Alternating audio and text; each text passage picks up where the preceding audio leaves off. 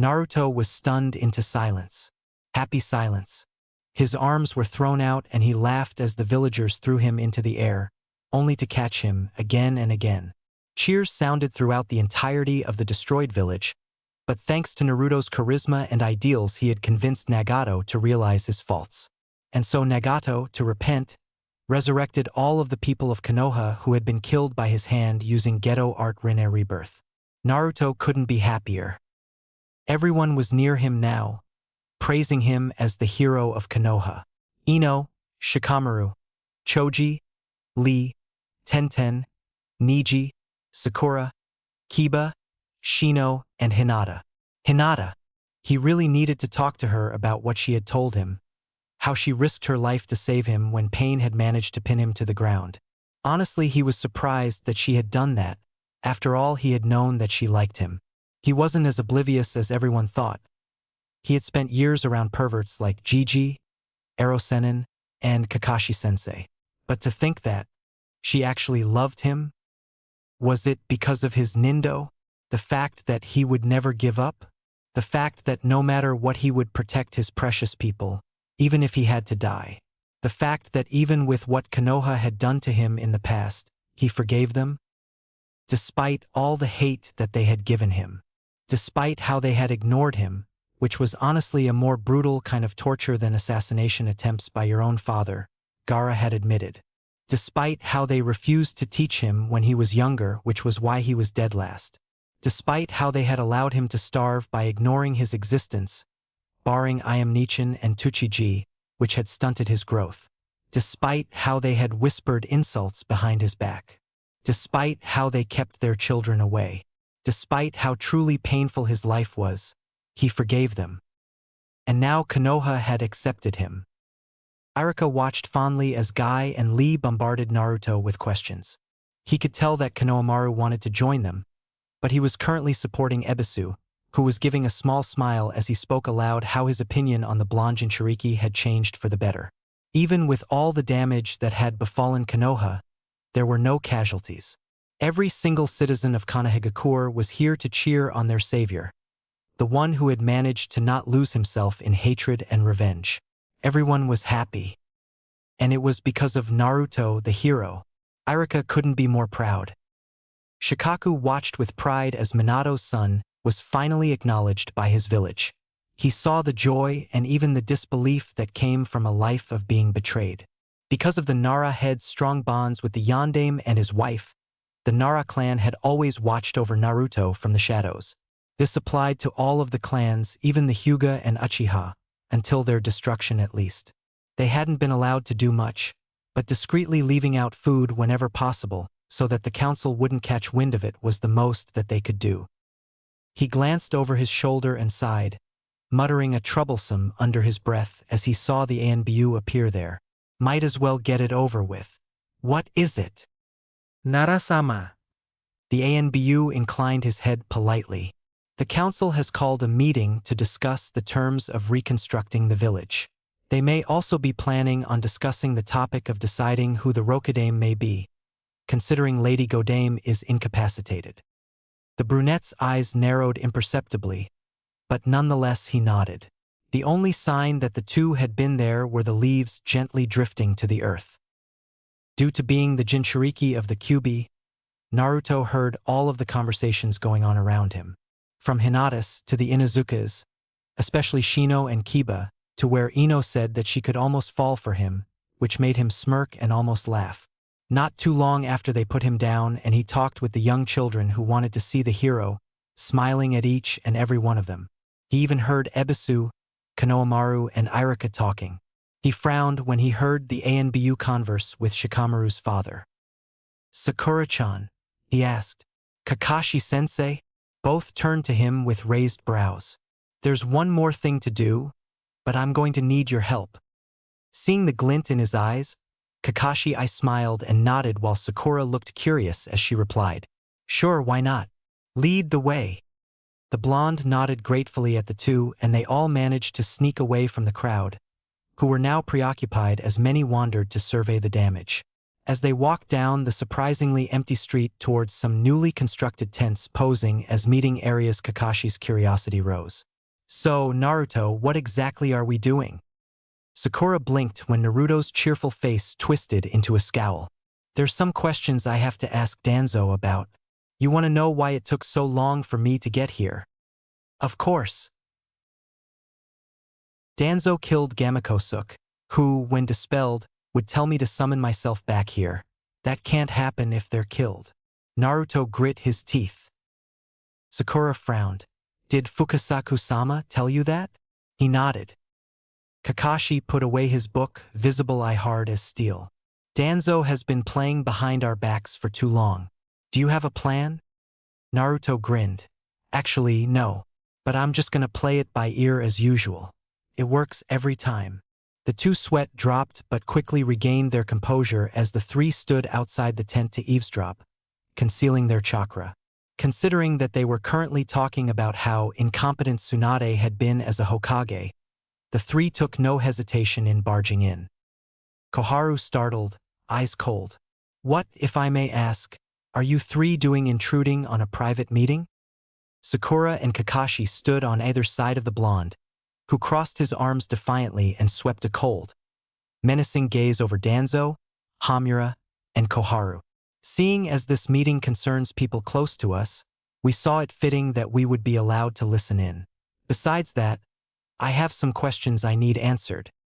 Oh ho ho, boy, I admire your spirit. May I ask who you are? The fire daimyo inquired, fanning himself. Shikaka smirked, clearing his throat to get everyone's attention. Daimyo-sama, that is Uzumaki Naruto. He is the Kyuubi Jinchuriki, apprentice of the Toad Sage Jiraiya, student of Hatake Kakashi, and as of today savior of Konoha. But most importantly, he is the son of Uzumaki Kushina and Namikaze Minato, the Yondaime Hokage. Naruto smirked as everyone looked at him in a new light. Sakura and Kakashi were staring wide-eyed. Shikaku looked smug along with the surprise of the nobles. Koharu and Hamura were analyzing him and seemed satisfied with what they found if their respectful nods were any indication. But Danzo's eyes were narrowed, his lips in a grim line. Damn that boy, he thought. With Shikaku revealing his heritage, there's no way I will be chosen as Hokage now. But no worries, I will make sure to have him eradicated in no time, and I will rightfully be Hokage. Danzo's lips now formed a twisted smirk. The daimyo laughed, loud and uproariously. Now, we were talking about a fitting candidate for Rokudaime, were we not? He questioned everyone around, who nodded. I see no better choice than this boy right here. With his background and the strongest will of fire that I've ever seen burning in his eyes at this very moment, I would be proud to appoint him. Koharu and Hamura shared a glance and nodded, the former speaking. We second the decision. Shikaku smirked. Third, the nobles consulted and nodded, indicating that they too agreed. Shikaku narrowed his eyes at Danzo. Anything to add? Naruto was watching in disbelief as they were agreeing on his becoming Hokage right before his eyes. Sakura and Kakashi were practically bursting with pride for their teammate, smirking at his wide eyes and gaping mouth. But when Danzo was announced, Naruto snapped out of it. He stalked up to the long table and slammed his hands down, killing intent directed at Danzo, who became noticeably paler. Daimyo-jiji, can I ask my questions now? I have some things that I would like to tell the council. The daimyo nodded, while Kakashi and Sakura were stunned in awe as they saw this new side of Naruto. They were too used to him acting reckless and goofy, but even Naruto could get mad. The daimyo inclined his head. You may speak. Naruto nodded back before leveling Danzo with an even stare that put him off since the blonde was never serious. Danzo, I know what you did. Danzo scowled. You know nothing, boy. Oh, but I do. Naruto gave a dangerous smile. I know that you wanted to make me into a weapon for Konoha, Gigi told me. I know that you are in charge of the still active route ANBU. I have friends in ANBU. Well, not really friends, 'cause they chased me around after I did pranks. He gave a sheepish laugh as Sakura whacked his head.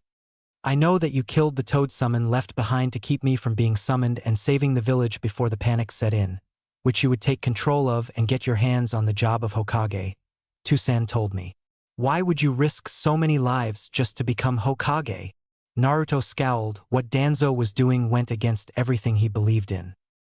Shikaku stood up in outrage. That would mean that Danzo is responsible for the destruction of Konoha and the lives lost.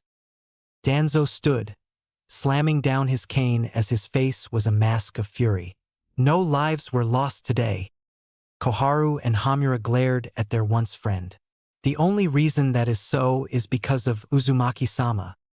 Danzo too began to leak ki. I deserve the title of Hokage. Kakashi strolled to Naruto's side, eyes smoldering while Sakura did the same, pulling on her gloves and cracking her knuckles.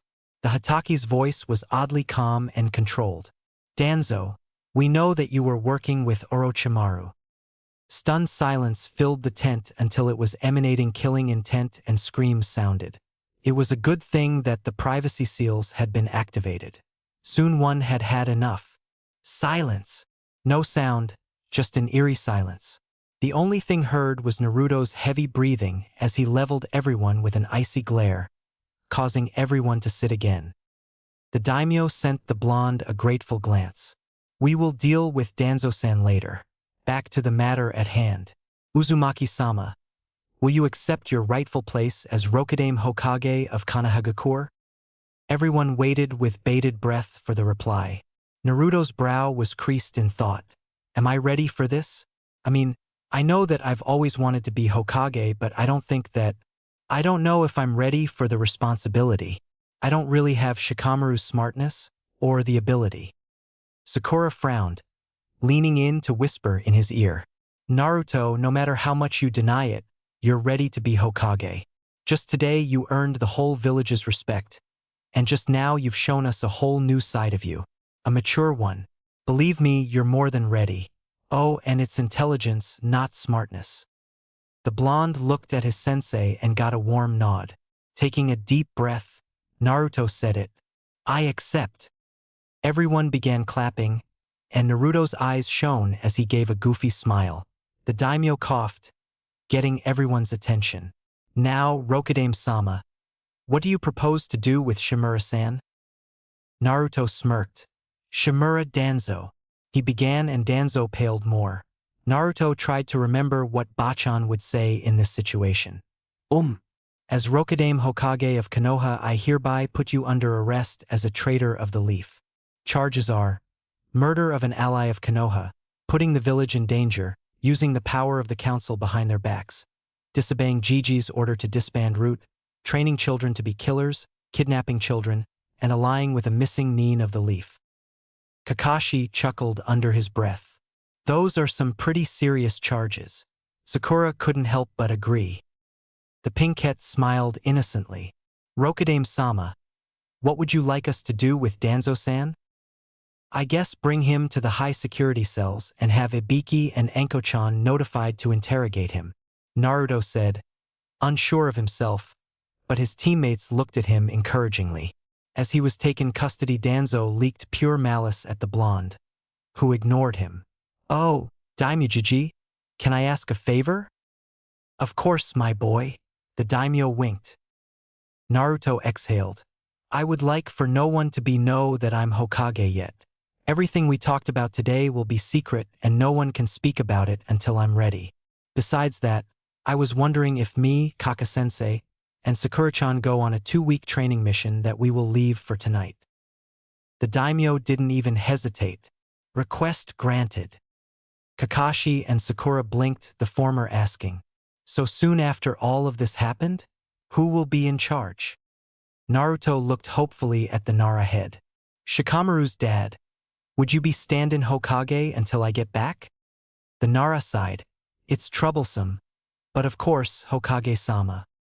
Thank you, Naruto said gratefully. Anyways, by everyone, and after Kakashi put a hand on each of his students' shoulders, they were gone with Danzo in tow. Naruto groaned in distress as he went to the rubble of his old apartment. Kakashi, Sakura, and him had dropped Danzo off and made sure that he was in the highest security level cell before parting ways to prepare for their training mission.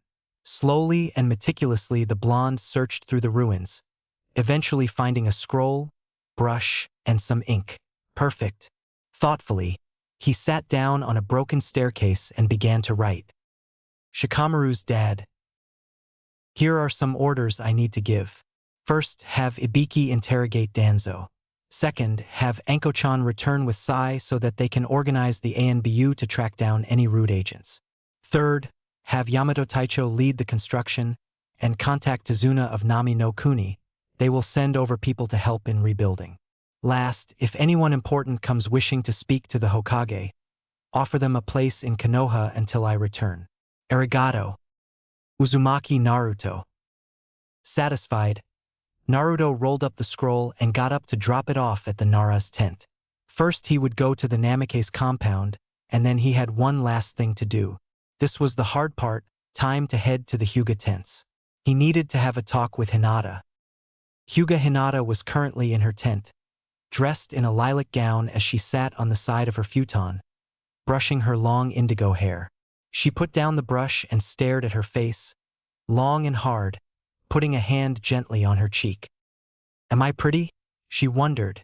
I know I'm not strong, because pain almost killed me when I tried to rescue Naruto-kun. Sakura-chan is the strong one. She healed my injuries. She deflated. And Naruto-kun likes Sakura-chan, not me. I don't have a chance. Hinata was startled out of her thoughts as she heard someone announce their presence at the tent flaps. Hinata, Naruto asked awkwardly. Can I come in? We need to, talk. With an eep the Hyuga took in her pajamas, but decided to take it in stride. Sure, Naruto-kun. Face redder than ever. She turned to face him as he walked in and stood in front of her. She nodded to let him know that he could have a seat in the chair, and he sat down. So, it's fine if you don't like me. Naruto blinked slowly. What? Hinata's face was hidden by her hair. I understand if you don't like me, even if I admitted my love for you. I know that you love Sakura-chan, not me. She was surprised when Naruto began to laugh very loudly. Hinata-chan. Naruto calmed down, shooting her a smile. I don't like Sakura-chan that way. Well, I do. But I'm pretty sure it'll never happen, so I think I'll find someone else. Sakura-chan is in love with Sasuke team anyway, and sees me as more of a little brother. Hinata looked up at the blonde, her pale lavender eyes glinting with hope. So does that mean that I have a chance with you? Naruto shook his head, and Hinata felt like she was going to cry. His voice was soft. I'm really sorry, Hinata-chan, but I don't like you that way. I see you as a friend, as family, like a little sister. But yes, Hinata-chan, you are beautiful, and don't let anyone tell you otherwise. You're also kind, and you're sweet, and you're strong. You were able to jump in and face pain in order to save me when no one else could. Thank you for that. Without you, I would have lost. His eyes softened and he grabbed her chin, forcing her to look into his eyes. Hinata's breath caught. Besides, there's already someone who likes you as much as you do me. Pupilless eyes widened. Are really? Who? Naruto chuckled, removing his hand. You'll see. Now that you know that I'm not your guy. The guy that likes you makes it pretty obvious that he's jealous when I'm by you, too. His eyes hardened. Anyways, I have a bad feeling that something big is going to happen. Me, Kakashi-sensei, and Sakura will be gone for about 2 weeks. Can I trust that you will train to get even stronger than you are now, and get the others in on it too? Hinata smiled gently, happy that Naruto had acknowledged her. It wasn't in the way that she had dreamed of, but he did care for her. Hi, Naruto-kun. You can count on me. Thank you, Hinata-chan. Naruto stood, but paused when he was about to exit. And I believe in you. Even when he was gone, Hinata sat on her futon, staring into space. Everything had gone wrong, yet it had cleared up all doubts that she had once had about her strengths. If Naruto had faith in her, then so would she. She would show him that his hopes weren't misplaced. And from outside the tent, Neji stood, a proud and satisfied smirk on his lips. He hadn't hurt his cousin, and even though he'd been telling her that they wouldn't work out, he had shown her the window of opportunity with other men, and gave her the confidence she had lacked. But with a weary sigh he looked off in the distance. What were those two spandex-wearing men doing now? So, Rokudame-sama, where are we going anyway? Kakashi asked, a tease in his voice. The three were leaping from tree to tree, on their way to wherever Naruto was leading them. It's someplace that Erosenin showed me on our trip. We didn't have time to stay though because the pervert had gone and done something stupid, so we were being chased. Anyways, it's somewhere in the wildlands in between Mizu no Kuni and Hai no Kuni. You'll see when we get there, Naruto replied, and Kakashi nodded. Sakura swung to the next branch before asking Naruto the question that's been bugging her. So, Naruto, did you talk to Hinata? The blonde sighed and grinned. Yeah, I did. It went better than I thought it would. I left her telling her that she was strong and beautiful and kind, but that I saw her as a sister. I told her to get stronger than before and get the others to train too. Wow! Sakura trailed off in disbelief. Kakashi eyed his student happily. You actually do know how to deal with women. Naruto snorted, giving his sensei a sly smile. Of course I do. Anko-chan taught me what to do. Anyways, I traveled from ages 12 to 15 with the super pervert, and I spent basically all my time around either him or women. Kakashi wiggled his brows. So, student of mine, did you get laid by some of those women? While Sakura fumed, Naruto gave the silver-haired Nin a smirk that said it all and more. For the next few hours they argued and talked back and forth, getting to know each other until the bonds that they had were cemented to never break. They were a family, but soon they had to stop at a town right on the outskirts of Hai no Kuni, needing new outfits since the others were destroyed, and they also needed enough weapons and supplies to last them a long time. Once they got out of the store, Kakashi looked the same, but he wasn't wearing his jounin vest and his shirt was a tee. Apparently he'd had extra clothes in a sealing scroll that he carried on his person at all times. Sakura was wearing black short shorts, the same sandals, had her weapon pouch and medic pouch strapped to her thighs, and a red sleeveless blouse with the same gloves on her hands.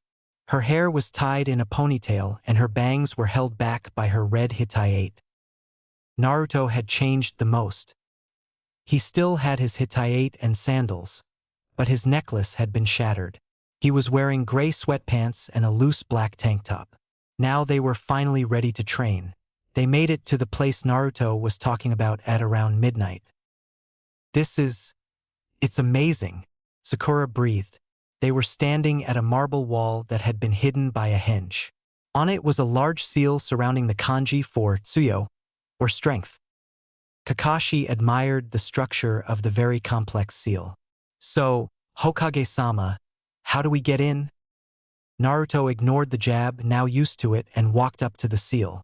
He bit his thumb and swiped his blood on the ink, channeling his chakra into it simultaneously.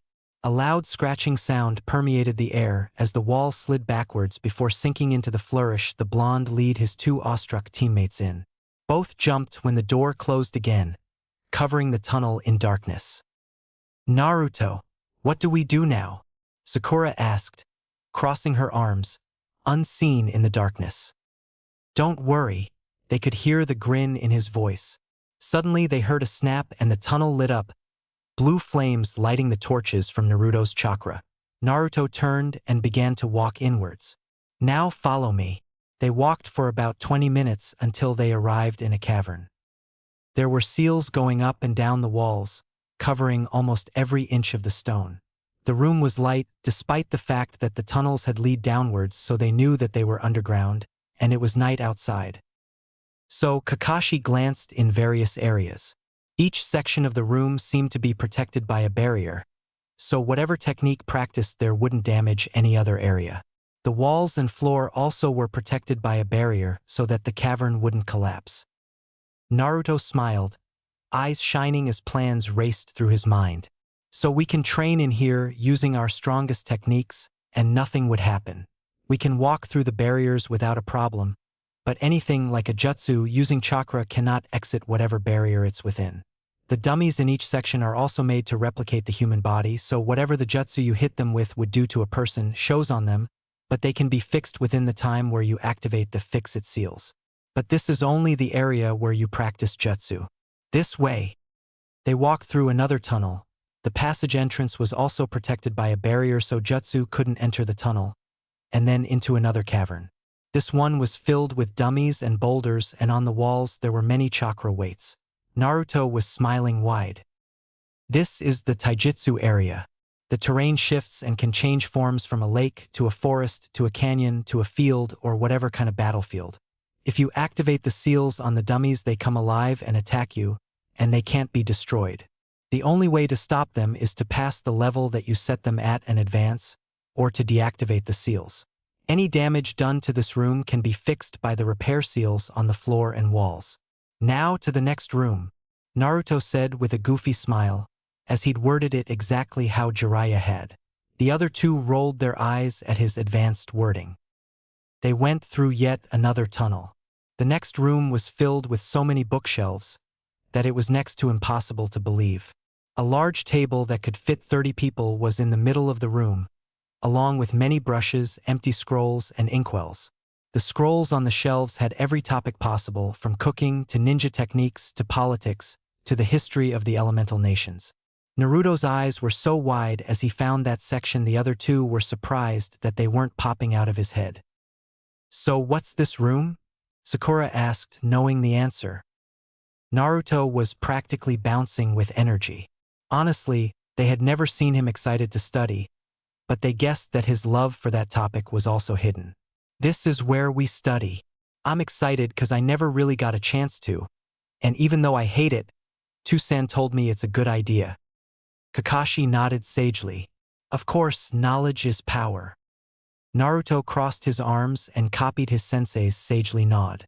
But without the strength to back it up, it can be nothing. Sakura looked contemplative. That's actually pretty true. Anyways, Naruto tried to snap his fingers but failed and laughed it off. To the next room. The next room had a wall covered in every type of weapon imaginable. The seals also covered the walls and floor here, and dummies lined one end of the room. "This is the weapon training room," Naruto said. "The dummies do the same thing as the jutsu room.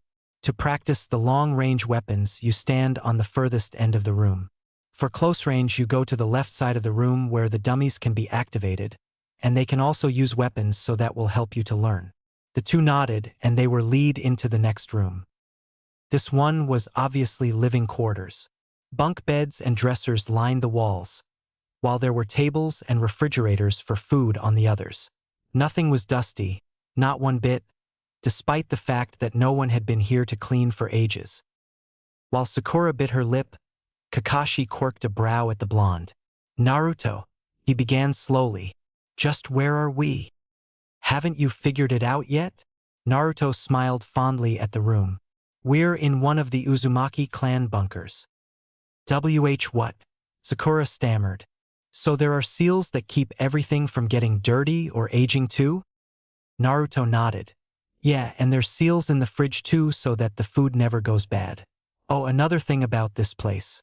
Time in here travels slower, so even if 2 weeks pass on the outside world, 2 months should pass here. Our bodies will form muscles and mature, and our hair will grow as much as it should in 2 months' time, but we will still look our real ages." Kakashi's visible eye was wide with disbelief. Fuinjutsu can do all that? The Uzumaki really were something. "Tell me about it," Sakura murmured. Naruto grinned and hopped onto a bed. "Okay, you guys, let's sleep. For tomorrow marks the start of our training." With nods, the two followed suit. For the next couple months, they'd be going through hell and back. They just knew it. "Damn, why did I accept to do this? All of this paperwork is so troublesome." Shikaku sulked. He was a Nara, damn it, and they were lazy by nature. But Hokages were always busy, and basically never had time to sit and watch clouds. "Kyuso. Nara-sama. There's a team of Cloud Nin here who request your presence." Shizen smiled as she peeked her head in.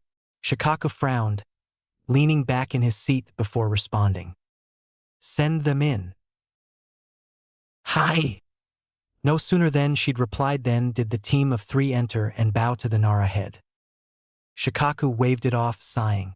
Don't show me that kind of respect. I'm just here until Rokudame-sama returns. Call me Shikaku-san. Rokudame? Samui asks, startled.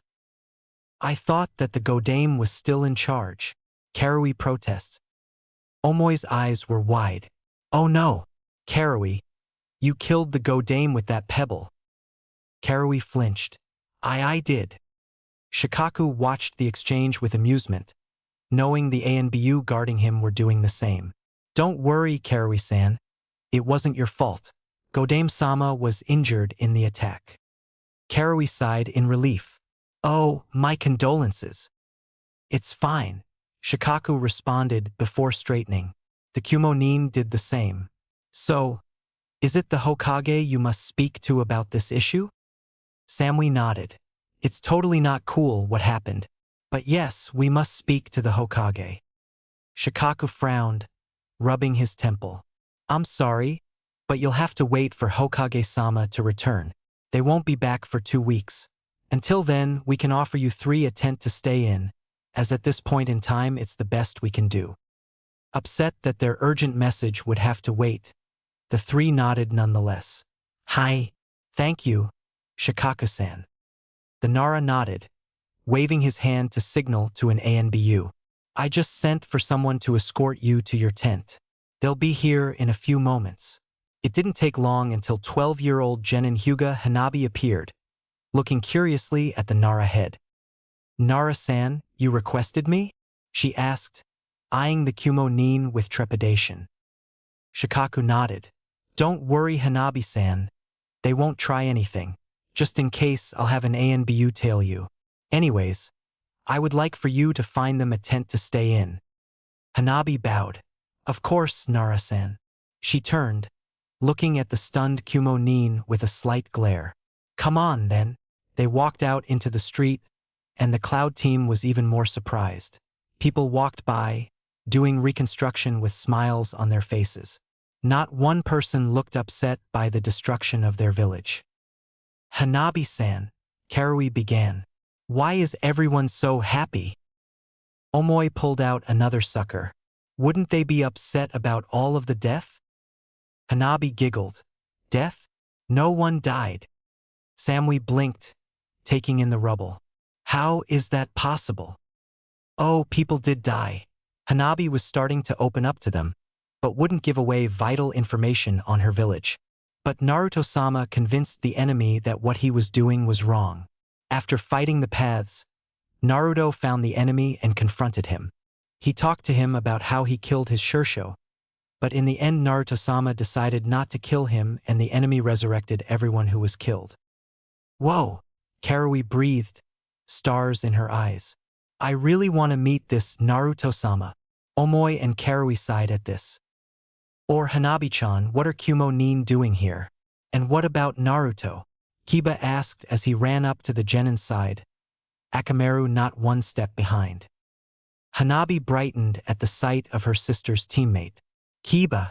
Oh, I guess that they're staying here for a while because Nara-san asked me to show them to an empty tent. Kiba nodded at the girl while eyeing the Kumo-nin distrustfully. He knew about the Hyugakumo incident. All right, I'll go with you guys. Akamaru woofed happily. Omoi looked at the newcomers curiously, sucker sliding to the other side of his mouth. So, what about this Naruto guy? Kiba blinked, before giving a toothy smirk. Naruto's one of my friends, so you asked the right guy. Basically, he saved us all.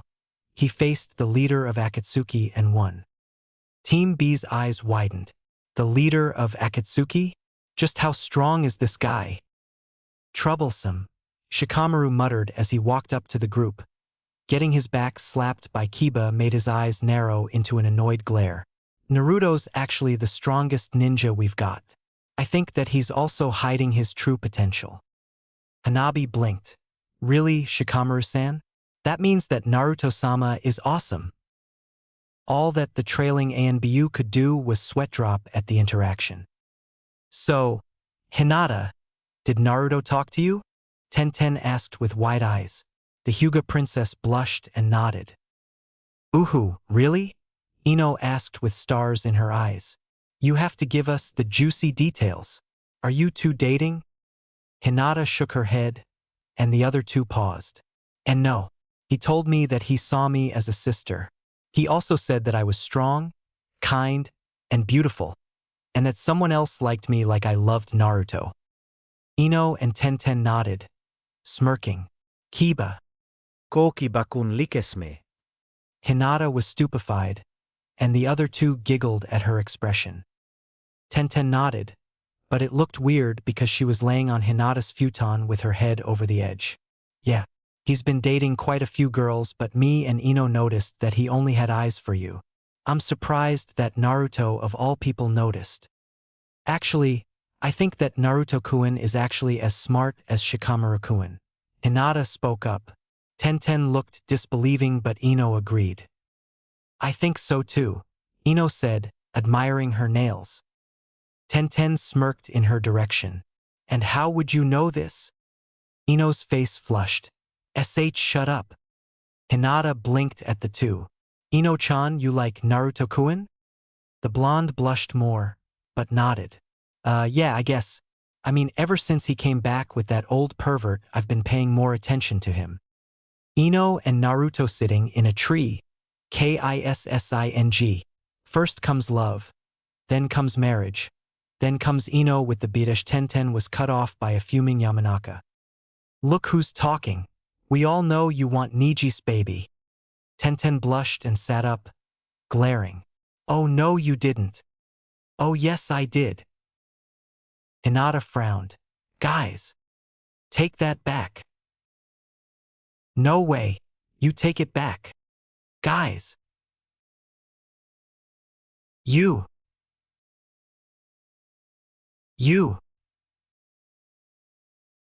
Guys. Both froze and looked at the glaring Hinata. She relaxed once she saw their attention was on her and smiled innocently. Before Naruto-kun left, he put me in charge of getting everyone stronger.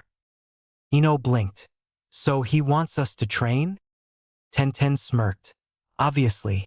And knowing him, he wants us to train hard. With that, the girls set out to find their friends. And knowing this, you can guess that there was no way the guys could deny them their wish. After all, girls were scary when wronged. Especially the shy, kind ones. Oi, Naruto, what do I do? Naruto face-bombed, while Kakashi pulled out his book. Sakura-chan. Just think of how many dummies you want to activate, then put your hands in the Hitsuji sign and say, Initiate, I think.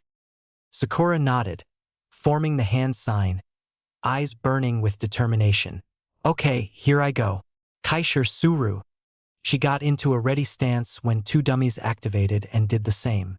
Cracking her knuckles, she began. Kakashi snapped his book shut as the room shook. I suppose that we should also begin. Naruto smiled, forming a cross-hand seal. Thousands of clones popped into existence and went to their stations. Some to the jutsu room, scrolls from the study room in hand dash, some to the weapons room. Naruto wanted to learn how to use a bow and trench knives dash, some to study every topic in the study room, and the last one stayed in the taijutsu room to practice. Their strength wouldn't transfer to Naruto, but muscle memory definitely would. Smirking, Naruto turned to Kakashi. Okay, sensei, ready to begin? Am I ready? Kakashi cracked his neck and the two jumped back, facing each other. Of course I am. In the study room, Naruto's clones that were learning Fuinjutsu and every other topic took seats at the table and covered every spot that there wasn't a bookshelf. In the weapons room, some clones had to do the physical henge only Naruto could do to turn into bows, arrows, and trench knives since there weren't enough weapons. In the jutsu room, each clone unrolled their scroll and memorized the hand seals. Their job was to learn each jutsu well enough that they'd only need one-handed hand seal or none at all. Training had begun.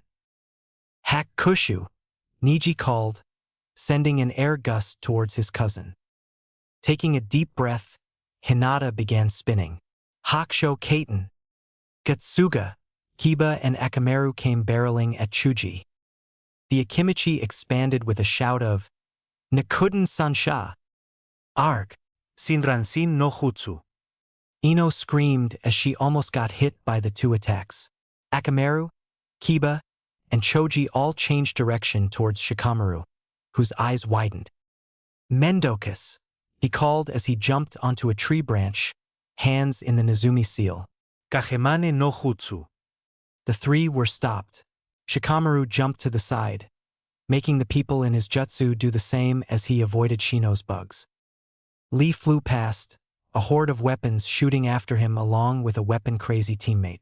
Down below and out of harm's way stood three wide-eyed Kumonin and Hanabi, along with the newly returned Team Ebisu after bringing Inari and Tizuna to Konoha for reconstruction.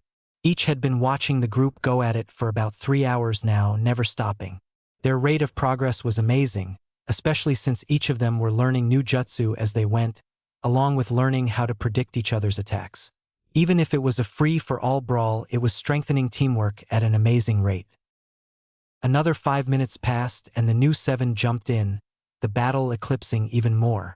Mixing in 3 Hyugas, 3 sword-wielding Raitun using Ninja and Aburame and Inuzuka and his partner a Yamanaka, a Nara, and a Kimichi, a mini Naruto, a weapons expert and an up-and-coming weapons expert, a Doton using Smart Udon, and all the others ended up virtually marking this training ground as their own.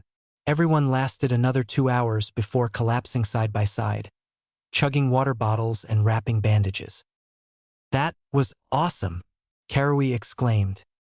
Samui nodded. "It was cool of you guys to allow us to train with you." Shikamaru sighed, eyes watching the clouds. "Well, even if you are foreign ninja, Naruto would be upset that we weren't being friendly." Shino agreed. Naruto believes it logical to try and be friends with anyone you meet before deeming them as an enemy. "Even then, the boss tries to help you," Konohamaru said brightly, Hanabi smiling in agreement with Moegi and Udon. Omoi offered everyone a sucker and they all accepted gratefully. "All that we've heard about this Naruto guy since coming here were good things. Did he have that good of a life?" Immediately the temperature dropped and all of the Konoha ninja were glaring at the 3 wide-eyed cloud ones. Ino's tone was biting. "Never," she spat. "Never say that Naruto has had an easy life. His was more difficult than anyone could comprehend." The 3 nodded shakily and everything turned back to normal. The atmosphere turning cheery as everyone talked about more training ideas. They had 2 weeks after all. All that the visitors could focus on was wondering about how great this Naruto was. "Shimura Danzo, I never expected to see you here, in my lovely office." Danzo glared at the interrogator. Some office this dungeon was. He was chained to a wall with his chakra cut off by seals, and they had discovered his Mokutan arm and all of his implanted Sharingans were now visible, but he couldn't use them without chakra. Whatever it took, the root head would not talk. Ibiki frowned. "You're not going to make this easy then." A smirk twisted his face as he picked up a Raitun-infused scalpel. "You see this? Every time I cut you with it, you will receive a shock that will not cease until I remove it. This is TD number 1. As the metal cut into his skin, Danzo bit his tongue. 5 hours later.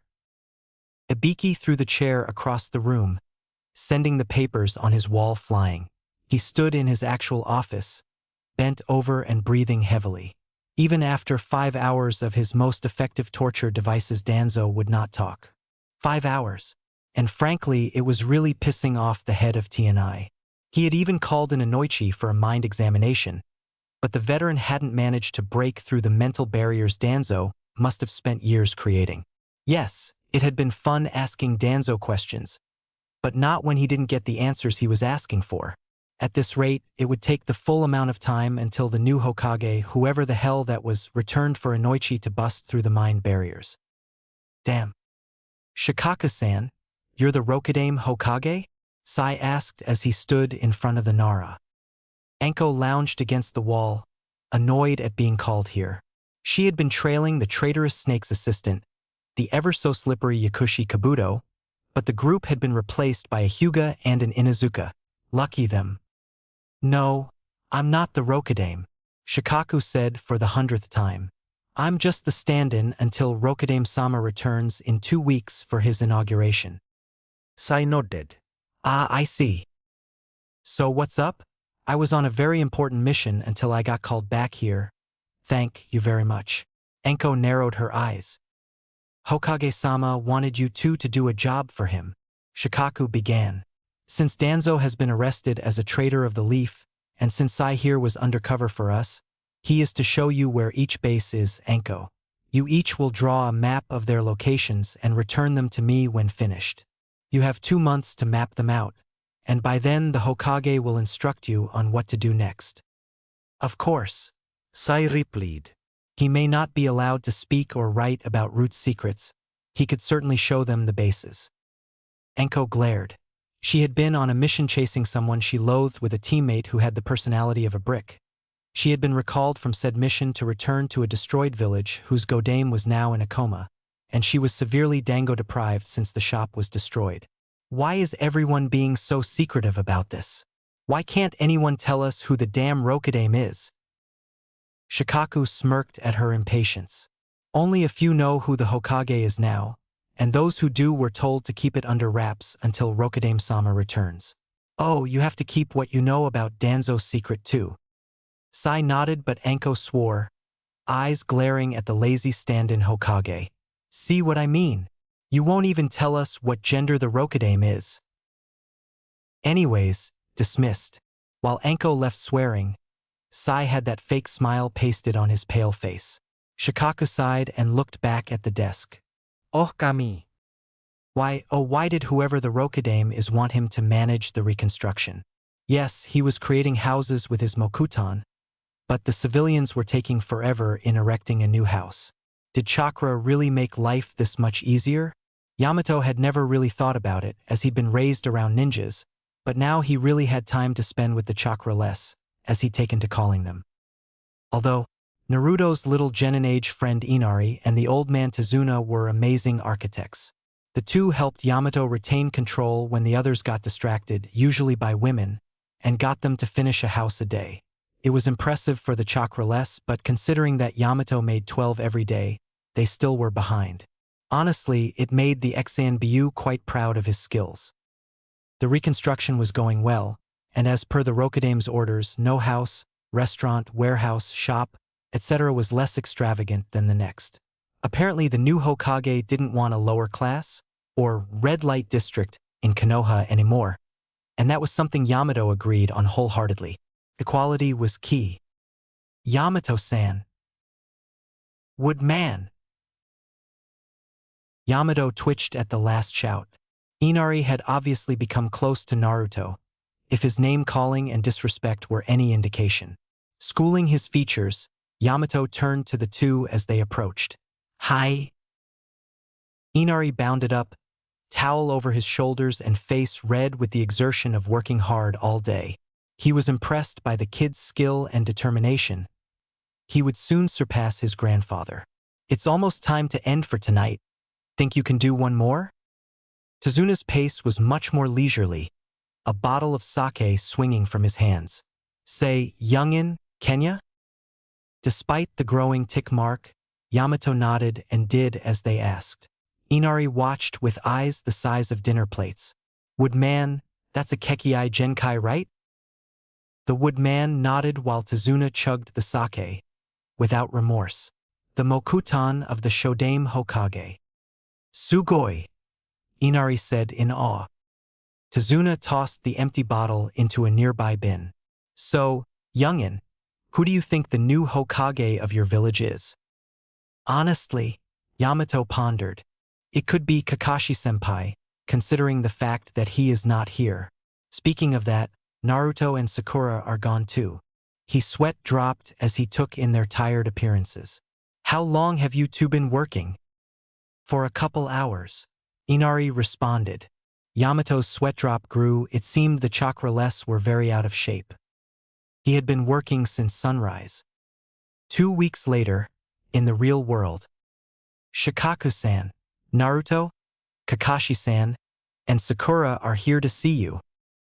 At the moment that the three had walked in, Shikaku had dismissed his Anbu and activated the privacy seals in the tent, and all but threw himself into Naruto's arms, practically sobbing in relief. You have no idea what kind of torture I have been through. The horror. Oh, the horror. Kakashi chuckled. The horror of what, if I may ask, Shikaku-san? The Nara pulled back, regaining his composure and looking sheepish. Well, the horror of paperwork, of course. Although, I did save the more significant documents for your signature and overview.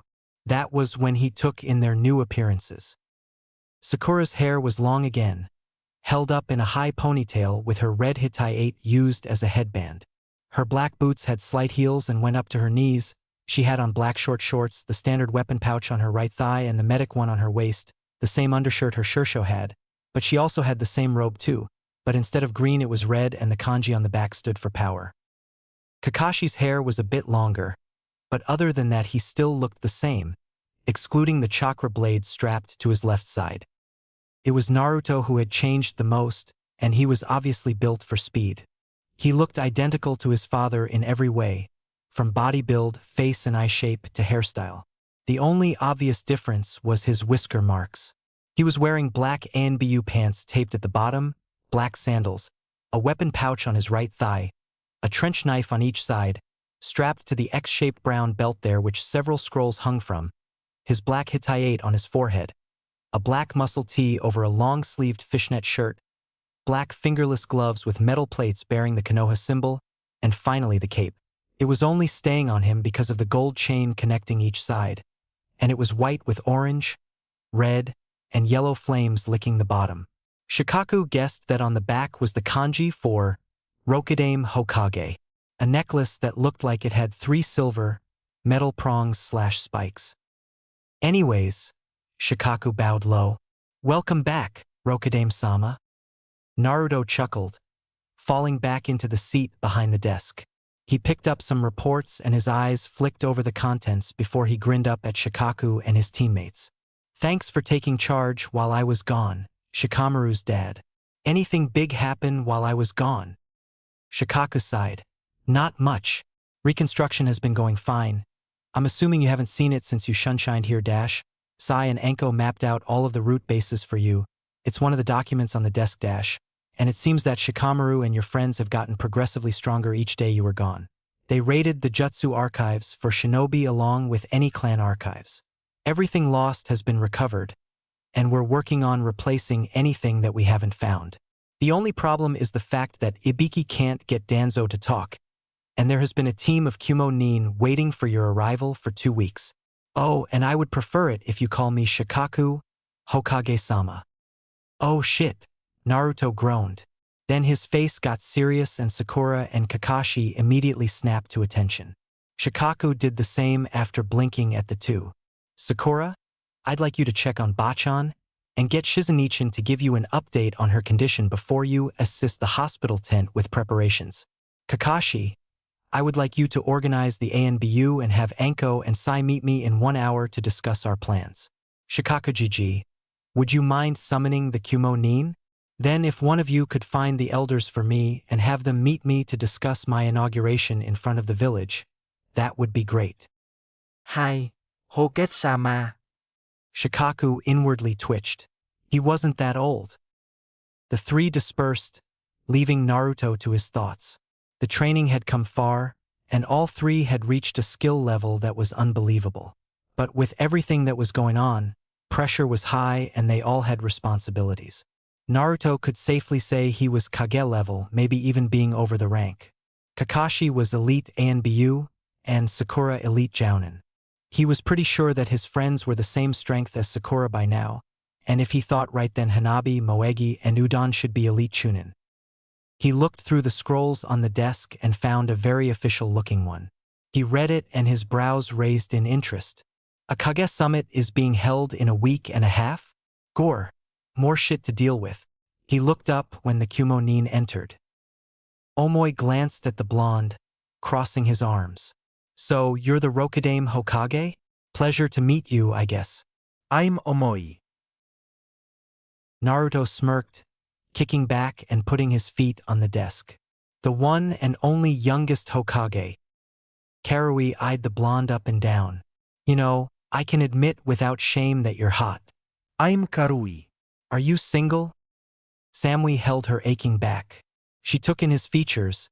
They looked exactly like what she'd been hearing about. Say, are you the Uzumaki Naruto that we've only been hearing good things about? Naruto groaned. I'm guessing that you guys are close to my friends. Yeah, I'm Uzumaki Naruto, son of the Yondaime Hokage. The Yondaime had a son? Cool. Samui responded. Her teammates were speechless in shock. Naruto put his feet down and his face turned serious, the three tensing. So, what did you want to talk about? Sorry you had to wait a couple weeks. I had some stuff to do. Omoi waved off his concerns. It was fine, you've got a great village, Hokage-sama. But yes, Raikage-sama sent us here to discuss with you marking a traitor of the leaf, a missing nin. Naruto's eyes narrowed. Which traitor are you speaking of? Karui frowned, tossing him a scroll. Naruto unrolled it and read the contents, hands shaking. Damn it! That goddamn idiot! He took a deep breath to calm himself as he put the scroll to the side. I don't know if I can mark Uchiha Sasuke as a missing nin yet. Tell Raikage Dano that I'll give him a reply at the summit in a week and a half.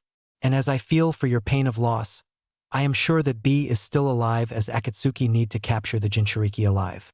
Until then, all I can do for you is offer you info on Sasuke and the Akatsuki. Displeased, but mission accomplished, the three nodded and bowed low. Hi, Hokage-sama. Would you like us to return to Kumo? Naruto relaxed. If you would like, you can stay in Konoha until you have all of the data. Although I'm positive that Raikage Dano would like you to return soon. Samui agreed. We will leave soon enough, but we will take you up on your offer for now. They left and Naruto sat back in his seat. He let his senses explore the village, his Uzumaki genes doing the work of a natural chakra sensor. He took in their emotions and feelings, and a content smile curled his lips. Silently, 4 Kage Bunshin appeared and began to read through and sign the documents. A half hour passed, and just when the work was done and Bunshins dispelled did Sai and Anko walk in. Right on time. They stood in front of him with raised eyebrows as they saw just who the Rokudaime was. Naru-chan, Anko asked incredulously, much to Naruto's ire. Your Rokudaime Hokage? In response, Naruto face planted into the desk. He looked up and scowled at their amused expressions. Sai gave a genuine laugh. So, Dickless, why did you request our presence? Naruto scowled harder. Whatever. But yeah, I called you here to talk about the mission I gave you. Both straightened as he pulled out the map they made and laid it across the desk, all three gathering. Now, where do you think we should launch the first attack? Anko pointed towards a base near the south of Konoha. We should attack here. Sai told me that this is where they keep the information on all the root ninja and the trainees, along with research. I agree. Sai nodded, before looking into Naruto's eyes. You do know that Danzo has injected the Shodaime's DNA into his right arm, along with implanting several Sharingan into that same arm. We have also discovered Uchiha Shirsue's eye in place of Danzo's right eye. Naruto growled, low and deep in his throat. He began to leak a potent Ki that was so strong that his two subordinates began to shiver. That bastard. Danzo is going to pay. Hokage-sama. If you would please stop channeling your Ki? Anko stammered. Taking a deep breath, the blonde reined it in. Right, I'm sorry about that. Anyways, let's keep talking. They continued discussing their plan of attack for the root bases. 2 hours and 15 minutes later, Naruto dismissed the two with a wave of his hand, and just as he finished a ration bar did the two elders come in, nodding respectfully. Rokudaime-sama, you wish to see us? Hamura inquired. Naruto nodded, shooting the two a tired grin.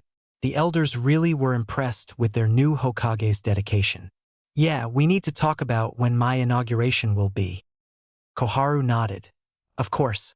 Personally, I think it best if we plan for it to be tomorrow morning at the very least.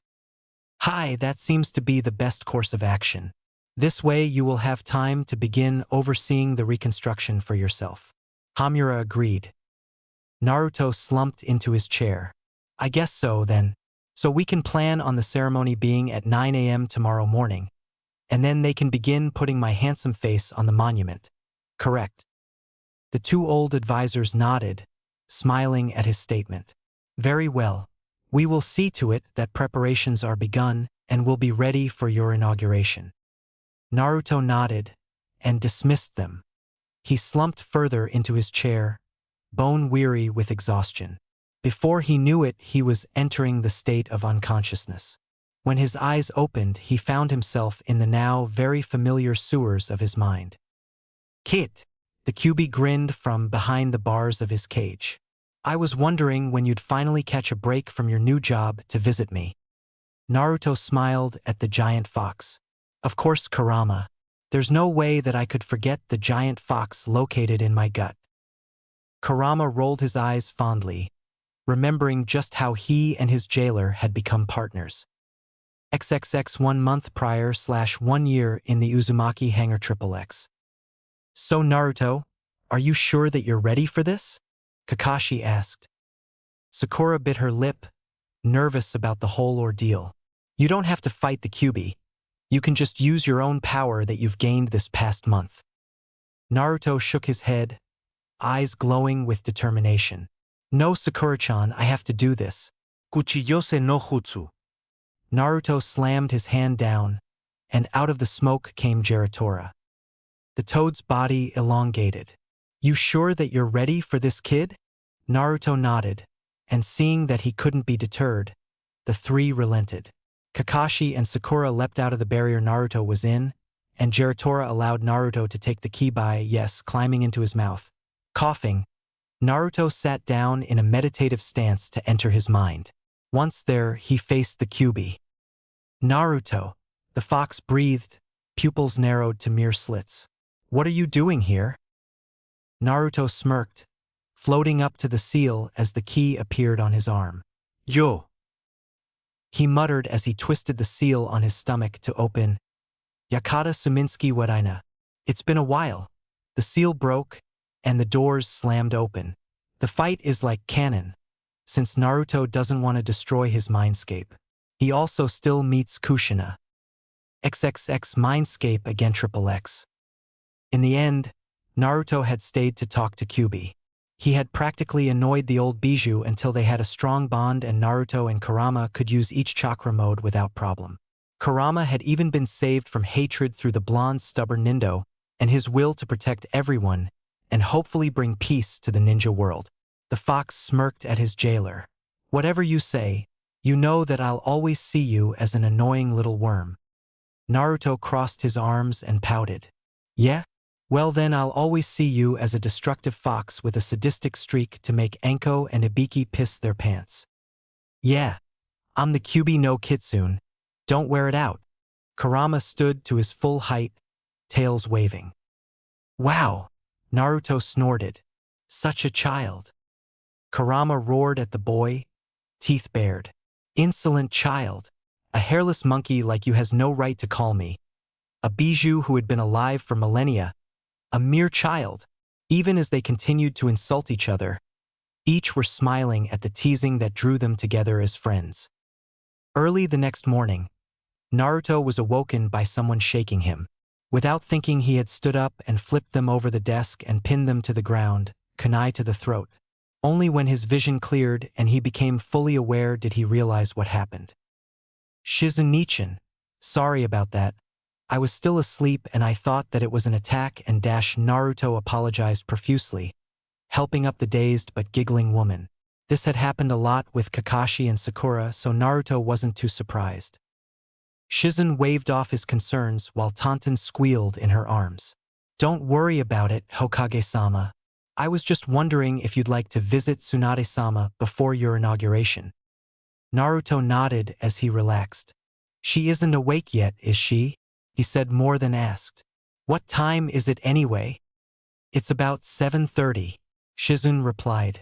Naruto nodded and the two shunshined to Tsunade's tent. Shizun stood to the side while Naruto slowly took in her form, tears coming to his eyes as he collapsed by her side. He grabbed her withered hand and gave a small, teary smile. Seems like you've been the reckless one this time, right, Bachan? He gave a bitter laugh. I'm sorry that I didn't stop by to see you the past 2 weeks. I was on a training trip with Kakashi and Sakura-chan, training so that I could get strong enough to actually protect everyone. Did you know that I'm announcing my position as Hokage in an hour and a half? Bet you didn't think I'd make it this soon, did you? Naruto sat in silence for a while, Shizune checking the Godame's vitals every once in a while and noticing with relief that they were picking up. At 8:45 Naruto gently squeezed Tsunade's hand and stood to go, but paused. In a soft voice he asked her one thing. Ne, Bachan? Please, get better. And he was gone in a swirl of leaves. The moment he left the youthful henge she usually put up appeared, and Shizune rejoiced that her mentor was regaining her strength. Are you almost ready, Naruto-sama? Koharu asked as she handed Naruto the Hokage's hat. Naruto smiled, putting it on. The 2 advisors were the only ones standing with him in the newly rebuilt Hokage Tower located in the center of the crater.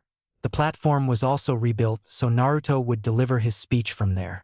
Every one of Konoha's citizens were waiting below to see who their new Hokage was. Yeah, I'm pretty sure that I'm ready. Hamura cleared his throat. Did you memorize the speech you wrote?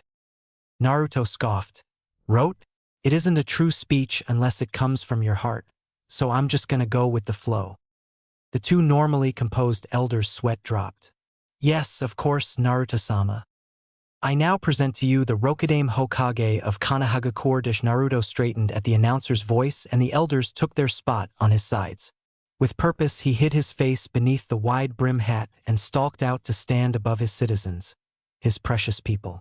As he walked out onto the balcony, Koharu and Hamura's breath caught in their throats.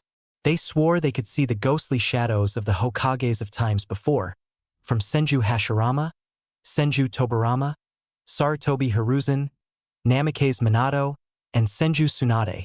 Cheers echoed from below as everyone took in his appearance, wondering what his face looked like. Uzumaki Naruto. The screams got even louder as Naruto took off his hat and handed it back to Hamura, giving the crowd the truest smile ever. Silence reigned for a moment as they took in the beauty of it before the screams began anew. Naruto held up a hand to quiet the crowd, but even then it took 10 minutes for them to wait for his speech. Citizens of Konoha. Naruto took a deep breath. I thank every one of you for this opportunity. I'm positive that all of you are aware of how long that I have worked towards it. In the beginning, it was to gain acknowledgement from those who hated me for a reason that I did not know. The older citizens all looked guilty. I was told that secret the night I graduated my Chunin exam. But today, I will revoke the Third's law and let it be known. There will be no secrets held any longer. The night of the Kyuubi attack, the Kyuubi was not killed. My father, the Yondaime Hokage, knew that because it was impossible to kill a massive chakra and that he would have to find an alternative. He would have to seal it into his infant son, for he believed in his strength and ability to hold back the strongest bijou. There were collective gasps as everyone took in this information. Yes, everyone, Minato Namikaze is my father, and I am the Jinchuriki of the Kyuubi. My mother's name was Uzumaki Kushina, lone survivor of the Uzushio massacre. My reason to be Hokage is no longer to gain acknowledgement. It is now to protect all of Konoha and her citizens. Naruto bowed. This I swear on my life. More screams and cheers. Naruto looked up, still in his bow, and flashed a familiar foxy grin. My name is Uzumaki Naruto, Rokudaime Hokage of Konohagakure. Before Naruto knew what was happening, his friends and the civilians and shinobi had him on their shoulders, passing him along the crowd. Everyone was cheering and screaming and crying, children running along to get a glimpse of the Hokage. And from his position, all Naruto could do was smile. He had reached his goal. But everything good will eventually come to an end. 1 week later. Hokage-sama, as you can see, reconstruction has been completed in your image. Yamato Taicho, not you too. Naruto cried out in exasperation. With the help of many of his clones, Konoha had been rebuilt stronger and better than ever. His face was on the Hokage monument, identical to his father's but with the whisker marks. The houses, shops, and restaurants were now filled and remodeled, only needing to be painted. Naruto's office looked like the old Hokage one, wanting to keep the tradition. The pictures of previous Hokages were up on the wall, and Naruto was glad that instead of a few small windows, the whole wall behind him was glass so that he could watch his village. Inari grinned. "Don't worry, Hokage Nizan. You deserve the respect." Tazuna nodded. "He's right, brat, you've earned it." Yamato smirked. "So, is that all, Hokage-sama?" "Yeah, guess so." Naruto pouted, gaze turning to the two-wave residents. "I thank Nami no Kuni for their help in the rebuilding." Tazuna waved it off. "We owed you since you saved our country. Anyways, consider our debt repaid. And since I'm governor, would you like to consider strengthening our alliance?" "Oh, good idea, Gigi," Inari agreed. Seeing as he was being ignored, a dark cloud hovered over Yamato as he left the three to their deals. The three pored over a document, Naruto's brush poised over a scroll. "So we can consider opening more trade routes for our villages? And I can have any missions Nami requests lowered to 3/4 needed paid of the price. But considering all the money we'll be spending from the repairs, that's the best I can do." Tazuna took the pen and signed below Naruto. "That's more than enough. Thank you, Hokage Gaki." Inari took the scroll and rolled it up. "Yeah. Thanks, Hokage Nizan." Naruto's sweat dropped at the titles they gave him, but dismissed them. "Great. Well, I guess you two can return back to Tsunami-Kazan, and thank you again." Tazuna turned from the door and Inari waved. "Don't mention it, brat," and they were gone. The ANBU guarding Naruto all coughed, hiding their amusement at their Hokage's titles. Naruto glared into the corners. Yeah, laugh all you want. Just remember that you're laughing at the only person who can assign you to D-rank missions for life." That shut them up pretty good. Naruto looked up as Sai and Anko shunshined in, his blonde eyebrow raising. "Hey, Anko-chan, asshole. Report." Hi, Dika-sama. Sai saluted, eliciting another round of the ANBU snickering while Naruto's eyebrow twitched. "Mission success." "Yup," Anko grinned. "All files and documents have been recovered and archived here in the Hokage Tower. We've managed to rescue all the maggots that Danzo was training and had them put in special orphanages managed by retired shinobi so that they can help with therapy." Naruto sighed in relief. "That's good to hear. Any word on the Root ANBU that are loyal to Danzo?" Sai shook his head. "We destroyed all of the bases with explosive notes, so they couldn't be in any of those since there was nothing left. But we did manage to catch at least half of Danzo's troops in an ambush they planned, but all of the Root were either killed or committed suicide." "Oh, great," Naruto muttered. "Keep searching for the other Root converts.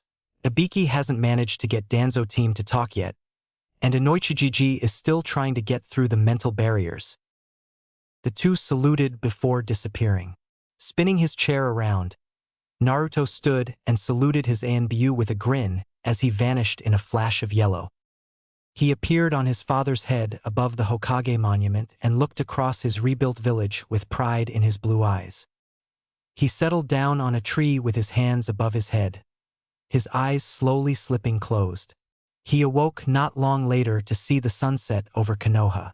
His breath caught in his throat at the beauty of it all. Naruto blinked once he saw Team Ebisu bounce up to him. "Boss!" Konohamaru called, leaping onto the older male's lap. Naruto ruffled his hair, and Udon and Moegi's once they came and sat around him. "I'm so glad you've finally reached your dream, boss." Moegi smiled brightly, blushing. Udon sniffed.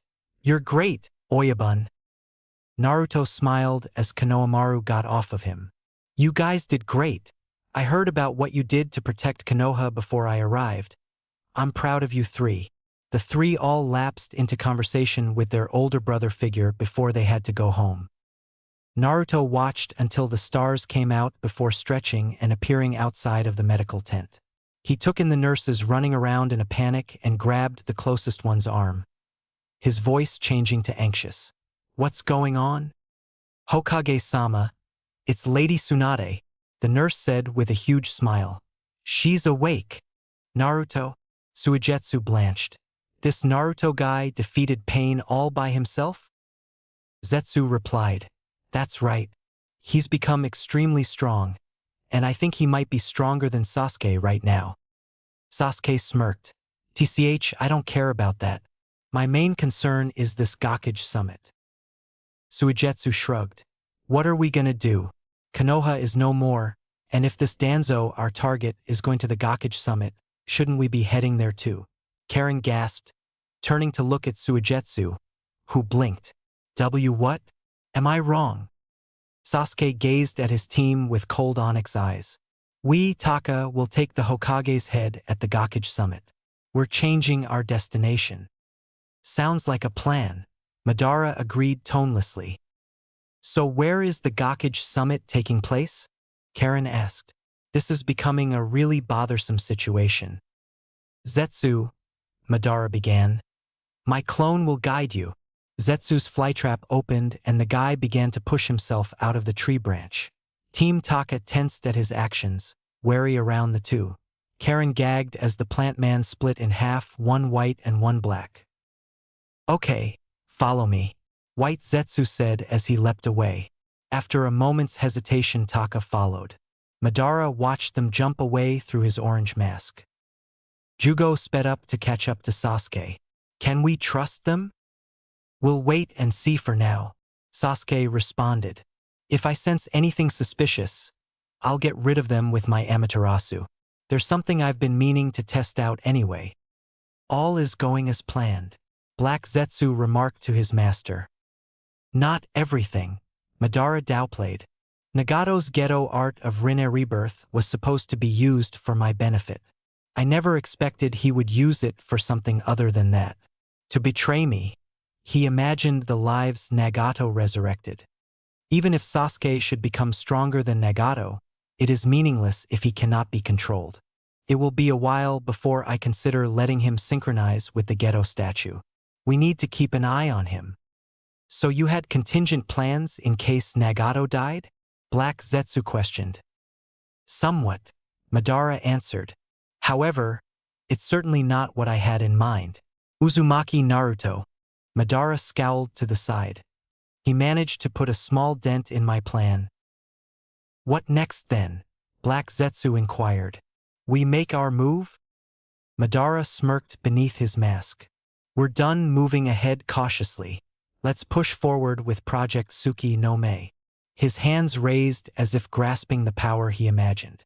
Our plans will come to fruition. It has begun. There's an intruge. The shinobi was silenced as he was thrown head first into the wall. A masked shinobi wiped the blood off of his tanto and signaled for his companions to come forward. Wordlessly, white-masked ninja stalked through the dungeons. They all had one reason for being here, and each would follow their orders to the death. The lead ninja kicked in a door, blankly taking in the sight of his master chained to a wall, looking beat and weak. But without hesitation, a few stepped forward and released him.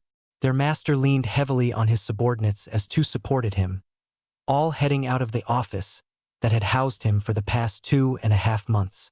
Some ninja took care of any resistance until finally the large group went through a forest and to a makeshift base, obviously hurriedly made and only holding the necessities, but even then it was bare minimum. The two laid their master on a futon and began to clean and dress his wounds, all work being done in silence.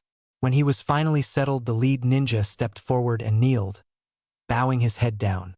The master nodded as he slowly sat up. Report. Hi. Mitarashi-san has decimated our forces and acquired possession of our trainees and documents. Our bases have been destroyed and nothing is left. There is a Gakage summit being held in 3 days. We do have Mitarashi-san and Sai being followed by Dajim and Terra, both skilled men, and it seems they are near to one of Kabuto's bases. The shinobi reported. Perhaps now is the time to dispose of her. Danzo mused. This is a crucial time. I want to avoid any mishaps that could worsen the situation. After my capture and now escape, Konoha will be on high alert. Increase our troops, Get Anko before Kabuto does. The master's eyes narrowed. Kabuto has the research data from Orochimaru's human experiments. We must get that data without fail. He removed his newly bandaged arm from his sling and placed it on his covered eye. I'm certain it will be useful for my right arm and left eye. Fu and Toryun, you two stay here. Terai, I'll rely on you to deal with Kabuto. Now go. Hi! Terai lowered his head and vanished in a shunshin. The master lowered his head. Now I must prepare for the future. We will be nearing the Gakage summit. As my top two subordinates, you two will be my guards and protect me at all costs. Understood. The two bowed. Good. Uzumaki Naruto, you will pay for what you have done to me. Nerves tingling, Naruto pushed past everyone into the tent. He was greeted with the sight of two beaming medics supporting their master, who was determinedly trying to push them away so that she could stand on her own. Naruto, Sakura smiled. Shursho's awake. Shizun's face was almost splitting from her ecstatic smile. Otuto. Naruto's eyes filled with tears, and he watched as Tsunade mumbled something about disrespect from pushy students and pushed the two away, wobbling for a moment as she regained her balance. Slowly Naruto stepped forward until he was embracing the old woman, burying his face in the crook of her shoulder. Eyes softening, Tsunade hugged him back. It's all right, Gaki. I'm all right. Bachan? Naruto whispered with a voice so broken that Tsunade's heart shattered. I don't know what I would have done if I lost you too. The Senju princess stroked his hair. Don't worry, Gaki. I'm still determined to stick around until you give me some grandchildren. Naruto pulled back with a beet red face, and Sakura and Shizun giggled at his expression. Bachan. Tsunade giggled before she took in the cape with pride in her eyes, along with admiring his new looks. So you really did make Hokage then, huh? What happened to the necklace I gave you then? It shattered when I fought against pain. Naruto admitted shamefully, a frown pulling at his lips. I'm sorry, Bachan. The medic waved off his concerns. Don't worry about it, Gaki. This way the curse ends here, and that new one's pretty cool. But since you're my successor, there is much that I have to teach you. Sakura frowned. But Shursho, you just woke up from a dash. The blonde woman rounded on her apprentice, face stern and eyes burning. I can do damn well whatever I want. And if it's teach the Gaki how to be Hokage, then that's what I'm going to do. She's right, Sakura. Shizun agreed with a giggle. Lady Tsunade is back to full health. She just needs to get used to everything again. Tsunade smirked in victory, putting a hand on Naruto's shoulder. See what I mean? Anyhow, we'll be back in time for that Gakage meeting those two were talking about when I woke up, and the two were gone in a shunshin. They appeared outside a mansion that had been untouched by destruction, and Naruto saw why when he sensed the barrier surrounding the place. Bachan, is this dash? Yup, Tsunade said as she walked up to the door and bit her thumb, rubbing some blood onto it. It's the Hokage mansion, your new home. Now get over here and key in your chakra so that it recognizes you as the new Hokage. Naruto did so and followed her in. He took in the hallway with wide eyes, seeing the portraits covering the walls.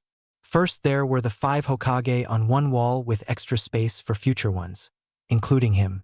On the other wall there were portraits of the legends of Konoha such as Hatake Tsukumo, Hatake Kakashi, Sarutobi Asuma, Jiraiya, Uzumaki Kushina, Uzumaki Mito, Mitarashi Anko, Mato Gai, and many more with plenty of extra room to spare. They got through the hallway and saw a black marble kitchen with an island in the middle. To the left was the living room. There was a giant white wrap-around couch, a white love seat, white carpets. Basically everything was white as opposed to the kitchen. There was a coffee table with scrolls and ink there and bookshelves lining every wall but the one looking at the back of the house. Instead, it was a sliding door with bamboo curtains. Through the door on the left of the kitchen was a hallway.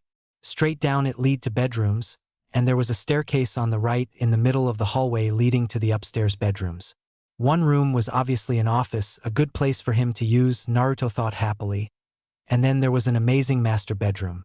There was a king-size bed with fire country comforters with silk sheets and pillows, 2 giant walk-in closets, 2 dressers, and a huge window that allowed the room's occupants to see the whole of Konoha with transparent maroon curtains. The room was obviously lived in. Noticing his look, Tsunade chuckled. "Don't worry, Gaki. I'll be moved out by the time you get back." Naruto nodded gratefully. "Thanks, Bachan. I'll make sure you get one of the better houses. Although that's difficult because they're all the same, so everyone gets a place as nice as the others," Naruto said, and Tsunade loved the idea. "Although this place is huge. Just wait until you see the yard." Tsunade smirked, and before Naruto could comment, she grabbed his shoulder and shined them to said yard. Naruto's jaw dropped. There was a private onsen, a huge training field filled with plenty of dummies. But what really caught the blonde teen's eye was the garden. It wasn't well known, but that was one of his favorite pastimes. Again, Tsunade grabbed his shoulder and they appeared in the basement. There was a huge pool that could be turned on to create huge waves, a huge rock climbing wall, and a training room with targets. "So," Naruto raised a brow, "you're going to teach me?" Tsunade sobered and they headed upstairs and into the office. Each took a spot at the desk as the Godame took out a file of S-rank scrolls. "Now," she began, "you are about to discover all of Konoha's dark secrets. The truth hurts more than it normally does when lies were what you wanted to hear." 3 days later. "You're late, Kankuro," Temari accused. "Assembling my new puppets took longer than expected." Kankuro glared at his elder sister by 2 years. Temari rolled her eyes. "Excuse me, Mr. Important. I'm sorry that you were late to leave on a very crucial journey to guard your younger brother, who is also the leader of a village, because you had to play with your dolls." "Look who's talking." Mrs. I wear 4 ponytails for a fashion statement. Kankuro scowled. "Why, you little dash." Matsuri gave Gaara a sympathetic smile. "Kazekage-sama, have a safe journey." A noble stepped forward. "Lord Kankuro, Lady Temari, we're counting on you." Temari fanned herself, looking quite sexy to the male population. "We know." Kankuro swung his bag over his back, looking annoyed. "But Gaara doesn't really need any bodyguards." Gaara turned around, adjusting the scarf around his neck slightly as he took one last look at the villagers who had come to see him leave. His green Kazekage hat hung from his gourd. "We're off." His siblings followed. Temari's eyes narrowed. "Gaara will be the youngest Kage amongst the 5 Kages. Making sure the other Kage don't take him lightly will also be our duty." "A 5 Kage summit conference," Kankuro muttered. "I wonder what the other Kage are like." In the building of stone, IWA, citizens were gathered to watch their elderly leader leave. One Kunoichi waved happily. "Kuratsuchi, Akatsuchi, we're counting on you too. Tsuchi Kage-sama. Show the other Kage what you're made of." "Having to go to summits at my age is quite a chore," the Tsuchikage complained, rubbing his sore back. Hanging from his neck was the gray Tsuchikage hat. "Look at those young ones romping around. They don't even know what it's like to have chronic back pain." Kuratsuchi smirked. "Then maybe it's time to retire, Gramps. Why drag out the glory?" Akatsuchi let out a loud belly laugh. "Let me carry that pack for you then, Tsuchikage-sama." Without a problem, he leaned down to pick up a large crate. Inoki paused before realization dawned on him. He pointed an accusatory finger at the large man. "Hands off, Akatsuchi. I don't need your help." He pulled on his hat and slid his arms into the straps of the pack Akatsuchi was still holding out for him. The moment the younger male let go of the pack, the old man grunted and groaned, legs shaking under the strain of its weight. "Humph. This is nothing." That is until a loud crack was heard and he bent over, howling in pain. He fell back onto his butt, eyes wide. "Oh, my back." "Well, want to send someone else for you?" Kuratsuchi asked arrogantly. Inoki shook his fist at her. "Why, you idiot. Who do you think I am? I am the Tsuchikage, once feared as Inoki, the fence-sitter of the Hidden Stone." He slowly stood. Enough! I shall carry my own packs. He slid the pack back on and shook for a few moments until he howled again. Oh! Kuratsuchi brought a hand to her temple to massage it, closing her eyes. Geez, what a stubborn old geezer. Akatsuchi leaned over and effortlessly hauled the tsuchikage over his head and onto the pack on his back by the old man's own. Here, you can carry your own pack if you wish. He smiled while Kuratsuchi held back her giggles. He grabbed the Kage hat which had fallen off before turning to leave, Kuratsuchi in tow. Now then, we're off. Inoki crossed his arms, turning up his nose. Of all the, whatever, do as you please. Just admit that's better, Gigi, Kuratsuchi said condescendingly. Have a safe journey, Tsuchikage-sama. He should just step down and give Kuratsuchi the place. One shinobi muttered. Inoki glared into the crowd. What was that? I may be old, but my hearing is as good as ever. Nothing. Have a safe journey. Inoki nodded sagely. That's what I thought. In the bleak village of Kiri, birds chirped happily. Despite its dark but cheery appearance, Kirigakure was still recovering from its civil war. An old man supporting his weight with a cane taller than himself held out the blue Mizukage hat with a withered hand. Guard Lady Mizukage well. Make sure she doesn't overdo things. I know. Ao responded dutifully to the village elder. Said elder ever so slowly, and shakily, inched his way forward to give the beautiful redhead her hat. All the shinobi around watched and waited impatiently for him to finally reach her. When he finally made it, Mei's slender hand reached out and she gave a smile. Arigato gozaimasu, great elder. I swear upon my title of Mizukage to carry out my duties with brilliance. The elder chuckled while a shinobi looked at his leader seriously, changing his gaze to her youngest guard. Chojuro, you are one of the 7 ninja swordsmen of the mist. Protect our Mizukage well. Hakai. The adorable Chojuro shifted nervously. We should be fine, I think. Have more confidence in yourself. Mei comforted, making him blush. You are strong, and that is why I chose you to accompany me to the summit. Okay. Chojuro. Her eyes closed as her full lips stretched into that pretty smile. Chojuro's hand raised to over his heart. Why yes, ma'am. I can handle it, I think. She's so kind. Yes, ma'am would be enough. How so did it? Such an uncertain attitude will get you nowhere. He held a hand to his head in distress. I swear. Young people these days lack the dedication to manage themselves. Mei's hair overshadowed her eyes. Manage? Marriage? Ao, enough with the lecturing. The elder reprimanded. Get going or you'll be late. Mei's teeth grit. Late for marriage? It's my way of offering advice. Ao responde. Why, in my day dash. His eye widened as Mei leaned in towards him. An innocent yet dark smile played on her lips, eyes closed as she whispered to him in a threatening voice. Shut up, or I'll kill you. Sweat rolled down the side of Ao's face. Huh? What did I do? Mood doing a complete 360. Mei spun around and held the Mizukage hat up to the sky, facing her citizens with a cheery smile. Ao rikt shojuro, ao. Let's go. And they were on their way. Chojuro watched her with determination. I will do everything to protect that smile on our gentle Lady Mizukage. He ran to catch up. I hope I can. Ao was still frozen in place, and a shinobi spoke up. What are you doing, Ao? Mizukage-sama has left. Turning around, the war veteran's eyes widened. Oh no! Lady Mizukage, wait for me!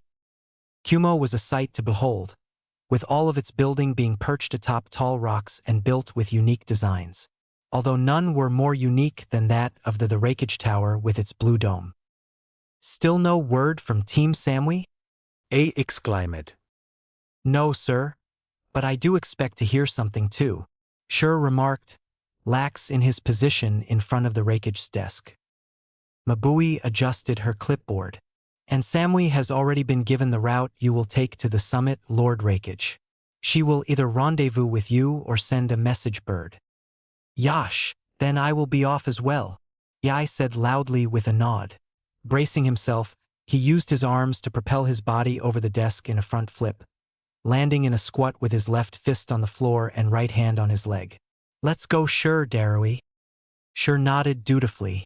Yes, sir. Darui rolled his eyes, slouching. Right? Follow me, the Rakage declared, leaping up and right through the window. As his two guards walked to see through the broken window the damage that their leader caused, Mabui groaned in exasperation. Not again, she sighed. Preparing himself, Sure was ready to leap out too. Ikuzo, Darui. Darui scratched the back of his head. Nah, I'll just use the door. Go on, I'll catch up. Sure protested. But he's paying for the damage he caused, so we won't owe anything this time.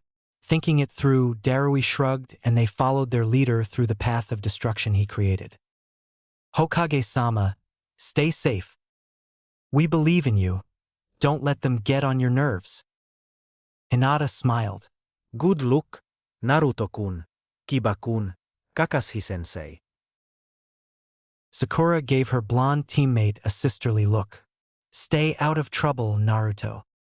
Yash, Lee and Guy fist pumped. Show them your flames of youth burn brightly. Don't be too rash, Niji warned with a smirk, Tenten nodding at his side. Kurenai gave a wave as her hand rested on her side, and Shikamaru, Choji, and Ino all gave lazy salutes. Show them what we've got, Rokudame-sama.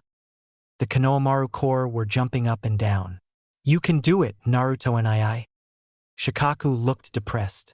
I'll watch over everything, Rokudame-sama. Naruto gave everyone a salute, dressed with his cape on and his Hokage hat hanging on his back. Thank you, everyone. As the great Rokudame, I'll do my best. Kiba gave a fanged grin from Naruto's left side, Akamaru woofing as his tail wagged. On Naruto's other side, Kakashi turned a page in his book with a perverted giggle. Sweat dropping, Naruto turned and they began the journey, smiling at how everyone in his village had come to see him off. It felt good to be respected for once in his life and know that all of these people were behind him. As they leaped through the trees, Kakashi put his Aika in his weapon pouch and raised a brow at his student. So, Hokage-sama, are we going straight to the summit? Knowing you, you have a minor detour planned before we get there. Kiba nodded. He does have a point, Naruto. He shrank back when the silver-haired copy Nin gave him a look. Kiba, he started. You have to make sure that you use proper respect in front of the other Kage. His gaze turned to Naruto. You too. The two boys backed off. Hi, Kasang. Rolling his eyes, Kakashi jumped to the next branch. So, where are we going? I want to stop in Amigakure to see Konan-chan. I have to talk to her. Naruto sobered. Konan? Kiba asked, tossing Akamaru a treat from midair. I heard you talking about her after you defeated Pain. Was she that girl with the origami flower in her hair who attacked us and smelled like paper? Naruto nodded. That's her. So why do you want to talk to her if she attacked with Pain? Kakashi inquired. It's because since Nagato is dead, she is the new Amikage. I think it'll be a good idea if we ally ourselves with them, as it was the origin of Akatsuki. Both Kiba and Kakashi's jaws dropped. Really? Yeah. Naruto nodded. She also respects me, so all I'll have to do is bring up the idea and she'll agree. Silence reigned as they traveled until the trees thinned out and they entered the ever-rainy region of Aim. They entered the desolate metal city and took in the sights, asking a few people here and there where the Angel's Tower was. Finally, they managed to find it, and after assuring the secretary that they were only there to talk where they lead to the office. Taking a deep breath, Naruto knocked. Komein. A low feminine voice replied. They entered to see Konan sitting at a desk, still wearing the Akatsuki cloak. Konan-chan. Naruto rose a brow. Why you still wearing that? Konan sighed, sadness slightly showing through her eyes. Yahiko, Nagato, and I began Akatsuki to bring peace to the world. I am honoring them by doing this. She took on a lighter note. So, I see you became Hokage. I knew you could do it.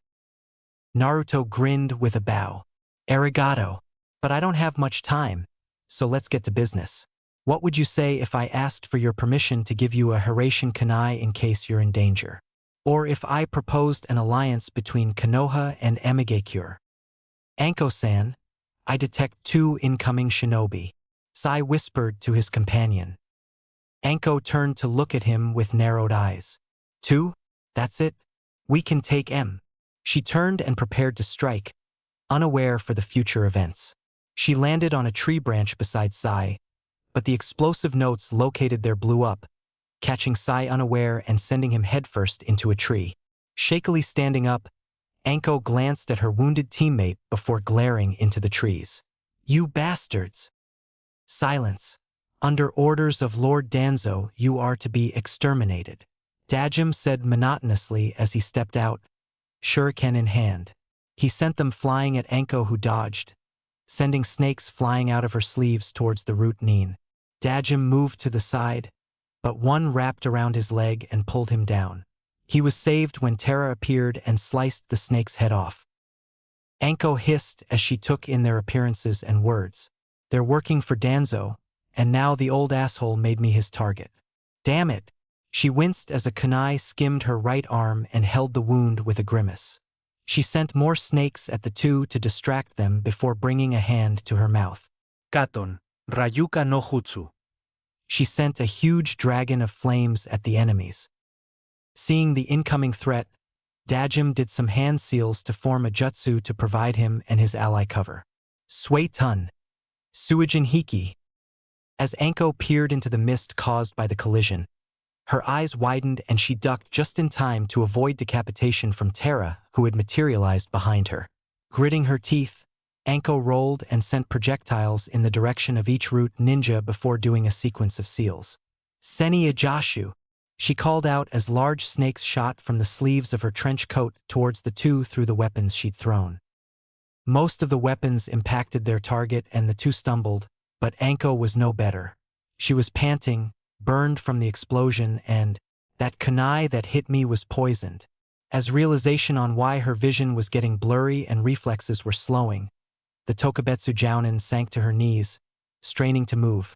She looked up to see Terra pin her arms and Dajim to ready his tanto to strike her down. Her eyes widened before closing.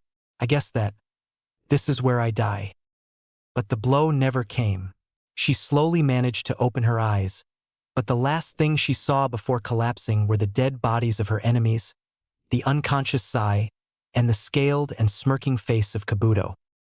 Meanwhile, in the Konoha Archives, Team Samui sat at a table with scrolls and brushes while 2 leaf shinobi watched on. Gah! My hand hurts, Omoi complained. What if I get tendinitis from this and it causes my swordsmanship to deteriorate and I end up getting hurt in battle? He was unaware of Karui grinding her teeth. And despite the frantic efforts of the girls on the medical team, I die? Keep moving your hand and not your tongue, won't you? Karui finally blew up, but Omoi only rested his chin on his hand. We have to hurry up and consolidate the data on Uchiha Sasuke and the Akatsuki, or we'll be here forever. She hit the table. One of the Konoha shinobi pushed his glasses up from his position behind Samui. Could you please keep your voices down? Abruptly, Samui stood and faced the shinobi nervously. My apologies. She bowed. A few hours later. Ah, finished at last, Karui exclaimed as the 3 left the building. Damn, that sucked. Samui began to reprimand them. Try to maintain your cool more if you want to call yourselves ninja. Got it? We must hurry to Reikage-sama. Right? Omoi nodded. Got it, Karui said as she closed the door behind them. As they began to walk, a seed got stuck in their sandals, causing the footwear's sole to minorly break without them knowing. From above the unaware team, a man apologized. Sorry, but I'm planting signal seeds on you. I may not look it, but tailing is my specialty. Yamato emerged from the cliff face below the monument. Now then, I should catch up to Kakashi-senpai and Hokage-sama. Team Samui were jumping through the treetops, on their way to meet their leader. Omoi caught up to Karui. So, do you guys really think that Naruto will be a good Hokage?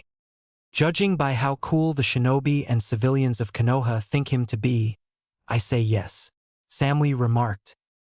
He also seems like he's a fair person with the right kind of goal. Nah. Do you think we got stronger training with Naruto's friends? Karui mused with a grin. I feel a lot better with my skills, and I think that we all have gotten a ton better. Omoi nodded. But we still should train more because what if we aren't strong enough and someone manages to take us hostage, and then they torture us until we give up the information we have on Sasuke and the Akatsuki, and then with that info they manage to take over the world? Karui's eyes burned. Baka! Shut up. That won't happen. She hit him on the head, sending him spinning into a tree branch. Omoi watched with disdain as his sucker hit the forest floor. Geez, your hands move as quick as ever. As Samui watched the familiar scene play out, she rolled her eyes. So not cool. Chojuro, Mei called as the teen set down his Hiramakerii. The three were settling their room. Your great twin sword Hiramakerii must have been heavy during the journey. Are you all right? Chojuro blushed.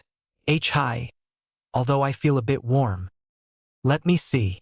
Mei approached him and grabbed his shoulder, pulling him close enough to rest their foreheads together. Chojuro gulped. You do have a slight temperature. Ao turned to look at them from gazing out the window. Lady Fifth, you spoil Chojuro too much. This is why youth these days get so full of themselves. Feeling feverish after a short walk like that. In my day dash. Ow. Mei released the blushing Chojuro to shoot said man an icy glance. We're no longer in the Dark Ages where we were known as the Village of the Bloody Mist. The nightmare under the fourth Mizukage is over. Please stop harping on about the past. Ao inclined his head. Suma-mason, The Mizukage interrupted with cheer. Now, let us stop this depressing talk and have some dinner instead. Her eyes closed and she smiled. I am looking forward to the meal here. Chojuro's eyes widened. A dash. The elder male leaned forward. What's for dinner? Something engaging, I hope. Mei stiffened at his choice of words. Engaging? Engagement. Ao began to head to the door. You did make arrangements for dinner, didn't you, Chojuro? Chojuro looked down. There were so many choices. In the end, I couldn't decide. As he talked, he did a silly little dance. Their leader's brow twitched. In the end, it was... Ao scolded the teen. Such indecisiveness. Youth these days have no ambition in their hearts. Only voids. Void? That was the last straw for Mei. I'm so sorry. Chojuro saluted, preparing to dash away. I'll get on it right away. Mei's eyes were glowing red.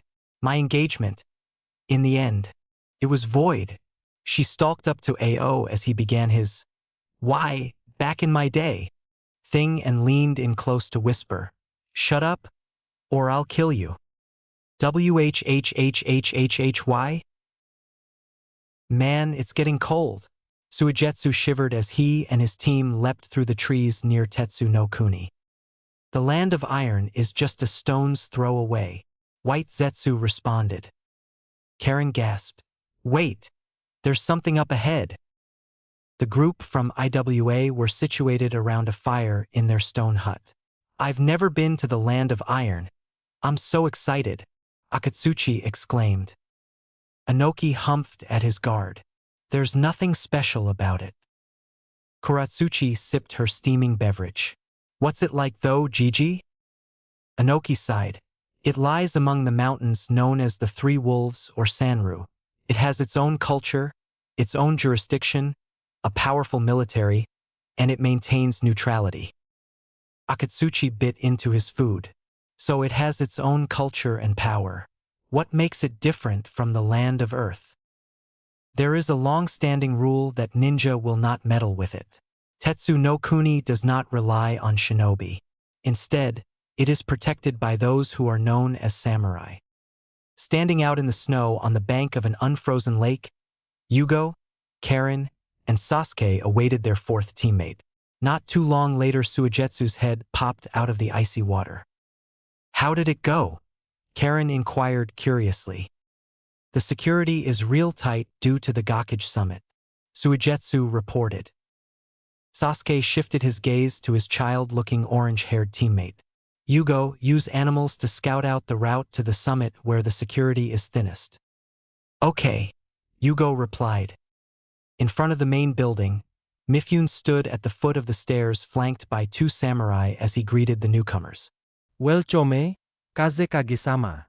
"My name is Mifune, Teisho of Tetsu no Kuni."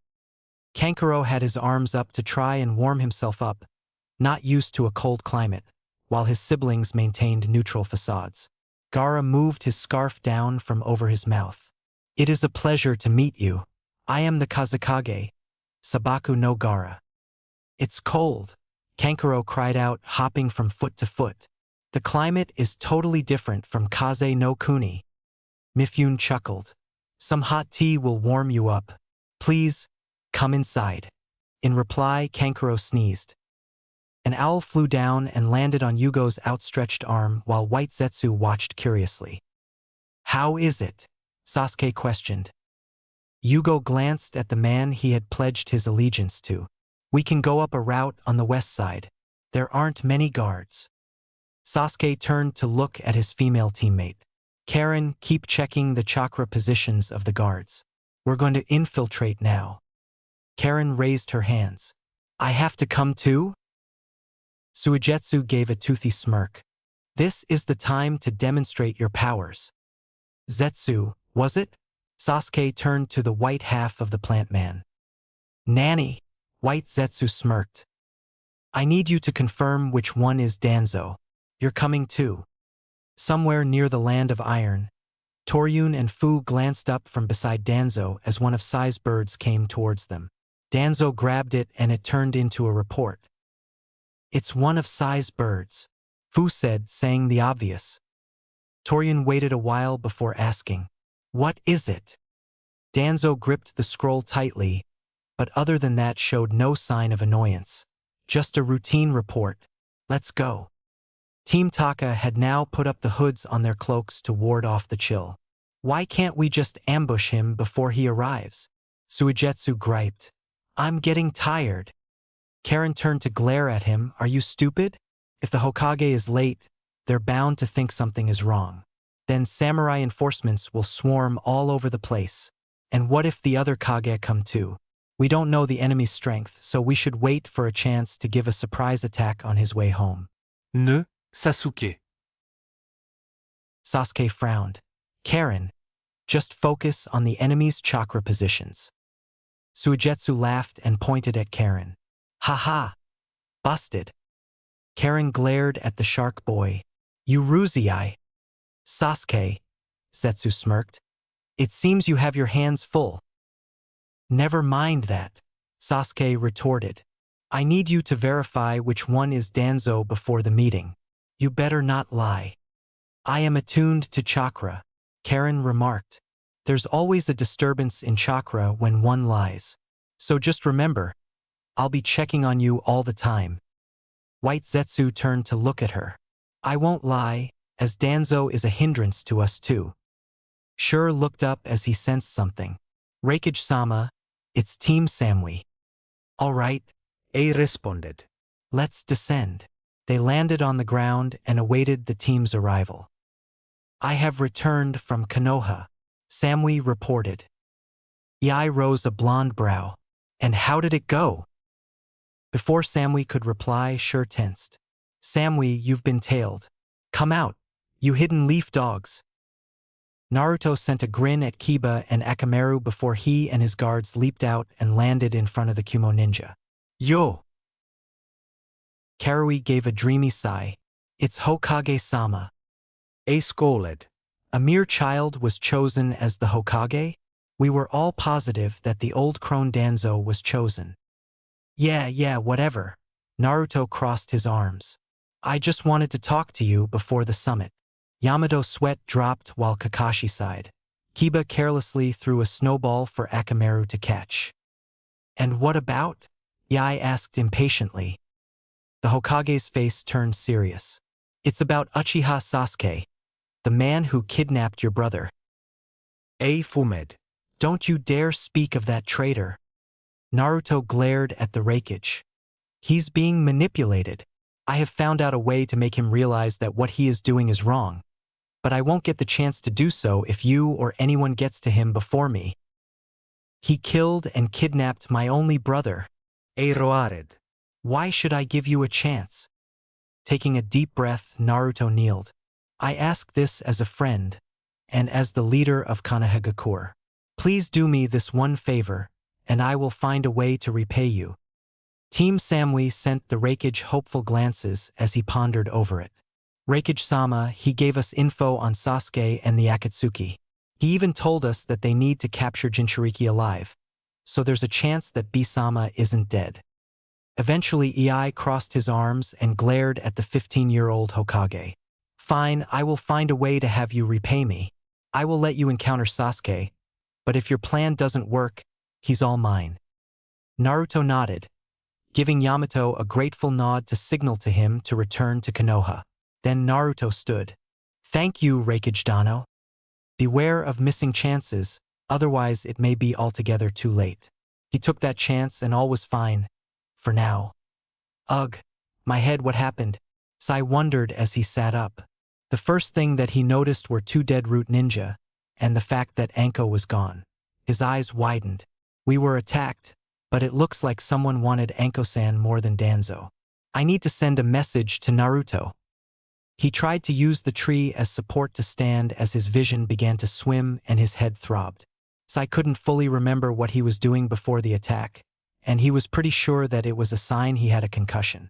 So he sank down and wrote out a message, turning it into a bird and sending it off with orders to go to Naruto. With that, he started his slow trek to Konoha. Outside of Sanru, many shinobi stood on vigil, despite the blowing wind and snow piling onto their shoulders. Inside the building, Team Taka and White Zetsu were hidden from prying eyes as they watched Mifune bring in the Suna escort and welcome them. They were soon followed by the escorts from Kiri, but there was no sign of the Kumo and Konoha escorts. Sasuke grit his teeth. Damn it! Where are they? Zetsu tried to calm him. Sasuke. Let's try somewhere else. Sasuke contemplated it. Fine. Let's go. Karen, lead the way. Hi, Sasuke-kun. Unfortunately for them, soon the other two escorts arrived together. The Kage's faces overshadowed by their hats as they were led to the council room titled Samurai. Over each Kage's head was a banner depicting their nation. Mifune bowed his head. Please remove your hats. Once that was done, the lights turned on and illuminated the banners. The 5 Kage have been assembled as per Raikage Dano's request. I am Mifune, you moderator. The Gakage summit will now commence. Not a word was spoken as all of the shinobi analyzed each other. Gaara, Temari, and Kankuro were all shocked to see Naruto in the Hokage's seat. Looking very different, but small smiles lifted their lips. Naruto nodded at Gaara, who nodded back. The redhead began. I shall start, so listen dash. Inoki scoffed. Looks like there's been quite a change in the 5 Kage recently. The Hokage and Kazekage are quite young, around 16? It is impressive for you two to become Kage at your age. Naruto frowned. 15 actually, Sachikage Dano. Kiba, Kakashi, Akamaru, Kankuro, and Temari were slightly tensed at the veiled insult. Oh, Inoki chuckled bitterly. I apologize, 15. Now who are you, Hokage Dano? My name is Uzumaki Namikaze Naruto, Rokudame of Konohagakure. Naruto replied in annoyance. Namikaze. Inoki tapped his fingers on the table. Where have I heard that name before? Kuratsuchi stepped in. Gigi, it's the name of the dash. Inoki rounded on her. No, don't tell me. Just give me a minute. The Kage watched in amusement before Gaara spoke again. As I was saying, we dash. Inoki stood on his chair and pointed an accusatory finger at Naruto. You're the son of the Yondaime Hokage, Konoha's Yellow Flash, who single-handedly wiped out 3/4 of my military in the Third War. Naruto nodded, amusement showing in his eyes, yet his face was serious. That's my father, but as you should know, carrying grudges should be past you. After all, IWA started the war. My father finished it. Sixth Hokage. The ever-stubborn Sixth Hokage's jaw opened and closed, but when no words came out, he sat back down. He grumbled to himself as the brat was actually right, and the Raikage and Kakashi looked impressed and relieved that the knucklehead Naruto had a quick tongue practically made to give retorts to insults. It helped in politics. My friend. That is enough interruptions, Kazekage-dano, you may continue. Gaara nodded. I am a former Jinchuriki, and Hokage-dano is currently one. Akatsuki captured my bijou and nearly killed me. The Suna and Konoha escorts were seething at the Tsuchikage's disrespect but remained silent. That is why I consider Akatsuki to be an increasing threat. I requested aid from the 5 Kage many times, but was repeatedly denied, except by the Godaime Hokage. In a time when various countries have had their Jinchuriki stolen, the response of this group has been far too slow. Inoki scoffed again. Humph. For a hidden village of one of the 5 great nations to reveal that their Jinchuriki has been stolen is extremely humiliating. The natural thing to do is to resolve this internally. To ask other countries for help when this is happening is completely unheard of. Decency, Gaara murmured. What an old-fashioned way of thinking. It's what old people do. Naruto, sked. The Tsuchikage scowled. What brats? May got everyone's attention. Old-fashioned or not, as the Mizukage, I will have to admit that we've indeed fallen behind on the issue. However, just because we have been robbed of our bijou does not mean we must give ourselves into fear so readily. It takes great skill and wisdom to control a Nijuu, not to mention time. The Jinchuriki and bijou must grow together to adapt to one another. Inoki admitted. Even then, controlling them is difficult. Can't happen overnight. Isn't that right, Kazekage-dano, Hokage-dano? Gaara remained silent, so Naruto spoke up seriously. Still, the only ones who have been said to control the bijou are Uchiha Madara, the Shodaime Hokage Hashirama Senju, the Yondaime Mizukage Yagura, Raikage-dano's younger brother Kurabi, and myself. Why you have full control over the Kyuubi? Gaara actually stuttered while Temari and Kankuro were wide-eyed with all of the room's occupants excluding Kakashi. Naruto frowned. Yes, I do have full control, but me and Kyuubi are partners. We work together. Inoki saw a new side of the blonde brat. So you're saying that your own father sealed the strongest bijou into you, condemning you to a life of hate, and you don't even seem to hate him? If he can forgive his father for doing that to him, who's to say I can't let go of my grudge? It is Iwa's fault that we wanted more power and condemned ourselves. Judging by the fact that he's Hokage, his village respects him too. This brat sure is impressive. But as they spoke, the Raikage's brow twitched and he jumped up, causing the guards to leap to protect their Kage. Enough with the bullshit. Yai Karate chopped the desk.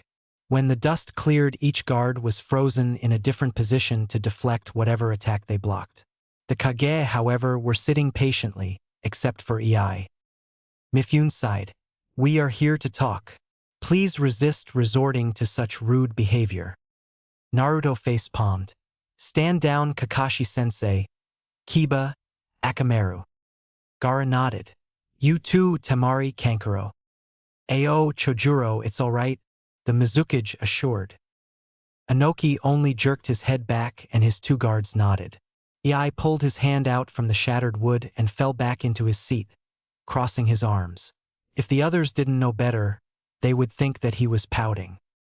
The lights turned back on and Mifune gestured for them to talk. Let us continue where we left off. Konoha, IWA, Suna, Kiri. The Raikage looked at each representative in turn.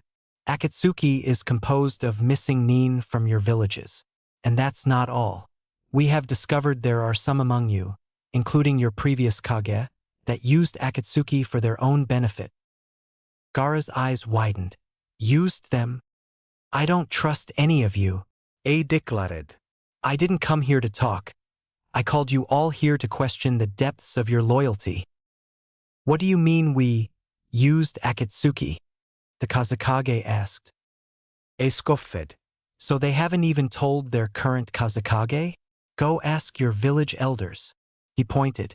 Your village used Akatsuki in the last war. Inoki reclined. At the moment, our nations are experiencing some sense of stability.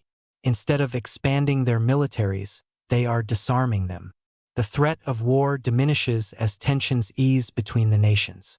As a result, the hidden villages, the military forces of their nations, will be seen as costly and unnecessary. With that said, carelessly reducing the strength of the villages has its risks as well. What if war suddenly erupted? It'd be a real problem for them to rely on shinobi with no real battle experience. They would lose the war, he declared vehemently. Naruto agreed. So one way to avoid that risk was to use a group of mercenaries, like Akatsuki, right? The eldest Kage continued. Training talented shinobi from your village requires time and money. Akatsuki's members, who live for war, are professionals always ready to fight. They'll go to war for quite a low price, and above all, they'll deliver the best results possible. The buff Raikage glared. Get real, Tsuchikage Dano. In response, Inoki did his humph. Suna used Akatsuki in its destruction of Konoha. It was Orochimaru. I'm not sure if he had left the Akatsuki yet or not, but because of him, Garadano, you father the Yondaime Kazekage, and Sarutobi Hiruzen, the Sandaime Hokage, are dead. However, there is the possibility that this was all part of someone's grand scheme. He glared into nothing, picturing Danzo. Still, Kirigakure is the most suspicious of the lot. You never used diplomacy, and there were rumors that Akatsuki was formed in your village. The Mizukage looked downtrodden, but pressed on. I will tell the truth since we have come thus far. Don't tell me she's going to say it. Ao thought anxiously as Chojuro bit his lip with his sharp teeth. There were suspicions that my predecessor, the Yondaime Mizukage, was being controlled by someone. Naruto and Gaara perked up at Mei's words. It's possible to think it was Akatsuki. That's why we tried to keep such information from spreading. All of you are. A looked angry. Inoki shot him a glance. Hold your tongue, Raikage Dano. Because you village ignored the rules of disarmament and continued to amass military strength and ninjutsu, others had to compensate by relying on Akatsuki. The Raikage stood and glared at the old man, slamming his hands onto the table. What did you say? Inoki chuckled. Humph. Before this turns into another dispute dash. Naruto interrupted, hair overshadowing his eyes. I have some sensitive information I'd like all of you to know. What? The Raikage asked, calming slightly. The blonde Hokage frowned. I have defeated the figurehead of Akatsuki, Pain. Konoha was destroyed, but with my help, there were no deaths. Besides that, I have met the true Akatsuki leader, Uchiha Madara. Everyone's eyes widened, the guards standing in stunned silence. Mei looked at Naruto, her movements edgy. Are you certain of that? Gaara looked curiously at his friend. Hasn't he been dead for several decades? That's right, he should be long dead by now. Inoki agreed. Naruto shrugged. I'm not actually sure, but I know he answers to two names, Tobi and Uchiha Madara. Are you saying that he's immortal? A demanded. Don't tell me he really was a monster? Inoki added his opinion. Naruto nodded. Considering that he has the eternal Manjikyu Sharingan, I think it could happen. The Raikage sat down heavily. Mifune cleared his throat. As representative of the neutral nations, I would like to say something. Akatsuki's leader read the flow of time. He utilized the suspicions the nations had for each other in times of peace to strengthen himself. The Raikage crossed his arms. What are you trying to say? The samurai Teisho closed his eyes. Have some patience. I'm saying we should turn calamity into fortune. It has been many years since the 5 Kage assembled like this. Well, he opened his eyes. Until Akatsuki is dealt with, what do you say to forming the world's first allied shinobi forces of the 5 hidden villages? An allied force? Ei repeated. Naruto looked stunned, but smiled. I like the idea. Everything's going wrong right now, so we have no one to trust but each other. Mifune nodded. Next, we should specify a chain of command. We must avoid confusion at all costs. The Sixth Hokage cocked his head to the side. So, who will be put in charge of the shinobi Rengagun? Letting you all make the decision would only lead to more disputes, Mifune announced. Therefore, please respect the stance of the neutral nations and allow me to decide.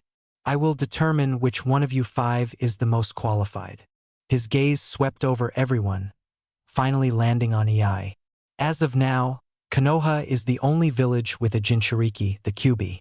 It is essential that Hokage Dano's strengths are used in order to better our chances when facing Akatsuki. So, what do you say if I give the title of Supreme Commander of the Allied Shinobi Forces to the Reikage? Team Taka stopped their watch as Sasuke stood. They followed the youngest Uchiha by leaping from wall to wall. Not too much later they stopped and hid behind a pillar. Karen's eyes widened. Where'd he go? Sasuke frowned. Outside of the Sanru Black Zetsu stood by Madara's kneeling form. Are you ready, master? Madara smirked. Let it begin. Back in Konoha, Sai limped into the village towards Sakura's home.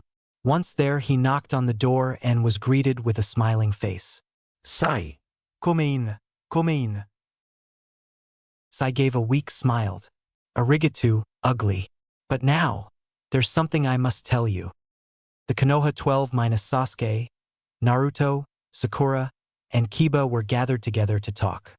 Tenten and Choji were comforting a crying Ino. Nijisai twitched. Ino, don't cry. Tenten glared at the Hyuga. Don't be so mean, Niji. Ino's always liked Sasuke-kun, and now that there's rumors of him joining Akatsuki, it can't be helped. Niji wouldn't look at anyone. It's different from back then. Will they be fine? Shino questioned. If Ino's like this, what about Sakura and Hokage-sama? Let's leave that to Shikamaru, Niji said. He'll find a way to tell them.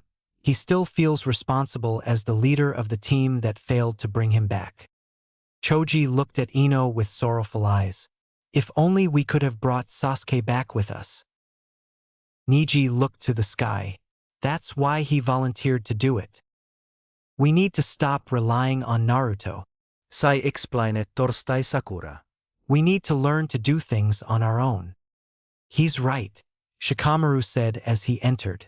We need to put an end to Akatsuki, we need to stop Sasuke. I came here to get Team 7's consent beforehand. We can't allow Kumo and Konoha to go to war because of Sasuke. Let me rephrase it, so listen carefully. If Sasuke was killed by Kumo, you, Ino, and especially Naruto wouldn't just sit still. Then, if you guys got reckless and ended up getting killed by Kumo, then Choji, me, Inoichi-san, and your parents would get involved. They would seek revenge, they wouldn't just sit still either.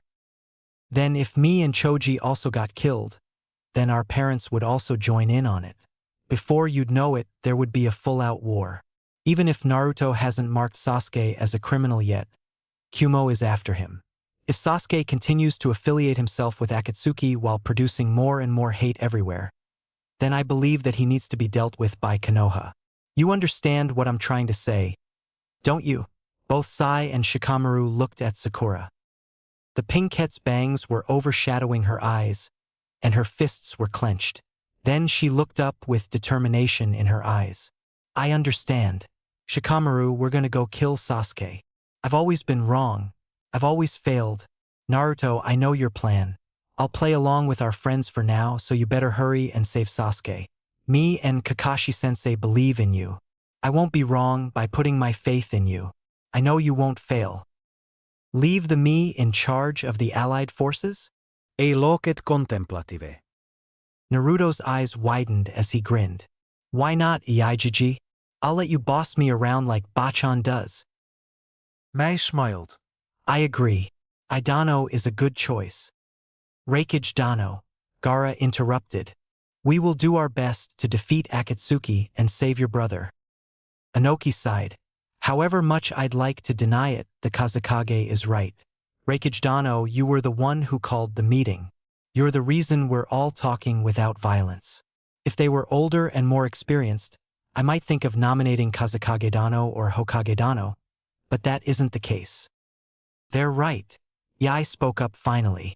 I will accept the position of Supreme Leader of the Shinobi Rengagun.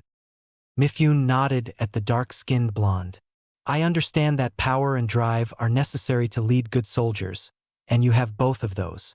I do hope that you will be able to lead with skills other than those, as if you rely too heavily on them, you will fail.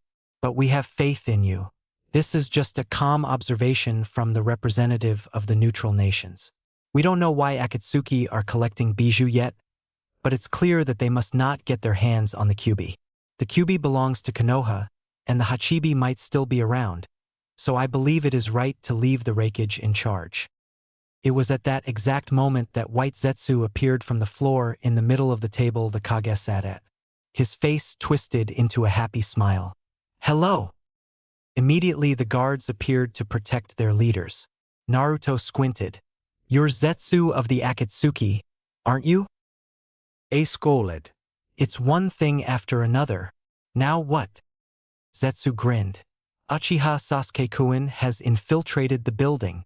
I wonder where he could be hiding. The Raikage clenched his fists. What was that? Sasuke? Gaara muttered. That guy? What's he doing here? Temari added. Mai frowned. The one with the Sharingan? Ausbrou Fuhovid. The one who killed Haku and Zabuza? This guy is. Akatsuchi wondered. He's a member of the Akatsuki, Inoki explained, just as Hokage Dano said. Zetsu's grin widened. Everyone, let's try to find Sasuke. Yeah. He threw his head back and laughed, but his neck was grabbed by the Raikage. A growled. Where is Sasuke? Spit it out. Zetsu's eyes were wide. This guy's speed is insane. The grip on Zetsu's neck was tightened. If you won't answer, I won't show any mercy. Naruto frowned. Iaijiji. Remember that I'm the one who's taking care of Sasuke. The Raikage ignored Naruto. Sure, start searching. Now Akatsuki, where's Sasuke? Answer me. The plant man frowned. Seems like I don't have a choice. I'll give you a hint on WH-. He was cut off as Ei snapped his neck. You didn't have to kill him. Mai murmured. If you had just captured and interrogated him, you'd probably get info on Akatsuki. Gaara turned his gaze to the Mizukage. There is no one in Akatsuki that would talk. They're a pretty hardcore bunch. Okasuke, Yurakaku, send out an order to search for Sasuke immediately, Mifune ordered. Also, set the battle condition to level 2. The two nodded. Yes, sir. Shure's hands released a seal as he looked at his leader. Raikage-sama. Yai turned to look at Ao. One-eyed Kiri. Outensid. Keep a lookout. Sure. Darui, let's go. He punched a hole through the wall, but before he could go anywhere, Naruto appeared in front of him with a scowl. Raikage Dano, remember our deal? He growled. I deal with Sasuke before you. Yeah. Yai calmed down but was still angry. Can't you just let me fight him before you? I need to vent some frustration, and I promise that I won't kill him. Naruto thought about it before shrugging. Why not? Don't hurt him too badly though.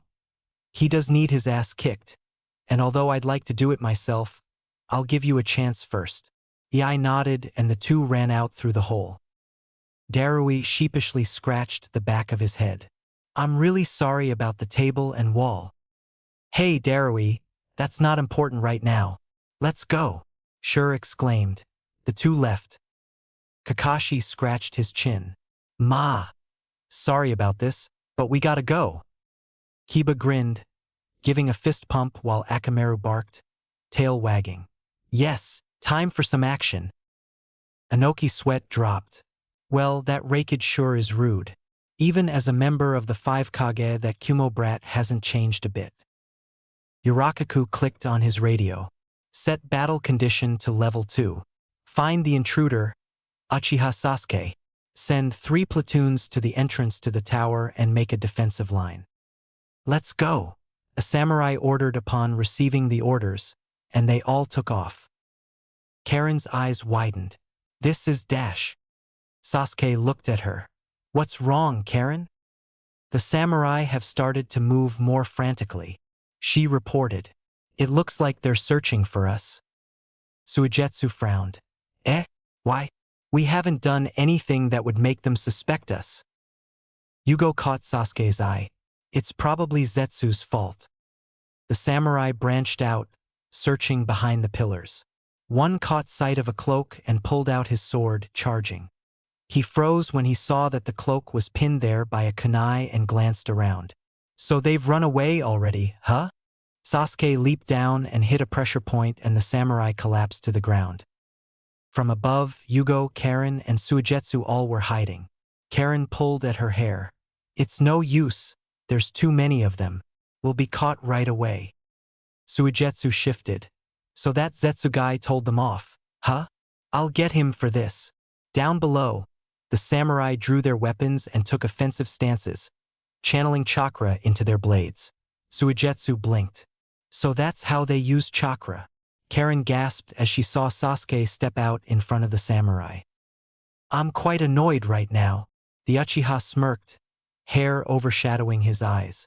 If you come after me, I won't go easy. That's our line, a samurai leader declared, sending a chakra wave at Sasuke. Sasuke's eyes shot open to reveal Sharingan as he drew his blade, slicing up and deflecting the blast. A samurai looked anxious. He repelled it? It's just like our sword technique. Yugo got Karen's attention. Karen, don't worry about the samurai anymore. Focus on finding Danzo. What do we do about the samurai? She asked nervously. Yugo closed his eyes. I'll engage them, you just worry about Danzo. Karen ducked down, watching as the samurai charged at Sasuke, who stood in wait, Raiton chakra crackling around his kusanagi. She gasped as she noticed something cold, almost evil. Sasuke's chakra, it's different. The samurai made it to Sasuke and raised his blade to strike, only to have it done to him. Sasuke leaped up and front flipped, landing in the middle of the group and cutting them down ruthlessly one by one. Suigetsu glared. That guy! So much for telling me not to kill anyone. Karen wrapped her arms around herself, shivering. His chakra's not the same anymore. It's even darker than the curse seal level 2. Also, it's colder. There's a dark chakra erasing a bunch of others.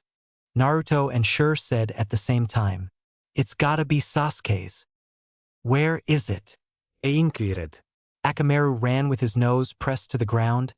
Kiba and Naruto's grins began turning more and more feral, while Kakashi only sighed. Shur focused. It's directly below us. A crackling sound filled the hall as they ran, and Darui's eyes widened. Raikage-sama, are you going to? Karen gulped, eyes widening. Something's coming, and it's huge. Sasuke looked up as the room shook, and Yugo gaped. What the dash, a hole was made in the roof, and the 2 Taka members were forced to leap back to avoid being crushed by the rubble. Brat. Ei shouted, lightning surrounding his form as he threw off his Kage outfit. I'm gonna teach you the fear of true rage. Sasuke tensed before taking off towards the seething raikage. He didn't notice the Konoha Nin sneak behind a pillar to watch the battle. Yugo shouted, Sasuke, don't engage him by yourself. He's lost his cool. Sasuke pushed off the ground and raised his katana, readying for a downward strike as he descended towards the Kumogakure leader. Darui began a sequence of hand seals. Suitun. Suijin Hiki. Sasuke was caught up in the wave of water. This guy, huh? He thought irritably. Still spitting out water, Darui did some more hand seals and thought. Raitun. Kangeki-ha. Sasuke was electrocuted slightly and slid back to beside Yugo. Darui stood. Boss, it looks like he has a lightning nature, just as the intel says. He also has a nature in fire, so I'm sure he'll end up using a fire element technique. Darui, be ready to use your water element to counter him. Sure added helpfully. Darui nodded. Yeah. Glaring, Sasuke shifted, Kusanagi still covered in lightning. Karen looked over the edge of where she kneeled. It looks like they have intel on Sasuke. Suigetsu squinted. Hey, that guy in the middle, that's... These guys are Jonin from Kumo. Yugo explained to the kneeling Sasuke. The guy in the middle is their Raikage. We won't get past them easily. Naruto elbowed Kiba. Oi! Kiba. Sasuke really is being a douche. Kiba grinned. Totally. I hope Raikage-sama makes him cry like a baby. Are you insinuating something inappropriate, Kiba? Kakashi teased. Kiba's face turned red. Akamaru yipped while Kiba blushed and shouted, Pervert! Later. Wait, why's Gaara here now? Kiba muttered. Naruto pouted. Ah, this is so getting out of hand. Kakashi blinked as he listened to Gaara talk to Sasuke before all of the three's eyes widened. He's crying. Naruto's eyes softened. Gaara. Kiba reclined, watching the fight boredly as he scratched Akamaru behind the ears. He disinterestedly glanced around the area before his nose twitched. Oi, Naruto. That redhead chick is hiding over there. Yeah, I sensed her. She's trying to sense for someone. Naruto explained. He looked up as Kuratsuchi appeared beside them. Hey, Hokage-sama. Mind if I watch with you? She asked. Naruto nodded with a grin, ignoring her blush. Join the party. Kuratsuchi's eyes widened. What happened to Raikage-sama's arm? Kakashi glanced at the Raikage. He sacrificed it to get a hit in on Sasuke. It was burned by Amaterasu, so he cut it off before his whole body would burn. Akamaru, Naruto, and Kiba whined as they held their noses, while Akamaru covered his with his paw. And it stinks too. They continued to watch the fight though. Yugo and Suigetsu had been taken out, and Gaara was fighting Sasuke. It didn't look like it would be ending soon either. Down at the bottom of the lake, a hand reached out from within the Hachibi's tentacle. Karabi swam to the air above and began to tread water, glancing from side to side. Yash, no one's here. He ducked back under and swam deeper. The plan I came up with at the last second worked out pretty well. He thought as he remembered the battle with Team Taka. Pretty well my ass. Yuki scoffed. You sacrificed several of my limbs. He grinned. Don't get so angry now, Edo yo. You can still sprout out them feet again. Fo show. Yuki's sweat dropped. Stop with your annoying rapping before me. You suck at it. The Raikage's brother sank down in depression. Check it out, yo. I'm taking care of your ass, so I'm the badass, yeah. He then sobered. So this time... What? Yuki muttered. Don't start your stupid shit again. He climbed onto the shore, and all of a sudden he broke out into a grin and rose his fist triumphantly. It's Enka time. He did a little dance as he then saw himself back on Gyuki's nose. He pointed at the bijou. However, with this I'm out of my brother's grip and I can head out of the village. I'm free. After all, I'm supposedly captured by the Akatsuki right now. The Hachibi didn't like the idea. The Raikage is probably causing a ruckus right now. Are you fine with that? He leaned back on the bijou. I've been chained to the village all this time as a weapon, 'cause I'm a Jinchuriki. Gotta get some fresh air every once in a while, right? So what will you do? Yuki sighed in resignation. Karabi made a fist. When it comes to Enka, Kinchan-sensei's the man. Who's he? He looked at the bijou incredulously. Get this into your head. He's the Enka ninja's head? Bakairu. Konoira. You're acting very carelessly. Hachibi reprimanded. Akatsuki won't leave you alone. Besides, you're probably exhausted since you brought me out.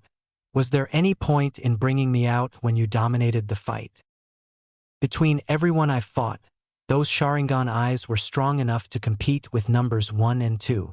He admitted as he began walking, scratching the back of his head sheepishly. I kinda got carried away. This era may be changing soon, Hachibi commented. He glanced at the bijou in his mind with a smirk. You mean through my Enka? Naruto blinked and smirked. Dude, that Susanoo looks pretty kick-ass. Kiba smirked. You're telling me. Akamaru nuzzled his master's hand to get him to continue petting him. The Hokage's eyes widened as he saw Sasuke aim. Oh shit, he's aiming to take down the roof. Kakashi blanched. What? Sasuke caught Karen with Susanu's arm. Have you located Danzo yet? Karen shivered. Ooh, yeah. He just entered the building. The Uchiha looked at her. Show me. The redhead looked unsure. What about Yugo and Suigetsu? Their chakras still dash. Leave them be, they'll be fine, Sasuke said harshly, Karen flinching.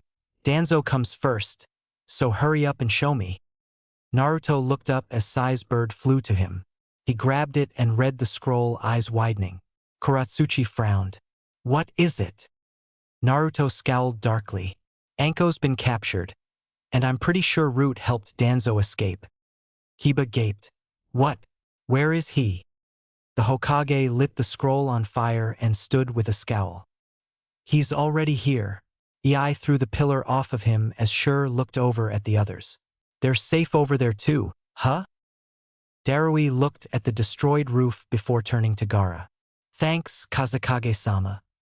Kankuro frowned as he looked away from his younger brother, whose hands were up as he held the sand that protected them above their heads. Sasuke used that opening to flee. Temari rested her hand on her fan. With the roof like this, we don't know what's going on with the others either. Gaara thrust his hands down, and the sand tipped over to throw the rubble away before the minerals returned to his gourd. We'll pursue Sasuke at once. A exclaimed. He paused when the Konoha group and Kuratsuchi appeared in front of him. Naruto crossed his arms. Nah, not so fast, Iaijiji. You had your chance and you got to fight with him. It's my turn now.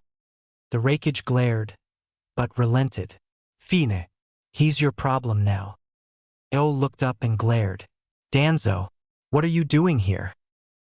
Danzo walked into the room with Fu and Toryun by his side. I would like to discuss some things with you. And what about? Inoki grunted. About Uchiha Sasuke, Danzo said obviously. Everyone tensed as Eo focused on sensing. He's here. The banners were all sliced down by Sasuke's sword. Fu looked from side to side before looking up. Above us, and there stood Sasuke, attached to the ceiling with chakra. Wordlessly, Danzo and Sasuke analyzed each other. Mifune leapt up at the Uchiha with his sword drawn, aiming for a slash that Sasuke blocked. Mifune's gaze hardened. I shall fight him. Ao's eyes widened while Karen ran into the room. Sasuke-kun, Danzo got away. Ao jumped over the table while Sasuke and Mifune pushed away from their parry. Mizukage-sama and Chojuro stay here, Ao said. I will pursue Danzo, our conversation isn't done yet. Okay, but don't go too far, Mei agreed. Roger, I'll responde. Then I leave Akatsuki to you. I have to watch my back, Inoki said, glancing at Akatsuchi. You all do what you want. Akatsuchi nodded. Sounds good. Sasuke landed in front of the door, a hole the Raikage made. Karen, come. Hi. The Uchiha's eyes widened and he dodged to the side to avoid lava that instead melted the wall and closed off the hole, sealing Sasuke and Karen in with the Kage. Chojuro smirked, adjusting his glasses. Here it is, Mizukage-sama's bloodline limit. Yotan, the lava element. Sasuke turned to look at Mei as she wiped the lave off of her mouth. Akatsuki toyed with the Yonde Mizukage and trampled on our village. I can tell the Uchiha clan has fine men, now that I look at you, although the Hokage is better looking in my opinion. The Uchiha's eyes closed before he snapped them open to reveal his Mangekyo. Stay out of my way. Mei sighed as she stood. It's a waste that you're such a fine man, but at least I will give you a kiss that'll melt your heart. Kakakis. Karen asked in astonishment, pointing at her fellow redhead. Who the hell is this bitch? Don't give him that sexual look, you old hag. Chojuro glanced worriedly at his Mizukage as a dark cloud formed around her. Mizukage-sama's getting fired up. I have to protect her. He looked nervously at Sasuke. However, this is the person who defeated Zabuza-san. Can I really do it? He readied his blade. No, I can. I'll give it my all. I say now, at least. Mei raised her hands in a seal. Sachikage Dano, if you're not going to fight, please lower your head. Akatsuchi prepared to protect his Kage from any backlash as Mei spit lava at Sasuke. Karen's eyes widened. This again? The lava landed on Sasuke, but before it could touch him, an ethereal ribcage protected his body. Karen landed hard as the two IWA ninja jumped to the ceiling. Anoki scoffing. What does she mean, lower your head? Chojuro, Mei said, ducking. Hakai. The swordsman replied as he jumped up with Hiramakerii raised as its bandages unwound, and it was surrounded in a blue aura. Hiramakerii, release. A chakra spear shot into Sasuke's Susanoo ribcage, pushing him back through the wall with a wince and sending him crashing into the hallway. Chojuro landed while the Mizukage ran out the door to take in Sasuke's panting form. Every cell in my body hurts, Sasuke thought with another wince, gasping for breath. So this is the risk Susanoo poses. If I use it for a long period of time, this is what happens. It's not even in its complete form, yet it hurts this much. How much did Itachi suffer? He looked up in time to see Mei standing with her hand outstretched, lava solidifying behind her to close off the final escape route. Now it's just the two of us. She smiled. Look to your left. I sealed the wall that was hit in preparation for this. Now it's completely sealed off, and there's nowhere to run. She raised her hands in a seal. I use 3 elements: fire, water, and earth. That means I have 2 bloodline limits. Futon. Koumu no Jutsu. Steam was released from her mouth to fill the hallway. Sasuke scowled as he glanced at the ribcage. It's melting. With a shout he threw his arms out, summoning forth a full Susanoo. But his heartbeat quickened and he fell to his knees with a strangled gasp. It seems you were beat down a bit by the Raikage and his guards, Mei observed. I'm sorry, but I have no intention in saving you. It always pains my heart to see a man crumble away like this. But, she pointed at him, I'll kill you now. Sasuke flinched, holding up his arm in pain. So now it's acid mist? Mei gasped as a white substance began to grow on her arms. What? It began to grow on the people back in the room and on Sasuke too. Karen gasped and looked at Zetsu. This chakra. This is the Akatsuki from earlier. Mei hissed. Sasuke panted. This is that man's. Outside of the Sanru, Black Zetsu smirked. To think that the 5 Kage didn't notice my spore technique. What fools they are. Mei glared as a white Zetsu head grew. This is. She blew steam at the face, sucking away my chakra. Damn you. She melted it with heat, but it only got bigger until the face reached over to Sasuke, who realized it was giving him chakra. This sucks. Chojuro whined, pushing at the Zetsu face. He was knocked aside as a giant arm broke through the wall. Sasuke limped into the room and leaned on the wall. Sasuke, are you all right? Karen gasped. The Mizukage gasped for breath. The acid is leaking out to the others. I need to change its density. She inhaled. Seems like they're having a hard time. Anoki commented. How about we join the battle, Akatsuchi? Akatsuchi nodded happily. Gotcha. He spit out a rock figure that grabbed the Zetsu on him and pulled, eating it until it was all gone. Inoki took a breath. Doton. Kahuga no jutsu.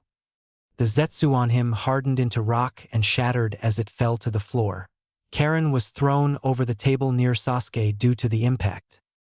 Inoki floated in the air. Humph. To think a brat like you killed Deidara. I have no grudge against you. But the shinobi world wants you dead. A cube appeared in his hands. See ya. Sasuke's heart beat louder and he tried to leap back, but he was still caught. Hinton. Genkayakuri no jutsu. Sasuke! Karen screamed as he was enveloped in white light. Sasuke's chakra is gone. And no way. Of course. The Sixth Hokage dissuaded. His body's been dispersed into molecules. And you're next. The rest of the growing Zetsus were destroyed by lightning blasts as the Konoha, Kumo, and Suna groups ran into the room and took in the damage. Yae looked around. Where's Sasuke? Gaara shifted his gaze to his brother. Kankuro. Yeah. The puppeteer responded, sending chakra strings at Zetsu and pulling him off Chijuro. Arigato gozaimasu. Chijuro thanked him. Okasuke nodded. We're very grateful. Naruto glanced at Inoki. Sachikage Dano, where's Sasuke? The elder smirked. I smashed him into dust. The blonde shook his head. No, you didn't. Yes, I did. No, you didn't. Yes, I did. No. Yes. No. Yes. No. Yes. Can you two stop? Mifune blew up. Naruto tensed and everyone looked up as Madara appeared in a distortion of time and space, an unconscious Sasuke over his shoulder. My name is Uchiha Madara. Karen smiled gratefully. Sasuke. Madara gave her a weird look, although no one could see it. I just told you my name, idiot. The Hokage threw his hands up. I told you that he calls himself Madara, but did you believe me? No. Madara continued. I have something that I want to explain to you. After you've understood it, I want to ask you something. The Raikage grew rigid. What is it? My goal? Project Tsuki no Mei. Once we're in Tetsu no Kuni, please keep an eye out for Naruto Niji-san, Sai said. Niji nodded. Sure. Sakura remained silent. Lee looked at his teammate.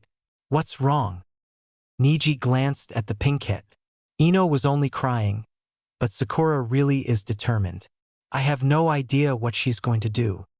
Sakura-san probably has a few ideas. Lee replied. However, a 4-man cell is standard and I'm the one doing the searching. Niji frowned. Also, Sai had a secret request for me. The ANBU controlled by Danzo. He tasked me to make sure none of the remaining ones are following us. It's too bad Hokage-sama took Kiba and Akamaru with him. Okasuke stabbed the dead Zetsu through the head just to make sure that he wouldn't be getting up again while Iai frowned. Looks like Danzo has disappeared, just as Sure saw. Yeah, thanks to Sasuke. Inoki agreed. He just gotten here and we were about to discuss a topic with him, too. Madara chuckled, but was forced to dodge when the Raikage jumped at him covered in his lightning armor. So he sucked Sasuke into his dimension. I couldn't care less for Akatsuki's plans. Egroled. I'll never agree to it. Sasuke is, Karen gasped. Yae growled again. Bring Sasuke back. Naruto hissed in anger as Madara cocked his head towards the Raikage. Then listen to what I have to say. Depending on your answer, I might. Inoki floated to Iai's side. Calm down, Raikage. Let's hear what he has to say first. Madara landed behind Karen. Revive Sasuke. The redhead shrieked in surprise as she too was sucked into another dimension. Kankuro's eyes narrowed. So that's Madara's power. Temari agreed. Space-time ninjutsu. The masked Uchiha leaped back onto his perch. So, ladies and gents, have you finally decided to listen to what I have to say? Why did you want Sasuke on your side? Gaara asked. A Sharingan capable of awakening Susanoo is rare, Madara admitted. I wanted to stock up on good eyes. I wanted him to improve his ocular powers even more by putting him up against the 5 Kage. I was the one who sent Sasuke here. I was hoping to weaken the 5 Kage and take them hostage, but I guess that won't be happening anytime soon. Naruto scoffed. You bet your ass it won't. Hostages? May inquired. For what? So that my Eye of the Moon plan could be carried out without any complications. Madara sighed. Inoki smirked. I'm pretty surprised that the Uchiha Madara is still alive, but why would a man of your caliber choose such an indirect approach? With your strength, you could make any plan go the way you want it to. Madara scowled. The wounds I got from the Shodame Hokage, Senju Hashirama, were too deep. Currently, I don't possess much power. My power is merely a shell of its former self, so to speak. So, is this a plan for you to return to your original self? Sure questioned. The Uchiha nodded. You could say so, but that's not all there is to it. What are you planning? Mifune spoke up. What in the world is the Eye of the Moon plan? I want to explain this thoroughly, so let me sit down for a bit, Madara said as he did so. Kankuro glared. You heard him, what kind of plan is it?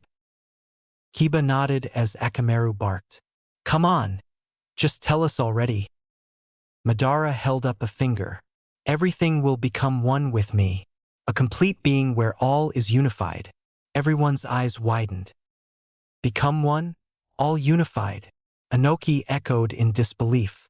What does that mean? The Uchiha's eye narrowed. The Uchiha have a stone tablet that has been passed down for generations, and it still exists beneath Konoha. On it is a secret that has been written by the Rikudo Sennin ages ago. To be able to read it, you need a special ocular power. By using the Sharingan, the Mangekyo Sharingan, and the Rinnegan in order, you can decipher it. Kakashi rose a brow. Go on. After explanation. We will not hand over the 2 remaining Jinchuriki, Mei declared. Madara frowned. I may not have much power now, but I do have the power of the Bijou Ichibi through Nanabai. You won't be able to win. Naruto and Gaara glared. We will not throw away hope. So be it, Madara muttered. I hereby declare the 4th Great Ninja War. The 4th Great Ninja War? Inoki repeated. Are you serious? Madara stood. Next time, we will meet on the battlefield. And he was sucked away. Inoki looked towards the ground. So, now what do we do? Gaara frowned. We must form an allied shinobi force. There is no other way for us to match the power of 7 Bijou. Naruto too frowned as a clone of him appeared. I have business to attend, but I will leave a Kage Bunshin here. Kiba, Akamaru, Sensei, let's go. Hi, Hokage-sama. What was that all about? Kuratsuchi wondered. Everyone else shrugged. Who knows? Skip ahead to after. Sakura knocks out Lee, Niji, and Sai. Sasuke versus Danzo. Ao versus Fu. Chojuro and Mei help Ao. B versus Kisame. Sakura hid her chakra as she watched Sasuke sadly before clenching her fists. It was time.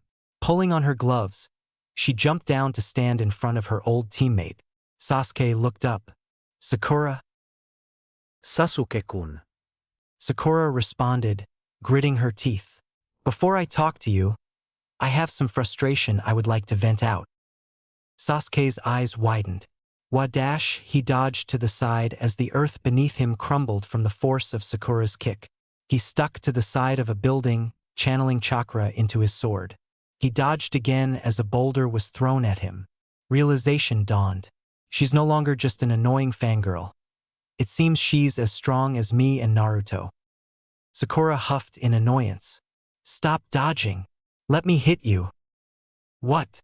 Sasuke asked incredulously. Why would I do that? He froze as Kakashi, Kiba, Akamaru, and Naruto showed up. So he really did reach his goal. Naruto smirked. Oi, team, it's 'cause you deserve it. Sakura, have a clone heal Karen. Are you ready, Kurama? Inside the blonde's mindscape, said Bijou smirked. Gotcha, Kit. Genjutsu's been activated. The youngest Uchiha stiffened as he was caught in the genjutsu and realized he couldn't dispel it. It was him, Sakura, Kakashi, and Naruto standing alone in a deserted area. Sasuke glared. What did you do? You know what I did, Naruto said carelessly, before sobering. We have to talk. Sakura nodded, while Kakashi grunted in affirmation. We know what happened the night of your clan's massacre, but we want to know why you decided to choose vengeance. Konoha was the cause of all my suffering, of Itachi's suffering. Naruto crossed his arms and frowned. It was all in your head, Sasuke. It only seems that way because you're acting like a child and exaggerating. He's calling me a child? Sasuke growled. I'm not exaggerating. Kakashi smiled. Yes, you are. Sasuke crossed his arms. No, I'm not. Actually, you are. Sakura agreed. Sasuke relented. Fine, maybe I am, but that doesn't change what happened to Itachi and the Uchiha. My family. You're right. Naruto summed it up, and Sasuke looked surprised that he agreed. Nothing can change what happened to them. But what about your brother's final wish? He wanted you to protect Konoha, not destroy it. You've already gotten your revenge on Danzo. But not the elders or the Sandaime. Sasuke bit out. Naruto shook his head. You're forgetting something. Danzo actually controlled them into agreeing with the plan to wipe out your clan. Sasuke deflated, but some hope, no matter how insignificant, shined in his dark eyes. Even after all those years that he dedicated himself to revenge, Naruto had somehow shown him his view of everything, and showed him that there was a brighter side. Even if I did return to Konoha, no one would accept me. We would. Sakura piped up with a fond smile. Me, Naruto, Kakashi-sensei, Sai, Kiba, Neji, everyone. Sasuke looked unsure of himself. For once in his life, he wasn't sure what his goal was. Eventually, his head shot up, and he glared at Naruto. I can't follow you. My path is that of vengeance. Arg! Sasuke yelled as the alternate reality peels away, leaving them standing on the water. Naruto looked sadly into Sasuke's eyes, seeing how utterly helpless and lost the other felt. Sasuke growled. Naruto. Sasuke. And the world turned white. Naruto walked a few steps ahead of the others, eyes narrowed as he drifted through his thoughts. Sasuke, what's happening to you? You seem like you want to believe me, like you want to be on our side. I'm sure that you will follow Itachi's dream and protect Konoha, but what are you waiting for? His fists clenched as he stopped and punched a hole through the nearest tree. Damn it! Sakura glanced worriedly at the blonde. Naruto. We saw it too, Hokage-sama. Kakashi gave a weak-eye smile, adjusting Karen, who was on his back. She was pretending to be unconscious, but everyone knew that she wasn't and just needed to organize her thoughts after what she just went through. Together, we will be Team 7. We will wait because teams don't give up on each other. We won't give up on Sasuke. Naruto gave his sensei a small smile, gratitude showing in his eyes. Thanks, Kaka-sensei. Kiba frowned while Akamaru whined in distress. He eyed his leader solemnly. Geez, I never realized how much pressure Sasuke leaving actually left on them. Then there's Naruto's promise to Sakura. Kakashi suddenly realized something. Hey, Sakura, did anyone come with you? Oh yeah, about that. Sakura giggled in embarrassment. I kinda knocked out Neji, Lee, and Sai so that they wouldn't interfere. Naruto and the others sweat dropped while Akamaru yipped. Kiba rose an eyebrow. Akamaru says he smells them up ahead. Good thing you left them on an easily accessible route. Kakashi grinned. It's an open path with 3 unconscious teen boys in their prime laying there in the middle of a pretty well-traveled road, knocked out by a comrade. Woe is me, you could have ruined them, Sakura. Sakura blanched for a moment before panicking. I didn't think of that. What if something actually happened? It'll be all my fault. Naruto poked her cheek to calm her, cheered up by everyone's antics. He grinned. It's fine, Sakura-chan. He stopped at Niji's body and kicked him in the side. The Hyuga groaned and rolled over, swatting the blonde away. 5 more minutes. Naruto facepalmed. So much for the graceful, uptight Hyuga Niji. Kiba kicked Sai in the side while Akamaru innocently lifted his leg and peed on Lee. Sakura grimaced. Kiba, Akam dash. Don't mind him. Those two have some grudge thing going on. I have no idea why or how, but, you know. Kiba remarked casually as Sakura administered the 3 on the ground the antidote to wake them up. It took a couple minutes, but soon everyone was on the move. What happened at the conference, Hokage-sama? Niji asked curiously, trying not to stare at Lee's smelly bowl cut. The boy was bouncing around as if nothing was wrong. Naruto shot the Hyuga a grin. That's a secret, Niji. Kiba and Sensei aren't allowed to tell you either. What? Niji looked upset. So not fair. Sai glanced at Niji cautiously. Niji-san, you're not acting normal, he said bluntly. Sakura giggled. He's sulking 'cause I one-upped him. He doesn't like being beat by girls.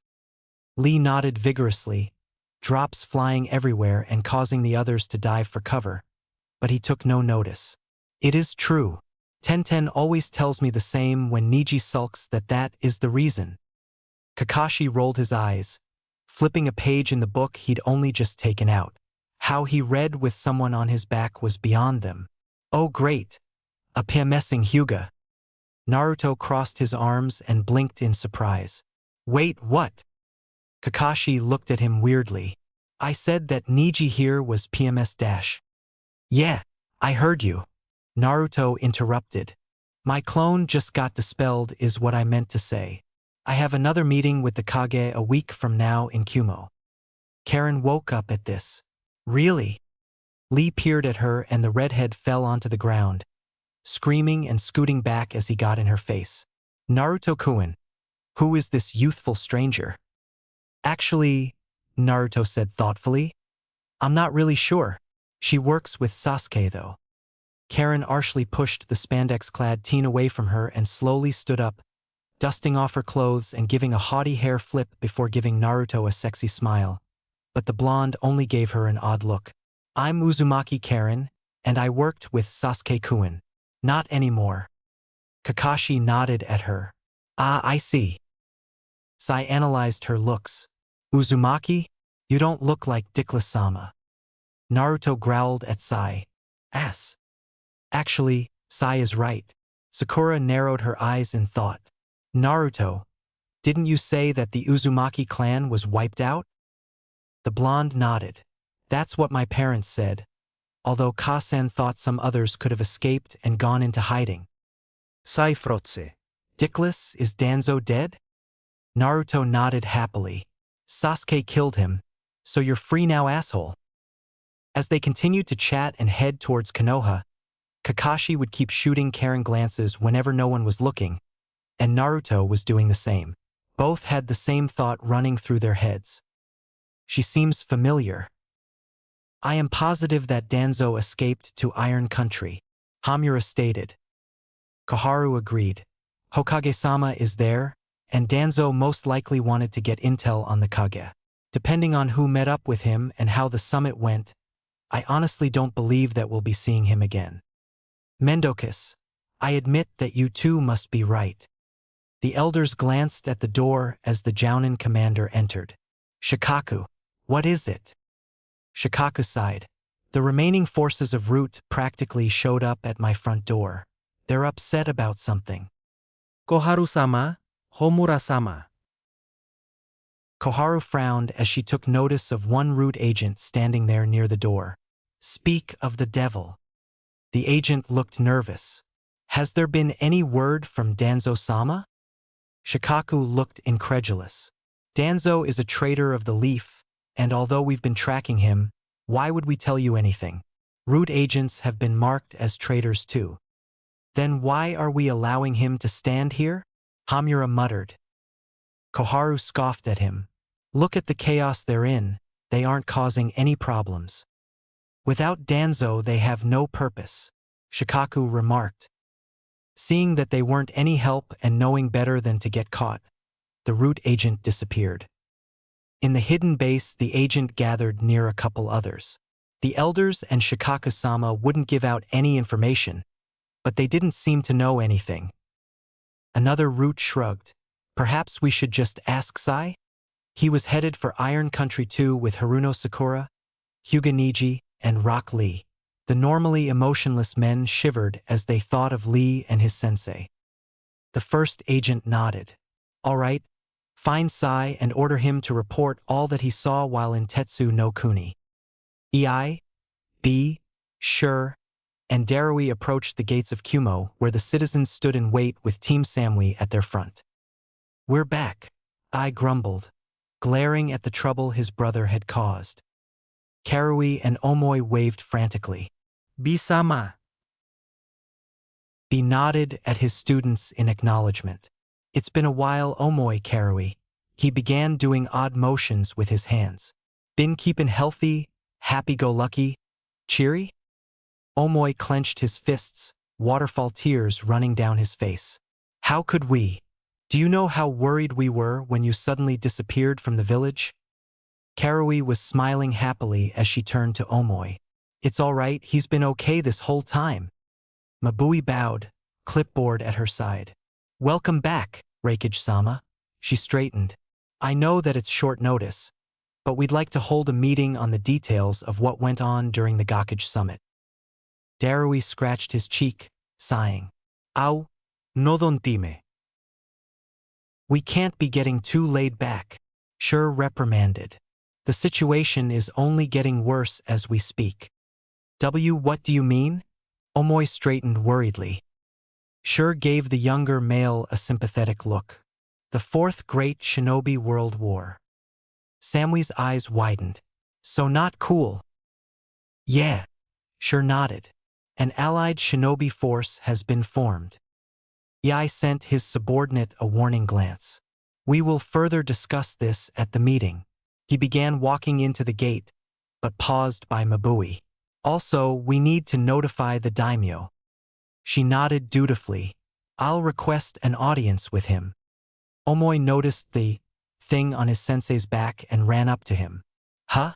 B-sensei, what is that? B waved it off. Just something I got after fighting one of the 7 swordsmen. He looked back at the sword with a grin. It's grown pretty fond of me, and it won't detach. Karui and Omoi leaned in while the latter kept talking. Whoa, so this is one of the 7 shinobi swordman's blades. Sugoi! Karui exclaimed. You really are amazing, Bisama. I am, right? B smirked as they walked. But first I gotta answer to this fool. Inside the grinning mouth of Samahata 2 eyes opened, and a malevolent smirk twisted Kisame's shark-like face. Deep in Iron Country, Black Zetsu was hard at work burying the full Zetsu clone. Well, not so much of burying it as he was eating it, the creepy cannibal. His white half appeared out of the ground. So, White Zetsu began. Did you record the fight? Or get Samahata?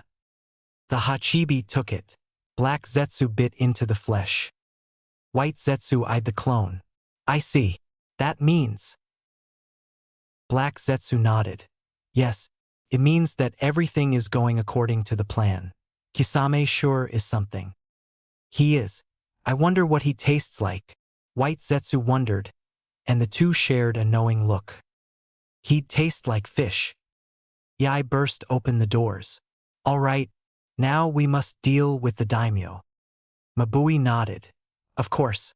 Make sure you make use of the little time we have, all of you, she warned. The Reikage shot a look at his brother. That means you, B. B froze from trying to escape. What's up, brother? A froned. You already understand, don't you? The Hachibi Jinchuriki held out his hand. I got it down, so there ain't no need for that frown. Yeah. Everyone just stared at him before turning and walking away in the other direction. Things have really gotten bad, haven't they? Karui grimaced. Omoi nodded. No kidding. A great ninja war? Geez, it'll be an open war, so that means that new guys like us with no combat experience will be deployed on the front lines. We'll be completely destroyed by those mysterious Akatsuki guys. Omoi got out a sucker to calm his nerves. But since we're all fighting for our lives out there, I'll do my best. Although, their counterattack might be so bad that I cry, that's all. Plus, Karui, after you die dash. Karui bristled, grabbing the teen by his shirt and pinning him against the wall. Who said that I was gonna die, you jerk? Omoi frowned. Well, it's war, so dash. No time to make love, we gotta shove, yo. Be interrupted, making the two blush as they took notice of what they must look like. They quickly separated and got on either side of their sensei. Now, let me put your worries at ease with a deep rap, baby? The two only stared in mute horror. UHH, we went through all of that and we're still not home, Kiba complained. I mean, the Raikage is a rude muscle-y asshole, the Tsuchikage is an old bat. Gaara is just plain creepy, and the Mizukage, well, she's hot. He finished as an afterthought. Naruto twitched in annoyance. Kiba, stop bitching. Why won't you shut up? Kiba glared at the blonde. I ain't always bitching. Sakura and Ino do more than me. Siloghead. Naruto does it about as often as you, Kiba. Niji nodded, muttering an, ain't that the truth? Naruto glared at Sai. Geez, no one's on my side here. Sakura stomped the ground, making a crack form and trip Kiba, who grabbed onto Naruto's cape to right himself, only to pull the Hokage down with him. They both glared up at the innocent-looking pinkette. What? You two were asking for it. Naruto pushed Kiba off of him. Get off of me, idiot. Kiba pushed Naruto back. You're the idiot, idiot. Lee tried to calm the two. Kiba, Naruto-kun's Hokage now, don't show such dash. Arg, you did not just fart in my face. Kiba shrieked, doubling back. Naruto held his nose, eyes watering as he gagged. It wasn't me who farted. Dog breath. Then who was it? I didn't do it. All eyes turned to Akamaru, sitting obediently with his tail wagging. He looked so adorable, so cute. Then a visible green cloud formed behind him and everyone freaked. Kiba, what are you feeding him? I can't breath. Karen giggled as she eyed Naruto and Kiba trade insults while choking on the polluted air. This Naruto is so different from Sasuke-kun. He's so happy, so open, and his chakra is so warm and bright. Actually, it feels like it's connected to mine. How is that possible? She focused harder but suddenly felt a cold chill permeate her body. It's so cold, but it's entering his coils and purifying through his chakra. The Dark One has to be Kyuubi's. How is Naruto's chakra so strong that it can tame the most evil beasts? He really is something. Everyone paused when 3 rude agents landed in front of them. One stepped forward as Sai did the same. Sai, you better tell us what's going on. Who are these guys? Kiba asked as he stood. They're Root Anbu. Kakashi responded, book gone. Sai nodded at the 3. You must have realized it by now. The curse seal Danzo-sama had printed on us is now gone. The Root frowned. Danzo-sama has died? Hi. What about his bodyguards, Fu and Toryun? Sai shook his head. I don't know about them. We didn't see them there. The Root exchanged unsure glances. When we return to Konoha, we should discuss the future of Root with Hokage-sama. All right, they nodded. Naruto shrugged. Why the hell not? I'll get straight to the point. A said seriously. He was in Kumo's council room. The villages of Kumo, Konoha, Kiri, Suna, and IWA, along with the 5 great nations and the samurai from the Iron Country, have formed an allied shinobi force. I am here to seek your approval. Why are you being so frank, Raikage? The daimyo asked. It's no secret that there's animosity between you shinobi. Yet you say there will be an allied shinobi force? Explain your reasoning. Mabui bowed her head. The bijou. The bijou, the daimyo repeated curiously. An organization known as Akatsuki has gathered 7 of the 9 bijou, Sure replied, and declared the start of the 4th Ninja War. The daimyo's eyes widened. Go on. Sure nodded. The 2 remaining bijou are Konoha's Kyubi and our Hachibi. We have no choice but to work together. This will not cause backlash on Kaminari no Kuni, will it, Raikage Dano? The daimyo inquired. A froned. The war will be so taxing that we may not even have enough power to protect the various daimyos. Everyone straightened and the daimyo looked over at Kumo's leader. Very well, Raikage. I will approve your alliance. Then please call for a daimyo summit. A declared. The daimyo rested his cheek on his hand. A daimyo summit? That is a very difficult thing to arrange. The Hokage would have no problem getting his daimyo to comply, and the others couldn't be too difficult. Anagai, Ei pleaded, and the people at his sides all bowed their heads. I guess my hands are tied then. The daimyo sighed. I'll go along with your request. Yes, sir. As the Raikage walked with Mabui, Sure, and Darui in the streets, several shinobi stopped to bow. Yai was talking. The daimyo approved our proposal. Now we can officially prepare for war. Understood. I will begin all of our arrangements. Mabui responded. Hopefully the other countries begin preparing right away as well. Sure muttered. Darui nodded. Konoha and Suna will have some delays, considering their ages and inexperience with war. Those are their matters. Yai added. We must prepare for war immediately. He looked up as he heard cheers coming from a balcony of one of the buildings. What is that?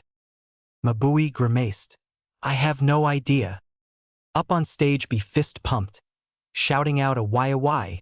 In the crowd Karui and Omoi were jumping and grinning as they cheered with many other Kumo residents. To my fellas, lay your worries on the ground and keep 'em down. Yeah. My rap is full of deep rhyme and sound.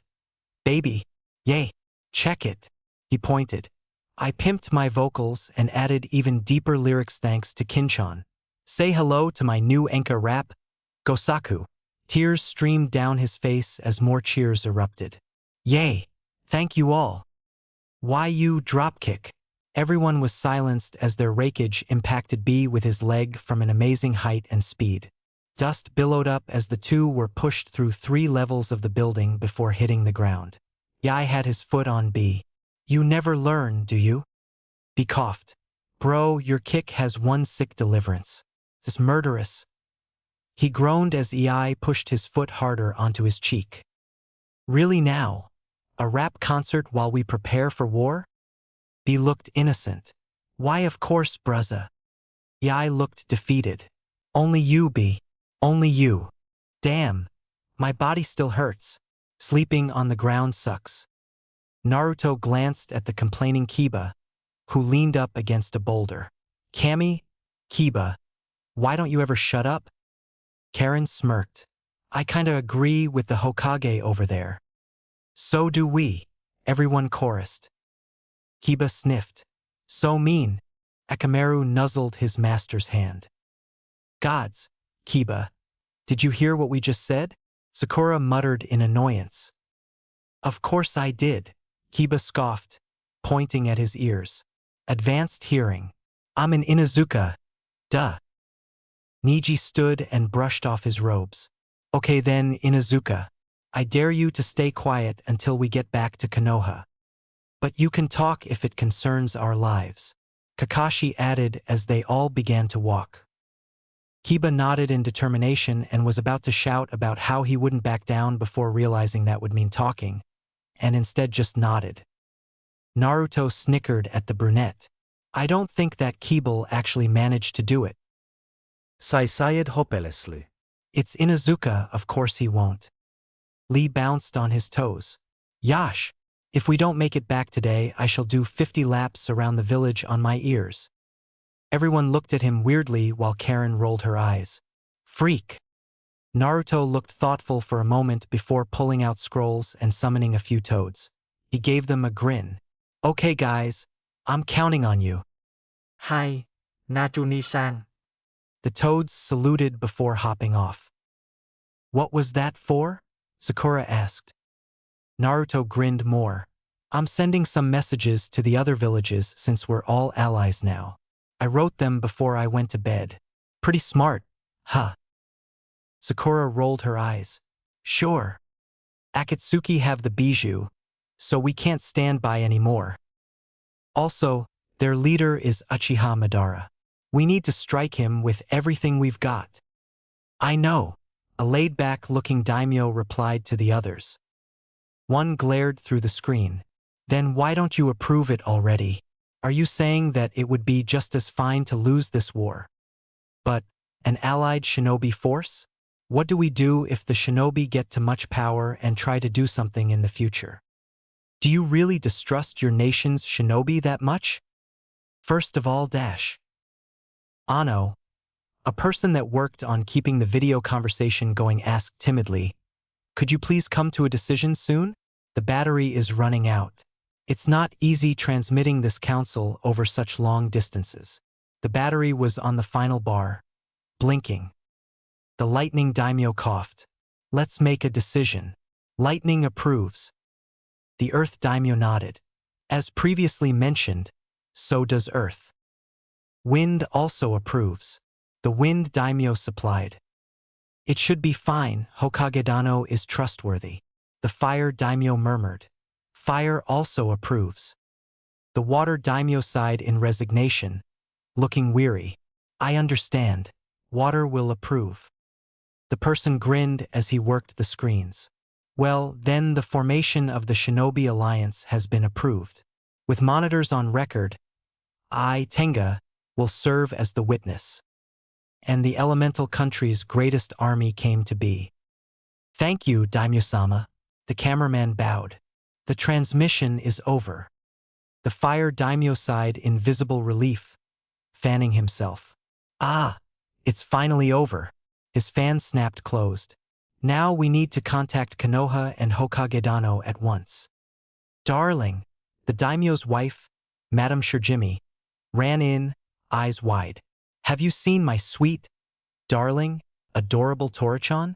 I can't find him anywhere, and I must. He could be starving or worse, his bow has fallen off. The daimyo looked hopelessly at his guard and asked if they can spare a genin team to find Tora. Sakura, Ino murmured. I wonder where she is right now. Chuji bit into his food happily. Lee, Niji, and Sai are with her. She should be fine. Ino looked at him worriedly. But well, worrying about it isn't gonna help them. Shikamaru yawned. He looked up at the sky in time to notice a bird circling from above. Did something happen? Oi, Shikamaru. Huh, said Chunin, looked down from his perch to see his father standing there. Can I talk to you for a bit? Dad. In Suna, a shinobi shouted out happily through the high winds that blew sand over. Kazekage-sama has returned. Ack. He bent over, coughing as sand got in his throat. A shinobi ran to meet them. Tamari sighed. You've received the letter from Tobamaru, right? A shinobi nodded. Hi, Lady Tamari. Have you received any reports from the daimyos? Kankuro asked. Yes, just a moment ago. The advisor responded. It seems they voted unanimously in favor for it. Tamari glanced at her brothers. That was faster than expected. Kankuro nodded. Then again, this isn't a small problem.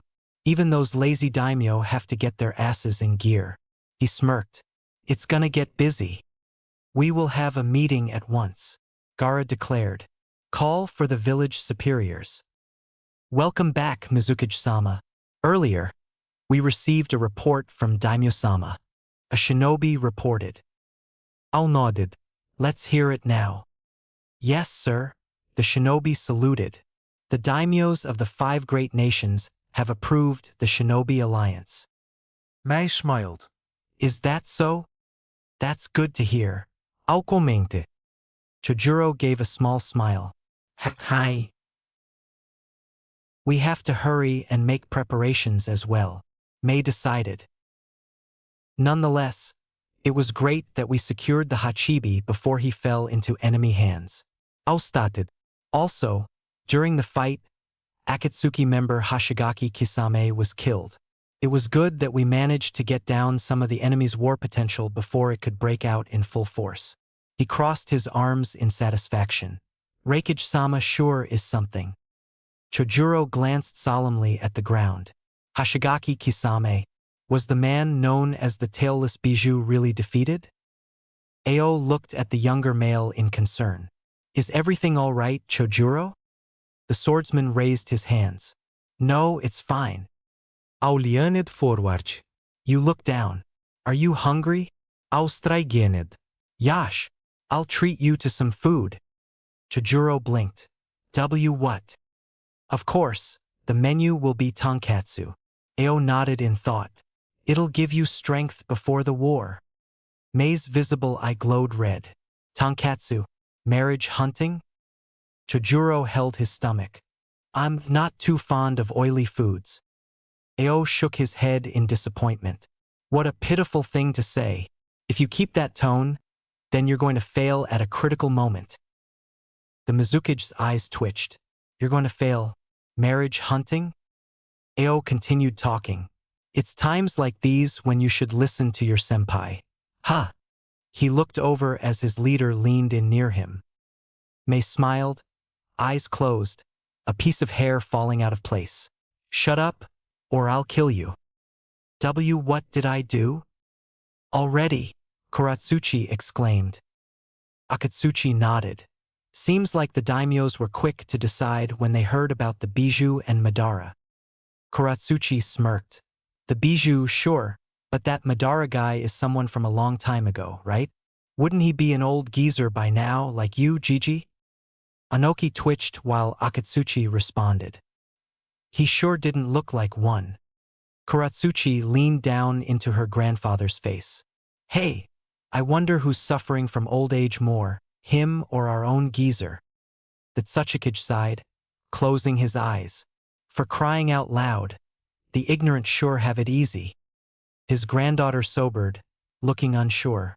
But seriously, war? I have no idea what it's like. Anoki opened one eye to look at her as she stood. This is gonna be tough. Seems as though most of today's shinobi are just a bunch of brats who know nothing of real battle. Akatsuchi gave a good-natured smile. And yet a certain someone was talked down by 2 of those brats. Anoki twitched as he remembered the redhead and blonde. Well, I guess I'll just have to see for myself what these brats are made of. Gaara, Temari, and Kankuro sat in the council chambers, the latter not wearing any makeup, wore paint. All were dressed in formal outfits. An advisor began. According to the report, it was quite a rough summit, wasn't it? Baki frowned. I can't believe that such a classified, high-security meeting was so easily breached. But that is the extent of Akatsuki's reach, Gaara explained. They showed us that they could easily sneak into our meetings and throw us into chaos. Baki stiffened. Let us hear the details. Right after the start of the summit, they appeared suddenly with no warning. Gaara responded. We encountered Uchiha Sasuke and his ultimate defense, Susanoo, that put mine to shame. An advisor stood in panic, slamming his hands down. Preposterous. An ultimate defense more advanced than Kazekage-sama? Temari rolled her eyes. That's what he just said. It's probably a jujutsu formed from the Manjikyu Sharingan. Gaara's eyes narrowed. Then, after splitting us up, he headed for the assembly hall. He was after Danzo, who had shown up to talk, but disappeared when Sasuke got there. Mizukage Dano fought Sasuke, then Tsuchikage-sama joined in. That was when Madara showed up to talk. I can't believe that 4 Kage were unable to kill Uchiha Sasuke. An advisor scoffed. This is the power of Akatsuki, another said. Baki glanced at his one-time student and now leader. And why did they attack the Gakage summit? Was it to show off their strength? Based on their actions, it's not definite that Uchiha Sasuke's and Madara's goals are the same, Gaara said, though it seems that Madara planned to take the 5 Kage hostage to exceed his plans. An advisor stood. As hostages? What arrogance! Baki's eyes narrowed. What is Madara's plan? He called it Project Tsuki no Me, Gaara responded. Starting with my Ichibi, he has gained possession of the bijou up to Nanabai.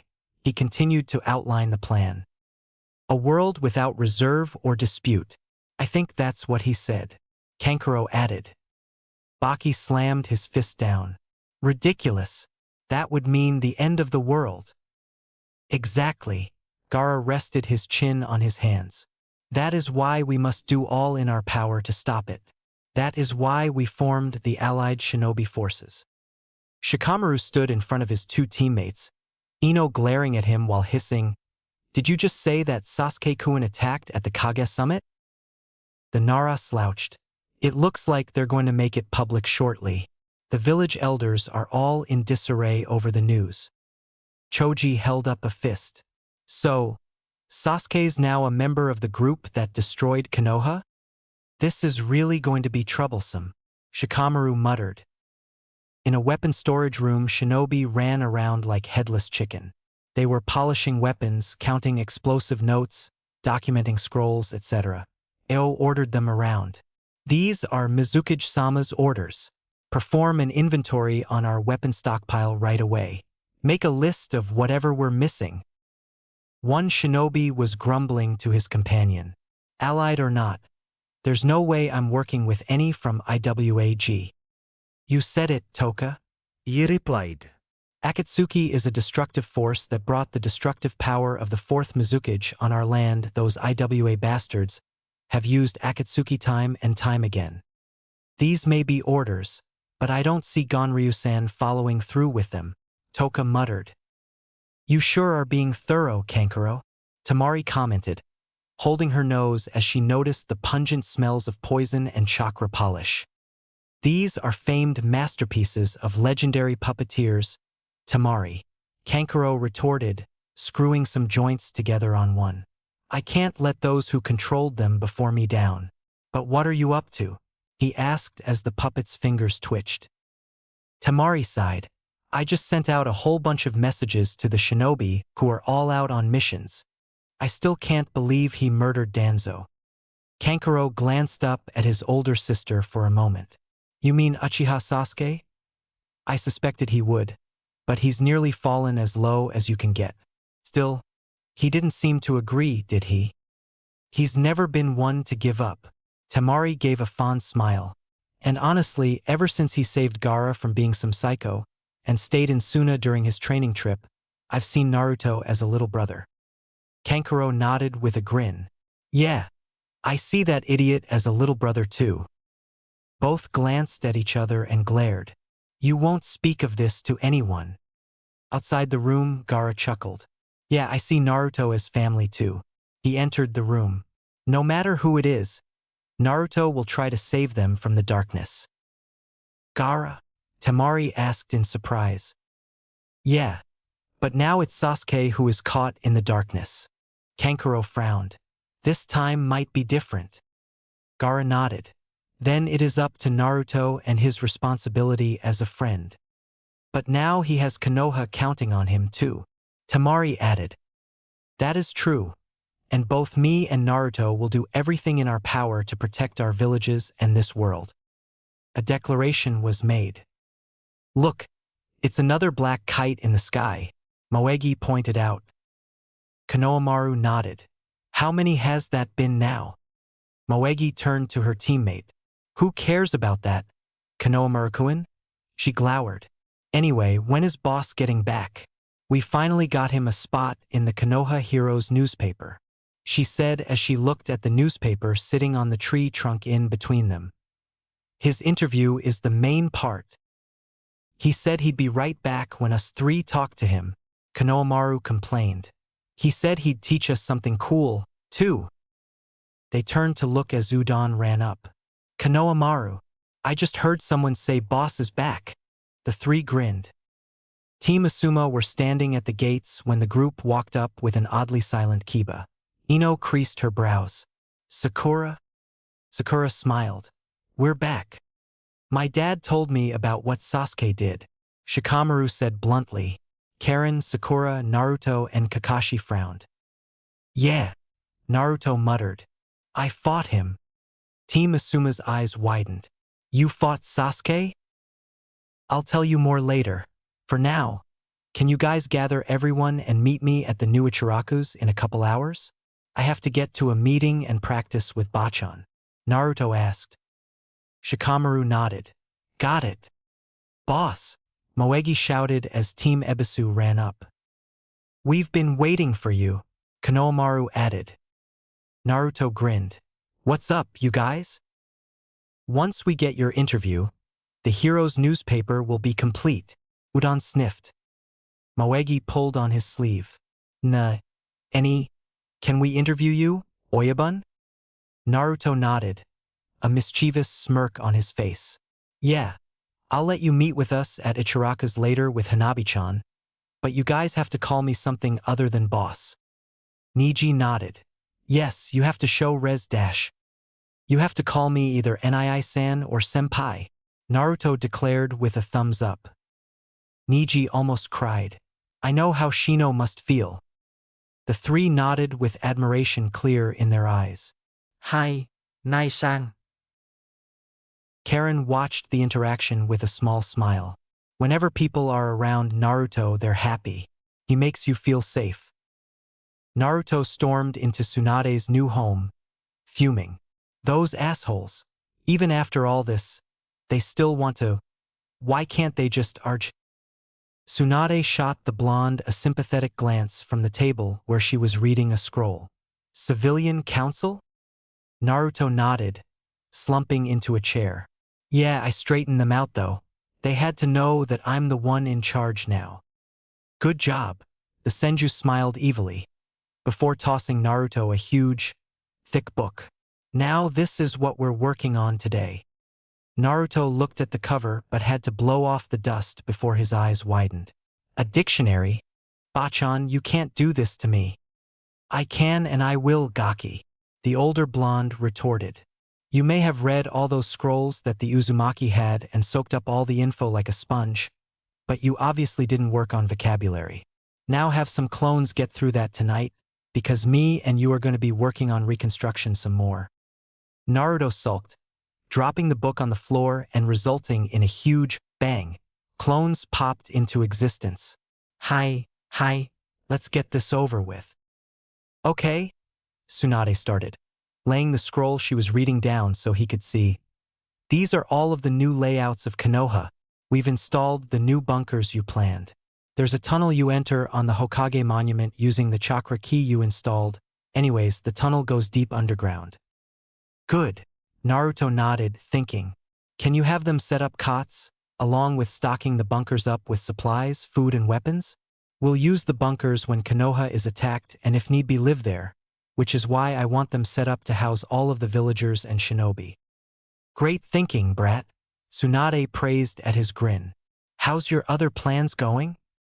I've got clones at home working on developing seals that could help us, Naruto said. I've got the Inuzuka working on scouting out what Akatsuki's bases are, along with some Hyuga helping them. The other Hyuga are working on cures for chakra-disrupting jutsu like the Jukin, so they know what to do in the case that happens. The Akimichi are getting our food stocked. Correct. She nodded. The Nara are strategizing. Wow, that's a new word I just learned. Attack plans. While the Yamanaka are finding ways to strengthen the mine's barriers in case shinobi are captured. Wow, you sure are thinking ahead, Tsunade said in astonishment before grinning. Now, as you are Hokage, I have to do something against your will. Naruto rose a brow, hiding his fear at her evil look. What is that? Tsunade clapped her hands together. You need a personal bodyguard.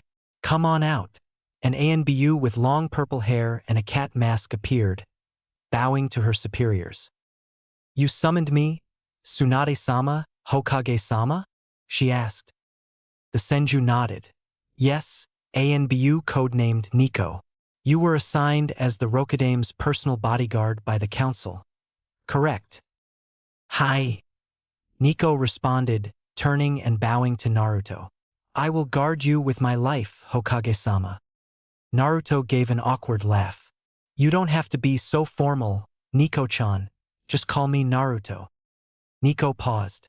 Of course, Naruto. He grinned at her before looking at Tsunade. So Bachan, am I free to go? Tsunade sighed but waved him off. Sure, but make your clones bring the dictionary home to read it. I don't want a bunch of yous running around while I try to sleep. Naruto stood and gave a salute. Hi, Basama. Let's get outta here, Nico-chan to Ichiraku's. Hi. The Godame rubbed her temples. At least he'll get Yugao back to herself. She never was the same after Gekko Hyate-san's death. Was she? She shook her head. She told me she saw Naruto like a little brother since she had to guard him when he was young. A bond would be formed. Nico-chan so slow.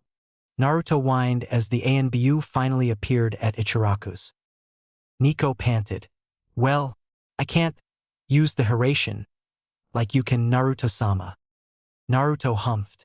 Come on then, guard. I have things to discuss. Yeah, that's the word. And he walked in with Nico following. The blonde looked around the now huge restaurant in wonder before he heard his name called. Oi, Hokage-sama. Over here. Lee called happily as Naruto sat down, Yugao close by him. He was quite surprised to see Karen talking with Hanabi. Shikamaru yawned. So, what is it you wanted to talk about? How could Sasuke have done that? Choji asked. Shino nodded. Yeah, it's illogical. Akamaru whined. Naruto frowned, leaning back and crossing his arms. I'd like for you guys to leave Sasuke to me, Sakura-chan and Kaka-sensei. Oh, by the way, Karen-chan, why are you here? Karen blushed as everyone looked at her.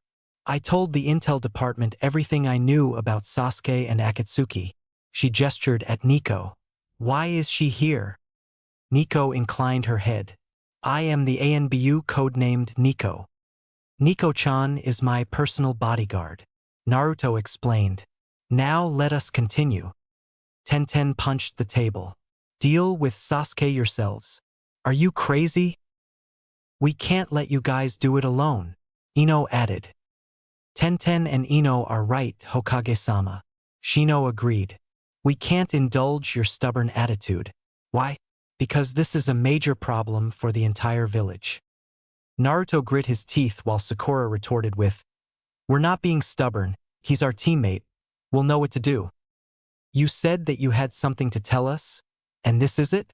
Niji frowned. Most of us are ready to kill Sasuke. Shikamaru's eyebrows furrowed. I hope you guys really do know what you're doing, and that it won't affect anyone negatively. Sai frowned. Are you going to kill him? You could have got him when he was weak, but Ugly told me what happened during your encounter. Sakura twitched but ignored the jab.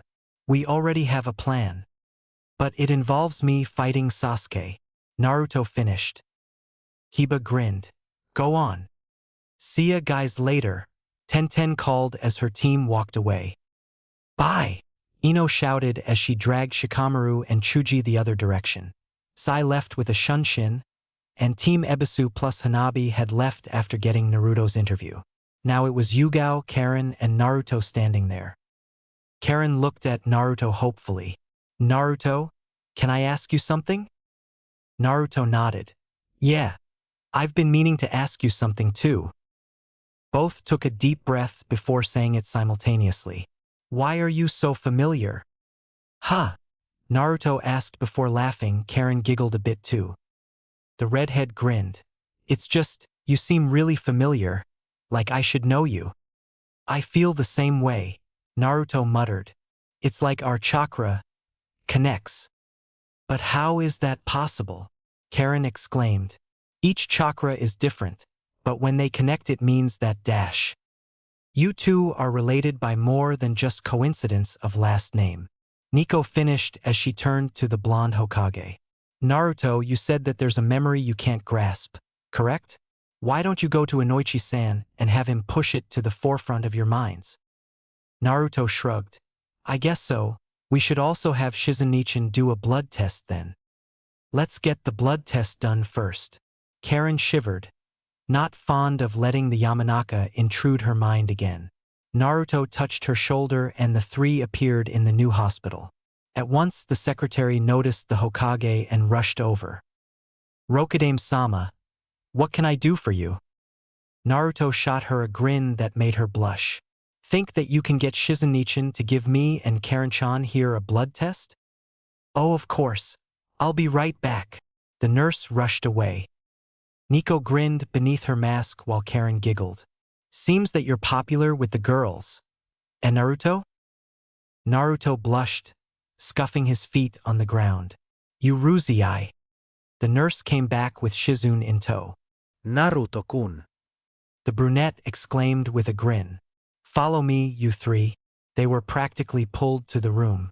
Karen sat down without hesitation in the chair while Naruto hesitated, only to be pushed into his seat by his surrogate older sister.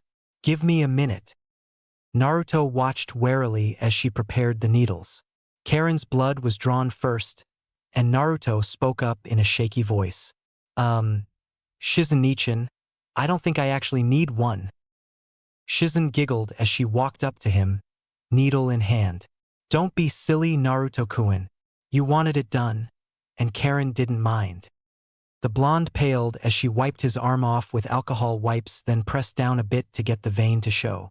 He screamed when it pierced his skin, and the girls giggled. Shizen pulled back with a smile. There, all done. That wasn't so hard, was it? Naruto blinked, face a little green. I don't feel so good, he mumbled before passing out.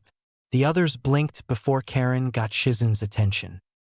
Can you see what blood relations me and him have? The brunette nodded. Great.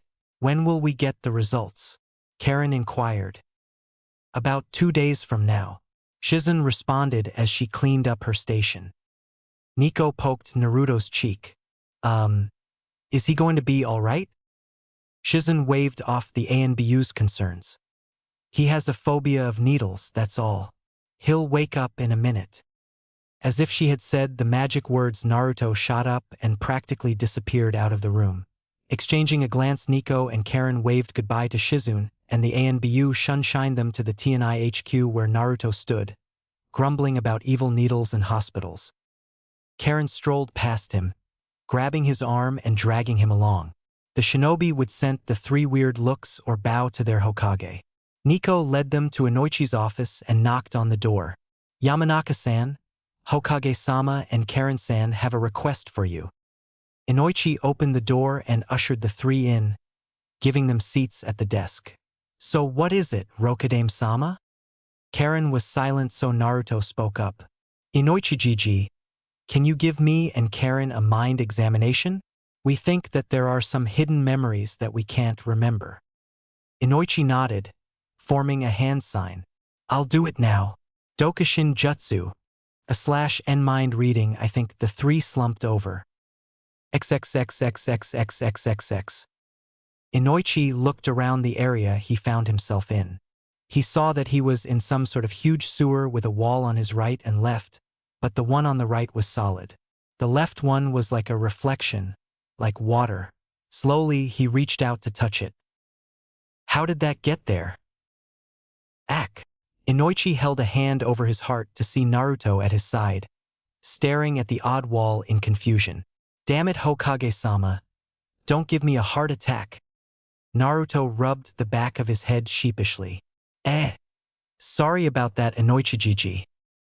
Inoichi accepted the apology and turned his attention back to the wall. I've never seen this before in a mind. Out of all the times I've been in my mind, this was never here, Naruto admitted. That must mean it's recent. Something must have triggered it. Inoichi murmured, trying to peer through the glass-like reflection. Naruto inched forward, putting a hand on it, only to fall through with a shout. Inoichi panicked. Hokage-sama. He jumped into the wall and found himself standing on water. Both him and Naruto were standing on a pond in the middle of a huge, grassy meadow. Karen-chan, Naruto shouted in surprise as he spotted her. The redhead jumped and ran to them, looking relieved. Thank Kami I'm not alone. Where am I anyway? She asked Inoichi, hands on her hips. Inoichi shrugged. Naruto had been familiar with the sewers as Jinchuriki could enter mines like the Yamanaka, but Karen couldn't even as an Uzumaki. I'm positive that this is your mind, Uzumaki-san. Naruto rose a brow. Why was it connected to mine? The older blonde grimaced. I'm not sure.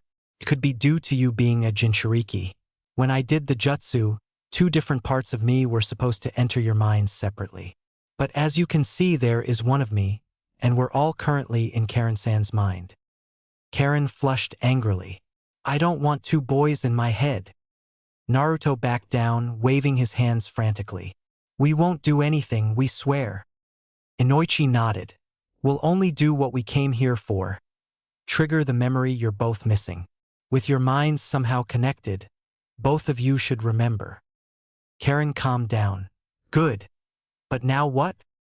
We'll look around for some kind of doorway. Inoichi responded. They split up and searched for a good amount of time until Karen gave a shout. I think I found something.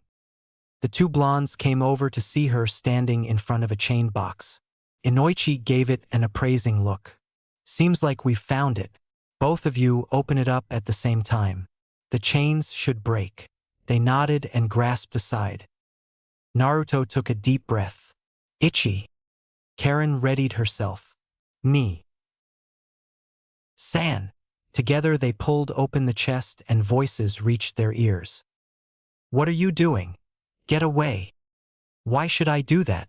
She's mine now. No. She is not your property. What about both of them then? Should I take 2 instead? Leave us alone. Don't do that. Get the fuck away from us. Calm down, miss. I'll take care of them both, just F dash. I hate you. I hate you. Damn it. I'm going to kill you. Give them back. Nah, miss. You're already dying from that poison you ingested. You can't. You can't take away the children. They're all I have left. That's too bad. I guess that I'll just take one then. That should suffice. You monster. Goodbye, miss. Naruto and Karen's eyes shot open wide and they were shivering, as if something chilled them deep down. The cold spread goose bumps on their arms and caused their teeth to chatter. Inoichi woke up with a yawn. Nico rose an eyebrow behind her mask. Did you manage to find anything? Inoichi shrugged, looking at the shivering teens. Did you? Karen shook her head, close to tears. We just heard voices. Naruto's fists clenched. Who was that talking? I don't know, Karen murmured, rubbing her arms to create more heat. She was protecting 2 people from someone who was trying to take them away. That's all that I could figure out. Naruto sighed, slumping down. Damn. First Akatsuki attacks. Then there is a war, and now we obviously have to find out something about our pasts. Stolen memories. Sasuke, how do you feel? Sasuke clenched and unclenched his fists, a smirk masking his face. I feel powerful. Madara nodded in satisfaction. Good.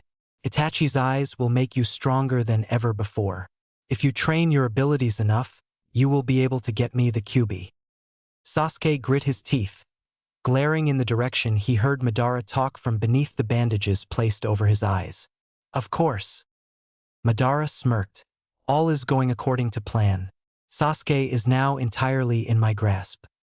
Oh, but how wrong he was. The next day, Kakashi, my eternal rival. How are you on this fine and youthful day? HM? Did you say something?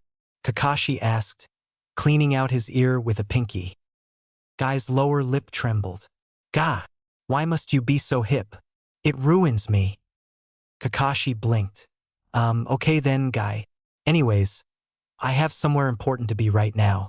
Yane. Guy looked around, but his rival was gone. He brought his hands over his head in exasperation. If it's important, you should have been there 3 hours ago. How unyouthful of you, Kakashi. Kakashi chuckled as he leaped towards the Hokage Tower. Naruto would inevitably be there, eating a bowl of ramen as he sorted through all of the documents he needed to catch up on. He jumped through the window and slouched against the wall, giving a lazy salute. Yo. Naruto was doing just as he predicted, with the added factor of glaring at his sensei through mid-bite, but the elders were there too, matching bemused expressions on their faces. Naruto swallowed the mouthful of noodles and leaned back in his chair, crossing his arms. Kaka-sensei, thank you for joining us. The Kapinin gave a sheepish chuckle. Why, of course, Rokudame-sama. But hey, it seems that the dictionary Tsunade-sama made your clones read is doing good. The elders exchanged glances. So that is why your wording has been more advanced, Naruto-sama. The blonde Hokage pouted. Everyone is so mean to me. And how did you even know about that? Nico, who was sitting on a chair, dead bored, grinned beneath her mask. That was me, Naruto. Kakashi-senpai was my mentor. Kakashi, I smiled. I taught Nico-chan here how to be an ANBU. Excuse me, Hamura interrupted. But let's get to business here. Everyone sobered and Naruto nodded. The clans have been sending me routine reports on the preparations, but it has only been a day since they started. We don't have much. You know the plans already, so I won't need to repeat them. I have clones back at my house working on various seals that could aid us on the battlefield, along with simpler ones that help with surviving in the wilderness.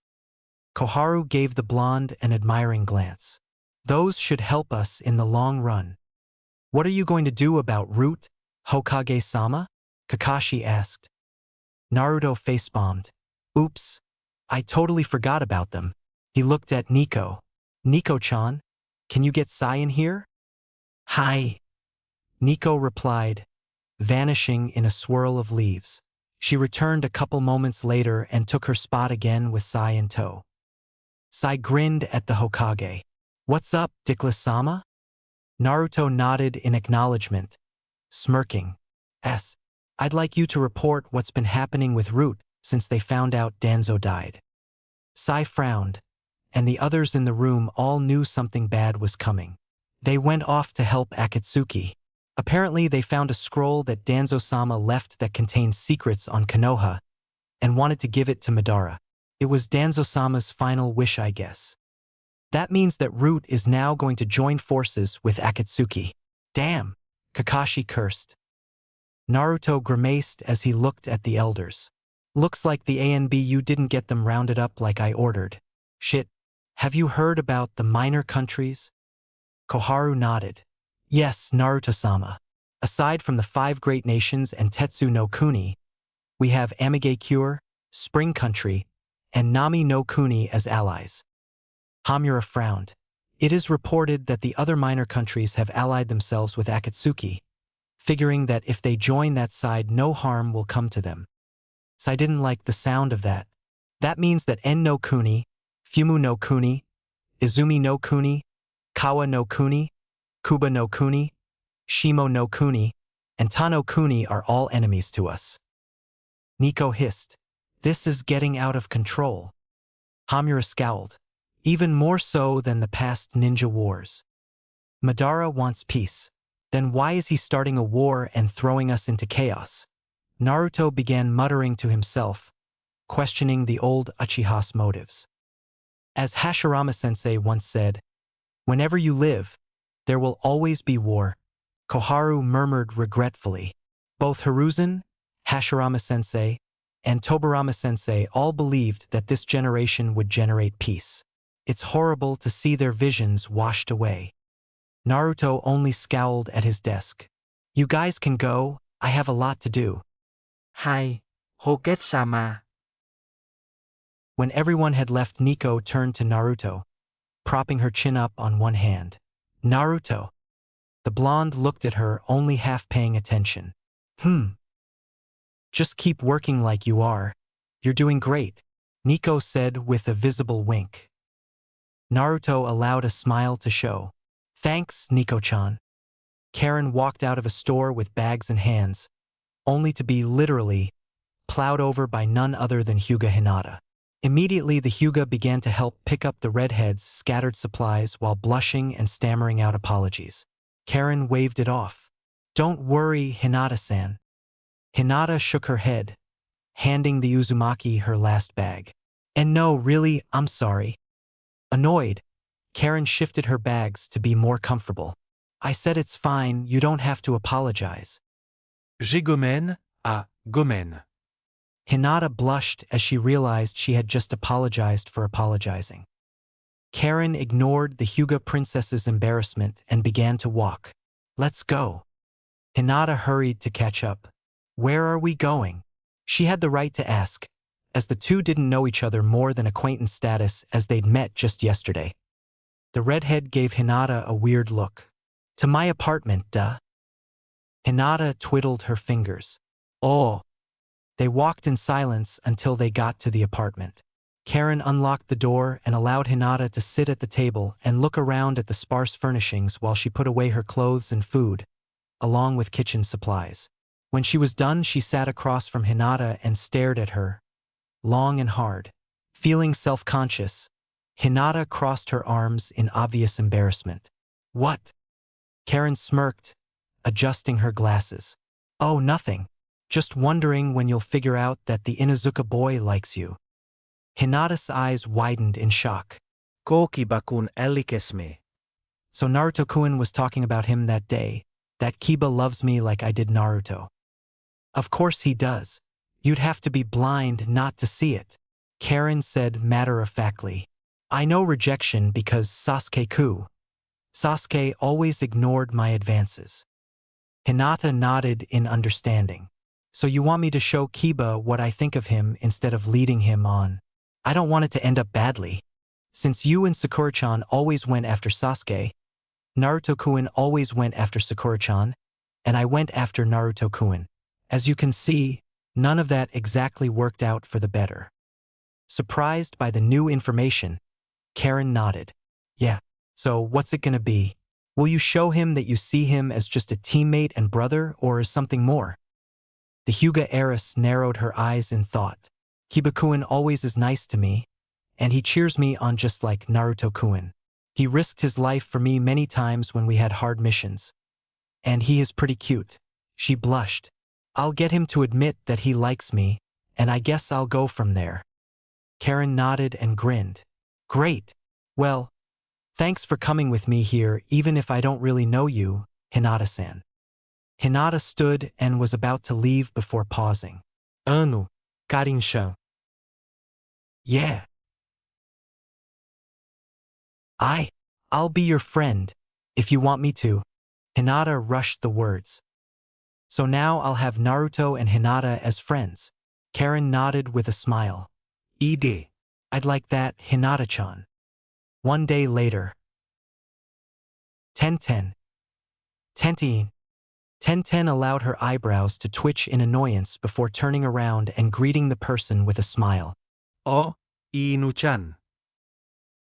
Ino caught up to her, practically bouncing with pent-up energy. Oh, Kami.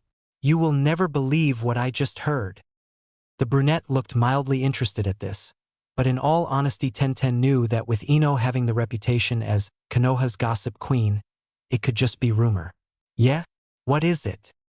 Kiba asked out Hinata and they're together now. Ino squealed. They're so adorable together too. Tenten's chocolate brown eyes popped. Her younger sister figure was with a boy again. And yeah, you just heard her right, Hinata has dated before, over the 3 years Naruto was gone. Ooh-hoo. I'm so going to give Dog Boy a talk. The Yamanaka nodded seriously, hands on her hips. You got it, girl. Dog breath better not hurt our Hina. What about Sakura? Tenten asked. Ino shrugged. She's working at the hospital right now, but her shift is over in 15 minutes. We can meet up with her before we find Kiba. Tenten nodded. Sounds good to me. Sakura, can you bring me those papers over there? Shizen called. Sakura nodded, grabbing the huge and heavy stack with ease. Sure, Shizen-sensei. Here you go, she said as she placed it on the mahogany desk.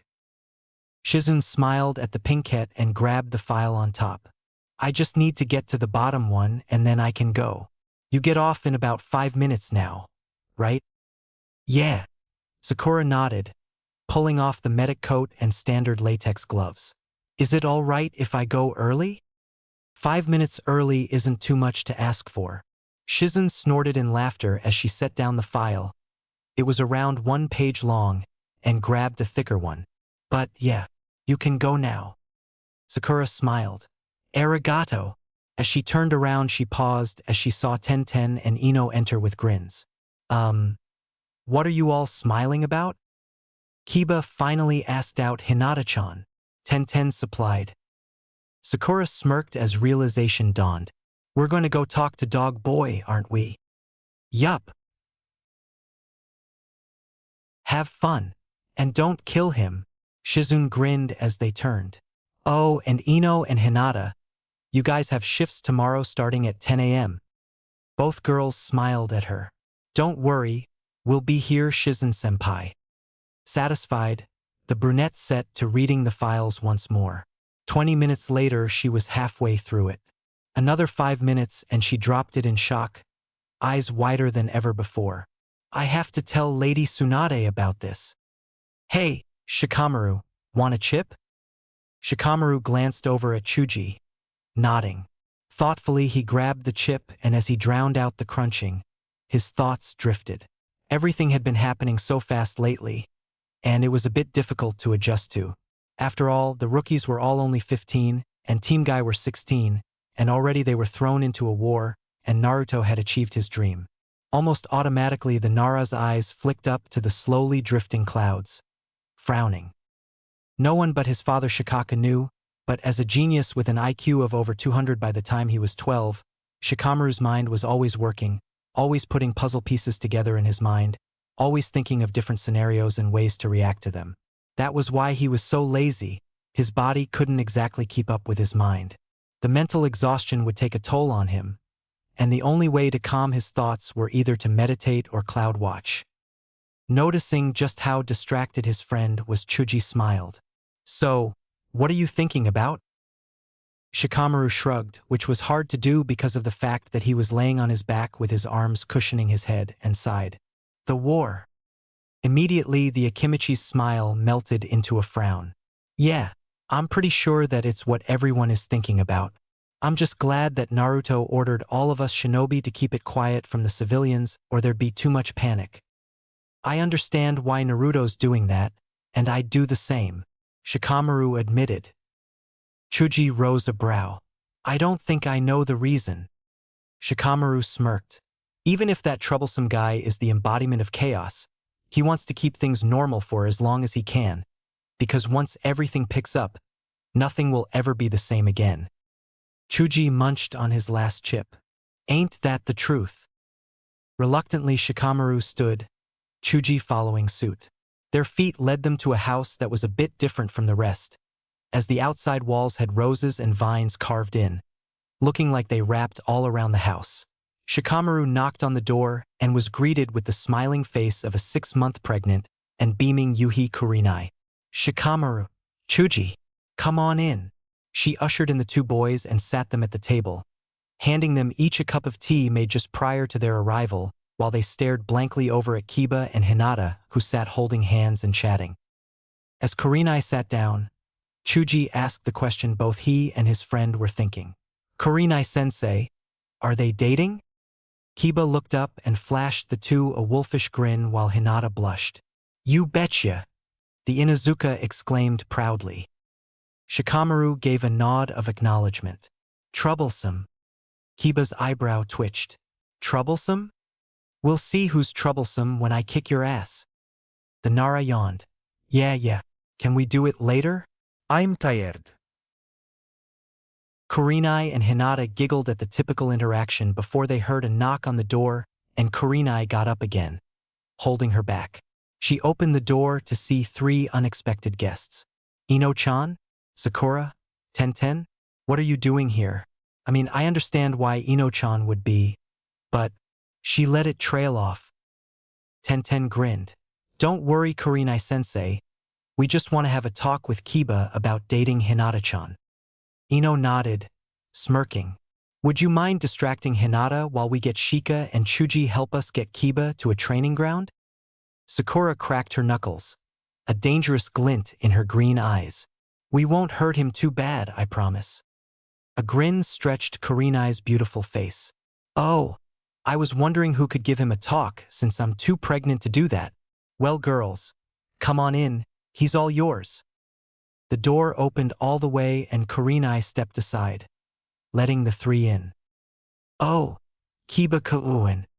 Shizune and Tsunade burst into the Hokage's office, panting.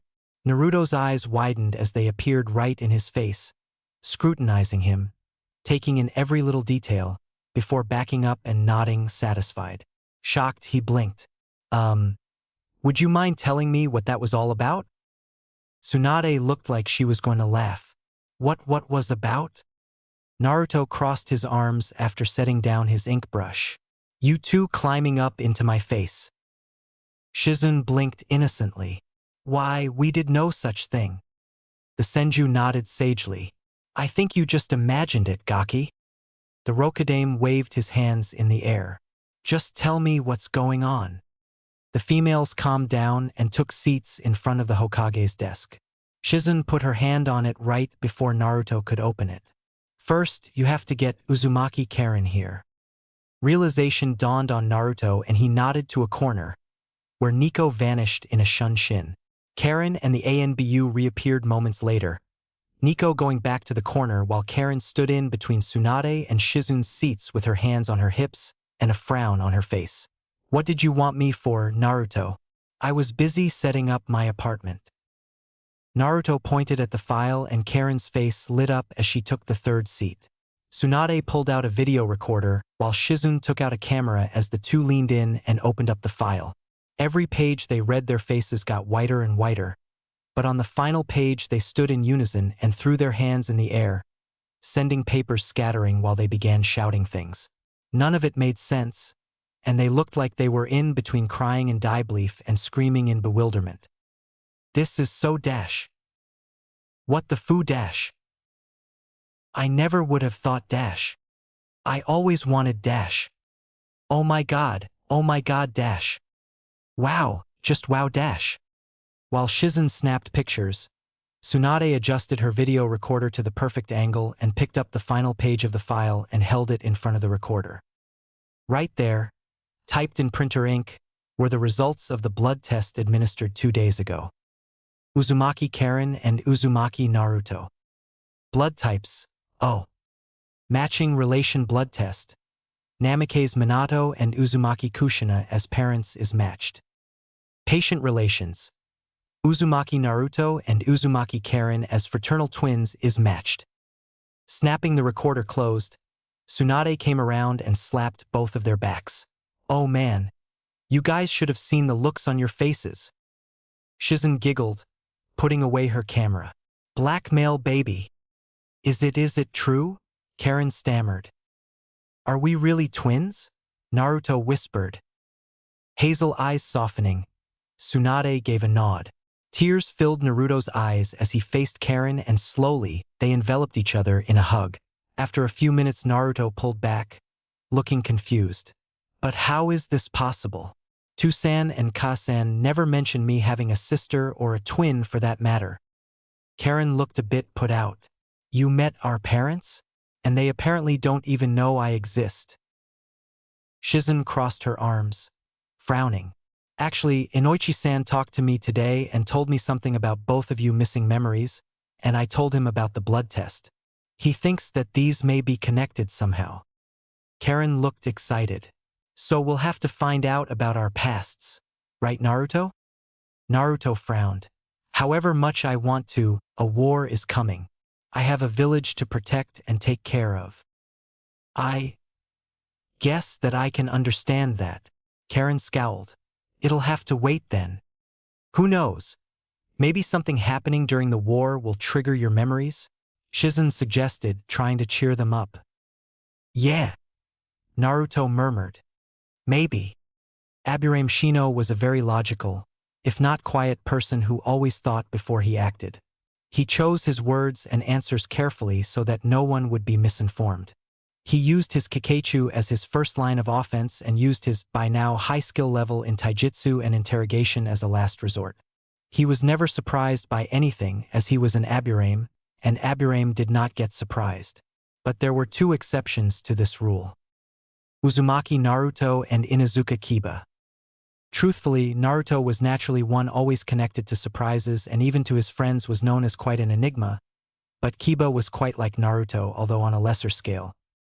Kiba, what are you doing looking like you just got run over by a group of Naruto's toad summons? But that scale wasn't exactly that small either. Ugh. Shino, help me up, man. Rolling his eyes unnoticed, the hooded brunette pulled his teammate to his feet. Where is Akamaru? Kiba brushed off his torn and dirty clothes, scowling at the ground. Hana wanted him to help her do some chores today. I don't know why she would need Akamaru too when she already has the Haimaru triplets. Shino sighed. Who beat you up? Embarrassed, Kiba scratched one of his cheeks. About that, did you know me and Hinata-chan are dating now? Genuinely surprised, Shino shook his head. I was not aware. Kiba flushed. Yeah. So Ino, Sakura, and Tenten gave me a talk. Ah, I see. That was a very logical decision on their part. Shino nodded. Why you agree with their idea of a talk? Kiba shrieked, pointing angrily. Traitor! Shino crossed his arms, leaning against a tree. Traitor is a very high insult to someone who has saved you countless times from your own illogical actions on missions.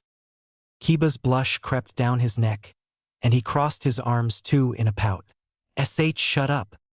Ah, but shutting up would only make you talk more, Shino retorted. You, arg. Kiba sank down to the ground and sat cross-legged, his back facing the Aburame, while said Aburame stood and turned to leave. Pausing right before he could leave Kiba's high range of hearing, Shino spoke. Even if you are my teammate, if you hurt Hinata, I will help the girls give you another talk.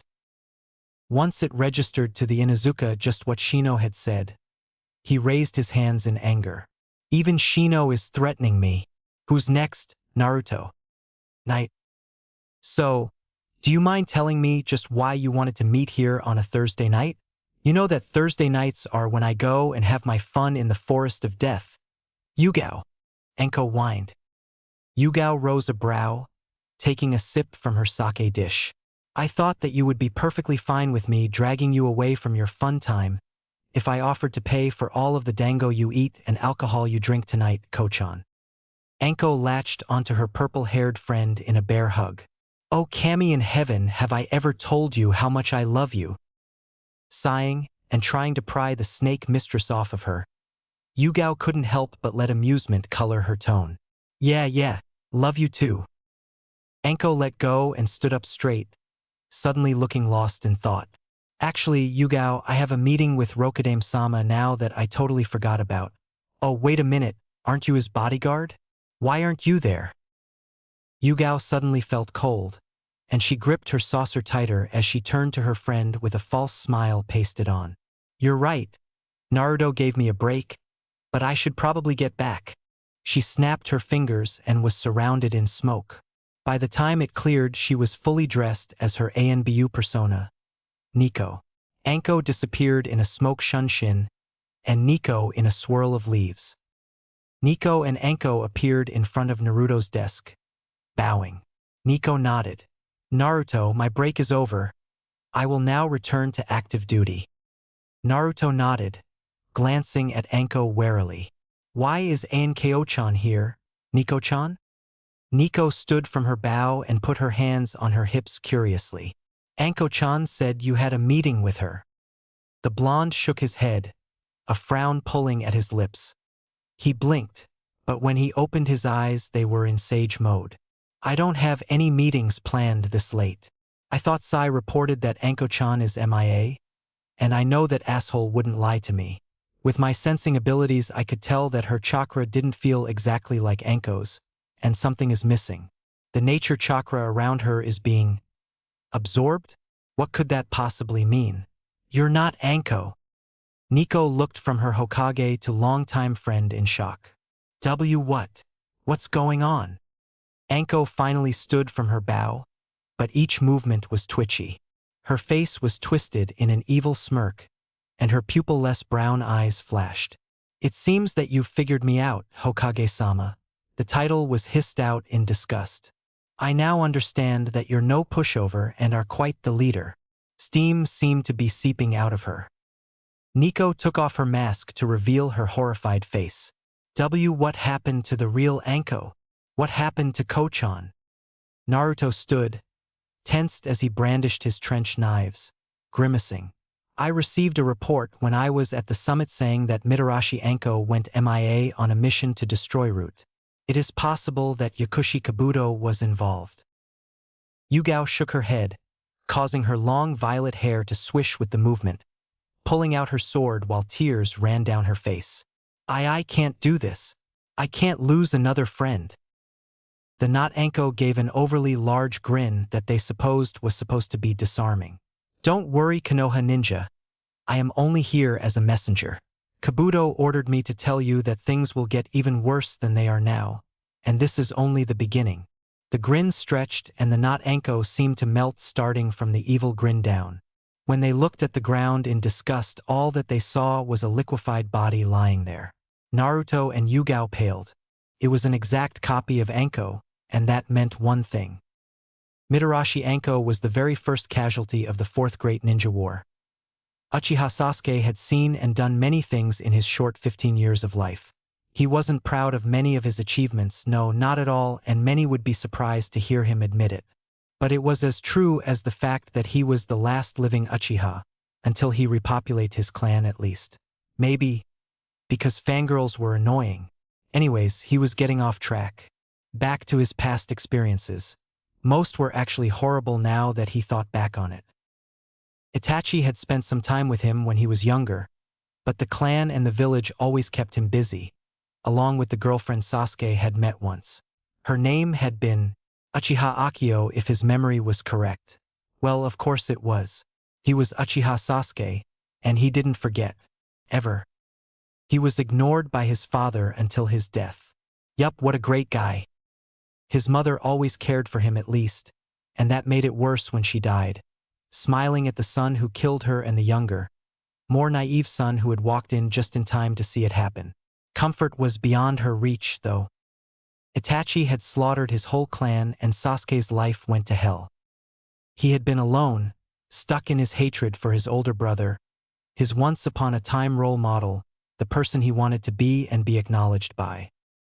Fangirls heard of his clan's downfall and had tried to help him, but only made him more angry. At everything. They even gave him a reason to hate sweets. Even chocolate. The dope Naruto and Sasuke had formed a bond that could only be forged between those who knew the pain of being alone, but they had never actually talked to each other, even at the academy, until the idea of a rival was brought up. Then he passed the academy graduation exam and was put on a team with the dobe, his biggest fangirl, and a pervert wearing a mask. Naruto and him had become brothers, truthfully, and Sakura was like a sister, albeit one that doted on him every second of every day. Thank God she had grown up now. Speaking of that, so had Naruto, becoming Hokage, achieving his lifelong dream. During the Chunin Exams things got even worse. Orochimaru had given him the curse mark, and hatred, after it was taken away by the fun and good memories he had with his team, was returned with even more desire to kill the one who caused it all. Itachi. He trained for 3 years, and then, Right when he finally got to him, Sasuke killed his older brother. Only to find out the truth. To this day, Sasuke wondered if Kami absolutely hated him. He was snapped out of his reminiscence by a scratchy voice. Sasuke. Annoyed Sharingan eyes narrowed into a glare and flicked over to take in the mask wearing Elder Uchiha. What, Madara? Madara hid his annoyance at the disrespect shown to him by the younger male. After all, Sasuke was the most important piece to the war besides one Uzumaki Naruto, but both were wild cards, and if he didn't play his own cards right, everything would go wrong. Well, more than they had been. Have you adjusted to your eternal Mangekyo yet? With a snort, Sasuke blinked and let out a whispered, Amaterasu.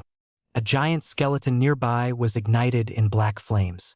Madara nodded and Sasuke looked away, too stubborn to show that he was secretly wondering what was under Madara's mask. Well, at least it wasn't orange anymore. It reminded him of the dobe, of Team 7, of the better days, when he was happy. But he didn't need those memories of the better days. He didn't need to be happy. Sasuke stood, clenching his fists. In a graceful motion, he unsheathed his sword and allowed his Raitun chakra to cover the blade with its flickering blue light and the sound of static. His eyes shifted, turning darker than blood, so dark that they were almost black. He didn't need those memories because Madara had given him a new dream, a new ambition. Together they would kill Uzumaki Naruto and destroy the world. Peace would finally reign. B-sensei. B turned in time to be run into by his student. His eyebrows lifted in surprise. Karui. Karui nodded, catching her breath. Yeah, Asama wants to talk to you. B gave a peace sign and nodded at Karui before disappearing in an ink shunshin. He opened his eyes and pumped his fist at his brother. You called for Karabi, the Enka master, bruzza? Ei face-bombed at his brother's antics before sobering. Noticing the change, Karabi's grin turned to a frown, and he took a seat in front of the large desk, looking at the obviously new windows. After rifling through some papers, Ei took out a white envelope with a red stamp and took out the letter inside. Reading through it once more, he waited patiently for his brother to finish. Once Ei was done, he put the letter away and looked into Karabi's eyes. I got a letter from Uzumaki Naruto, the Rokudaime Hokage. Karabi stroked his chin, adopting a thinking pose, before sweat dropping. Gomen, bro. But I don't know an Uzumaki Naruto, yo. A nodded. I know. That is why I called you here. To talk about the Rokudaime? I didn't know there was a new one, he asked. He wasn't rapping, which meant he was serious, but he was also confused. What's so special about him? I'm surprised your students didn't tell you, considering they are quite fond of Narutodano and his friends from Konoha. A sighed. That brat is something special. He became Hokage at 15, a year after the record of when Garudano became the leader of Suna at 14. He frowned. I still don't know what is so special about them. A smirked. What is so special about them is that one is a former Jinchuriki and one is the Kyuubi Jinchuriki. B's eyes widened. Narutodano encountered Garudano and fought him when he was a kid who killed to feel something, to make the Ichibi, his mother, proud. Through the fight they bonded, and Narutodano somehow managed to get through the hate surrounding Garudano and shaped him into the person he is today, gaining acceptance from his village until he became Kazekage. Narutodano himself became Hokage after defeating the figurehead leader of Akatsuki, Pain, one of the strongest members, basically the god of Amigakure, almost single-handedly. His village realized that he was a fit leader and thus he got his dream of Hokage. He shook his head. Impressive. But how do you know so much about them? Ei steepled his fingers with a grin. When those two are together, I can see their bond. The one that only those who have felt the same hate can gain. Narutodano also helped to revive Garudano with Chiyodanos' help when Akatsuki got to him and extracted Shikaku, the Ichibi. So they overcame it, huh? He gave a solemn smile. Ei gave a grim nod. Yes, now on to more serious business. He gestured to the envelope with the red emblem. I have just received a status report from Naruto. What does it say? The Hokage frowned, running the contents through his mind. Eyes flashing, he stood up and smashed his desk with a well-placed blow. B stood and watched silently as his leader and brother turned and looked at the pictures on the wall of the previous Hokage before taking a deep breath. It said that the first casualty of the war has officially been listed. B's fists clenched while in his head Gyuki blew out of his nose a great gust of air, crossing his human-like arms and frowning. The wheels were turning. The first casualty has been recorded and the pressure is building. Who will survive? Oi, Gaara, we got a letter from Naruto, Kankuro announced as he pushed the doors to the Kazekage's office open and walked in. Temari and Gaara looked up with annoyed expressions on their faces. They had obviously been in deep discussion. Finally, with a sigh, Gaara reached over and took the scroll from his older brother. Unrolling it after adding some blood, the redhead read through the kanji, his face blanking. Temari fidgeted, uncomfortable with his actions. Well, what does it say? Kankuro snorted. Yeah.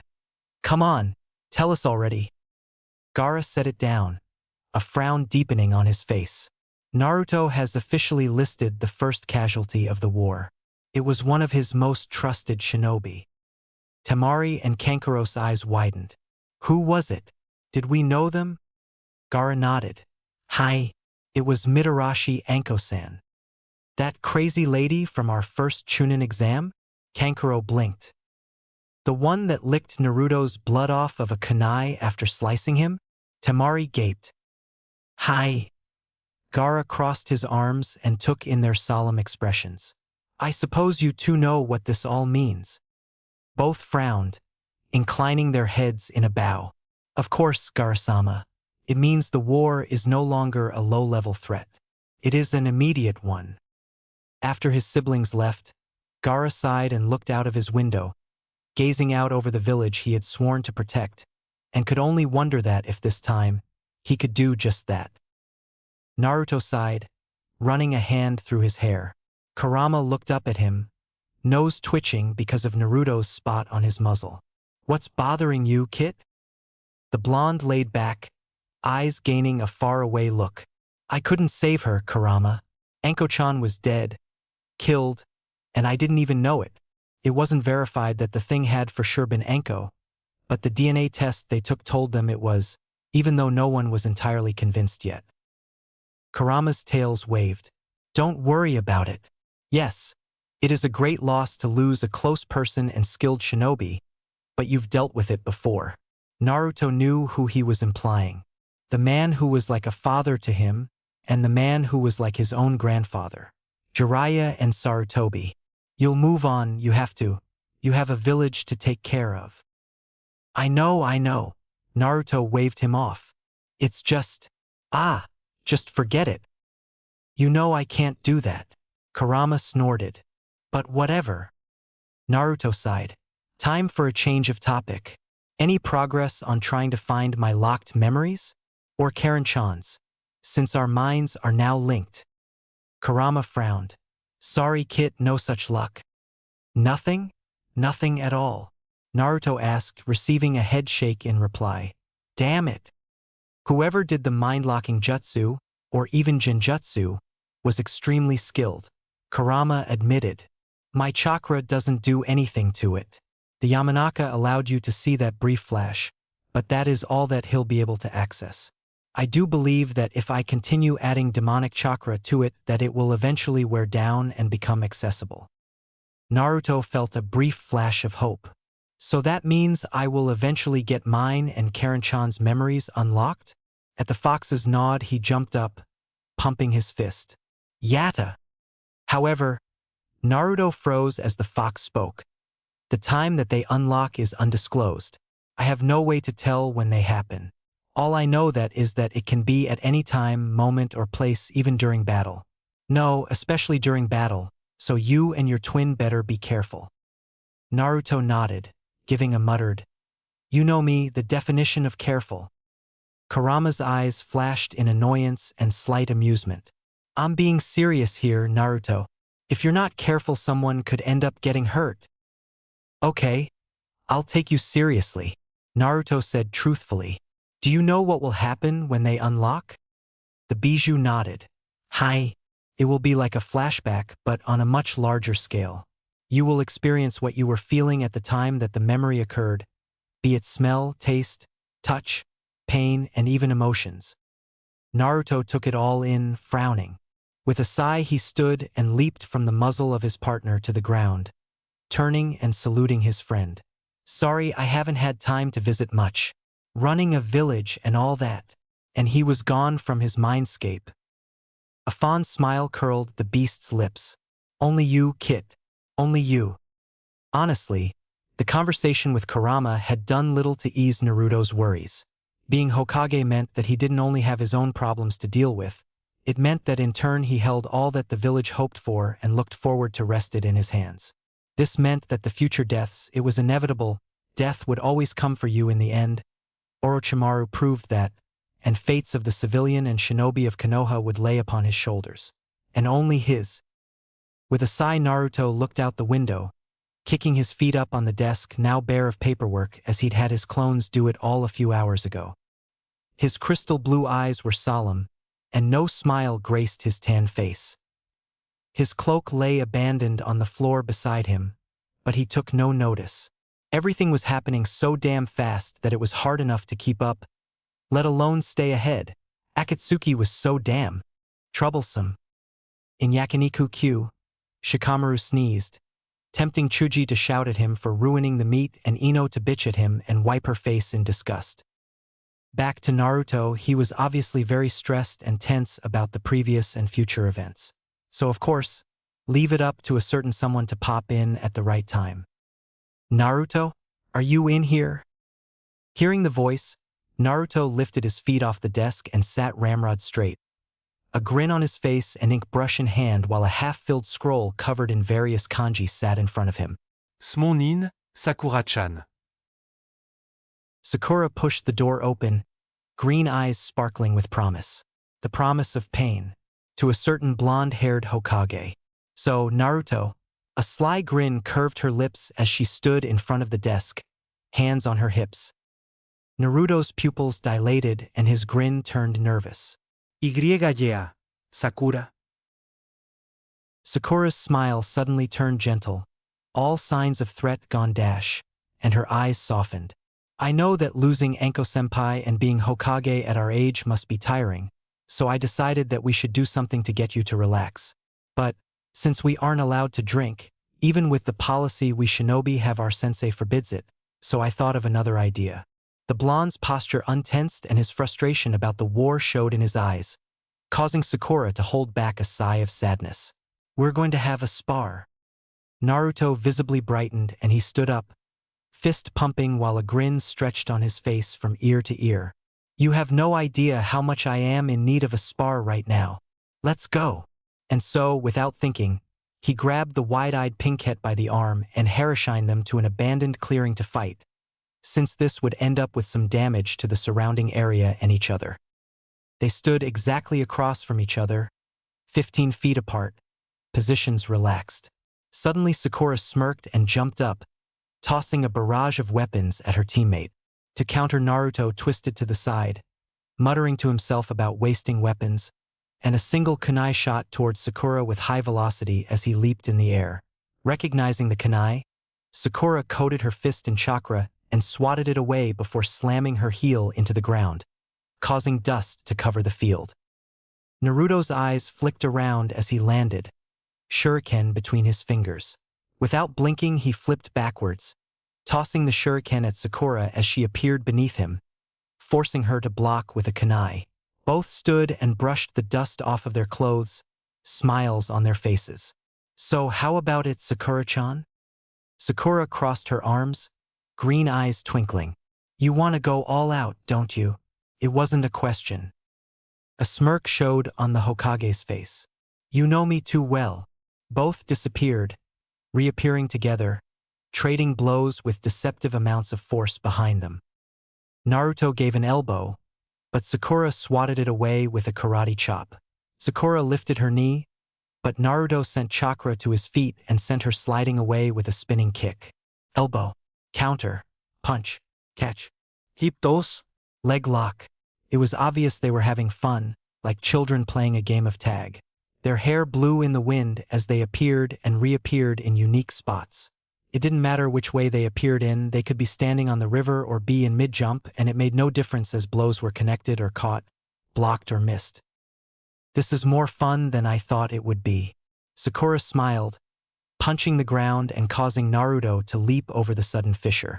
She blocked a Rasengan from hitting her stomach by disrupting the spinning mass of chakra by injecting her own chakra, using the refined control needed to be a medic. Shinaro, you know he always gives a good spar, and we needed one too, considering how much work we're putting into preparing the hospital. Inner Sakura grinned. Sakura nodded in reply, doing a front flip that sent her behind the blonde. Naruto didn't turn. Instead he blocked a kunai aimed for his neck, then turned and grabbed Sakura's wrist with his available hand and tossed her to the side. Huffing, Sakura stood and pushed loose strands of her hair behind her ear. Without thinking, she lunged at the same time as Naruto and they connected in mid-air. She landed a hit on his cheek, but Naruto caught both of her feet as she tried to do a double kick, and she countered by mustering up her strength to push her legs forward and pushing off of his chest, causing Naruto to let go and stumble back as she hit the ground and rolled. Naruto fingered a kunai, eyes shining. We need to use more jutsu. Sakura pouted visibly, smirking devilishly. Fine. The field exploded.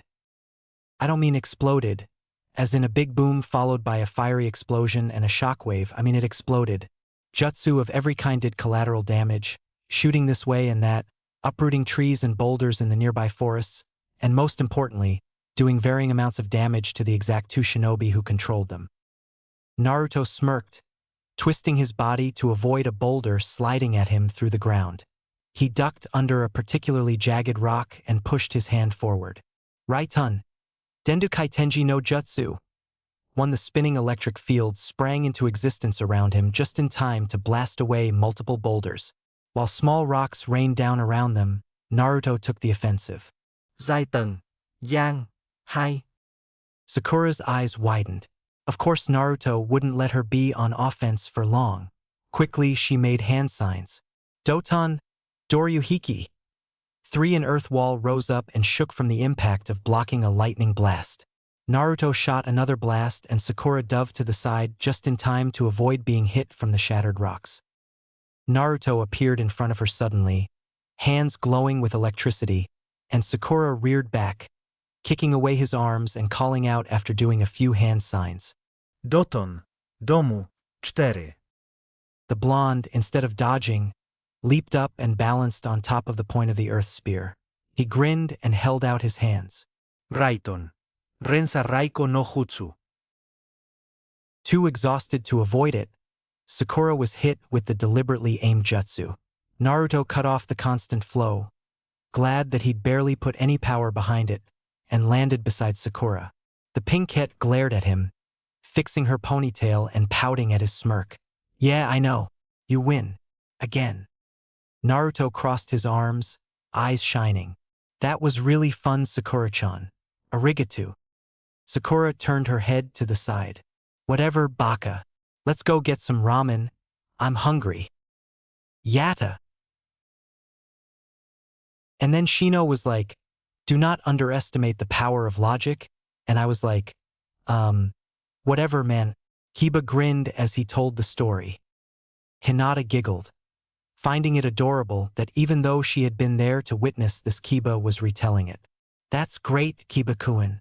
Kiba grinned while Akamaru nuzzled Hinata's hand, coaxing her to pet him. The big dog tagged along with them on each of their dates. Your ponytail is fine. What do you mean it's fine? It's not fine and it's all your fault. That was all your idea. My idea to get my hair ruined. It was not.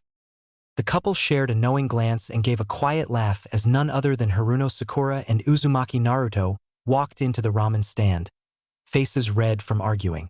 Both sat down and continued to bicker until Kiba got annoyed.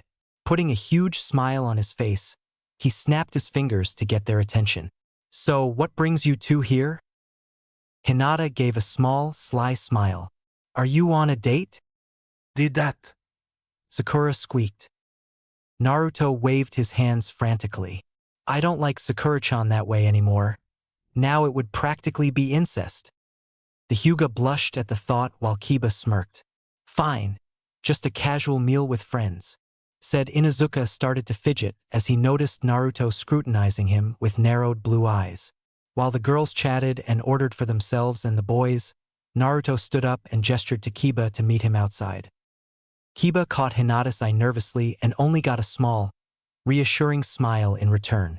Head low, the brunette opened the curtains and walked out into the dark, only to be pinned to the wall by a very threatening-looking Naruto. Kiba gulped, this close to screaming like a little girl. Whoa, man. What is this all about? Naruto scoffed, bringing the kunai held to the other's neck closer, a growl emitting from his throat. You know what this is about, Kiba. I don't have to spell it out for you. Kiba's eyes widened. It's about me and Hinata, right? Naruto nodded, satisfied, but his grip tightened when Kiba grinned and shouted, You're jealous, aren't you? Jealous? Naruto sputtered, frowning. Kiba, I don't see Hinata that way. She's like a little sister to me. No, I'm here to tell you that if you don't treat her right, you'll not only have the girls and Kurenai-sensei to deal with. Oh, Kiba squeaked. Seeing that his message got through, Naruto dropped the brunette and stepped back. Suddenly Kiba smirked. So, what's up with you friend-zoning all of the girls lately? I don't get it. Hinata is so perfect, and Sakura is really close to you. Honestly, Naruto's head tipped to the side, frowning. I don't know. I just don't see any of them as more than friends. Family, yeah, but everyone in the village is my family now.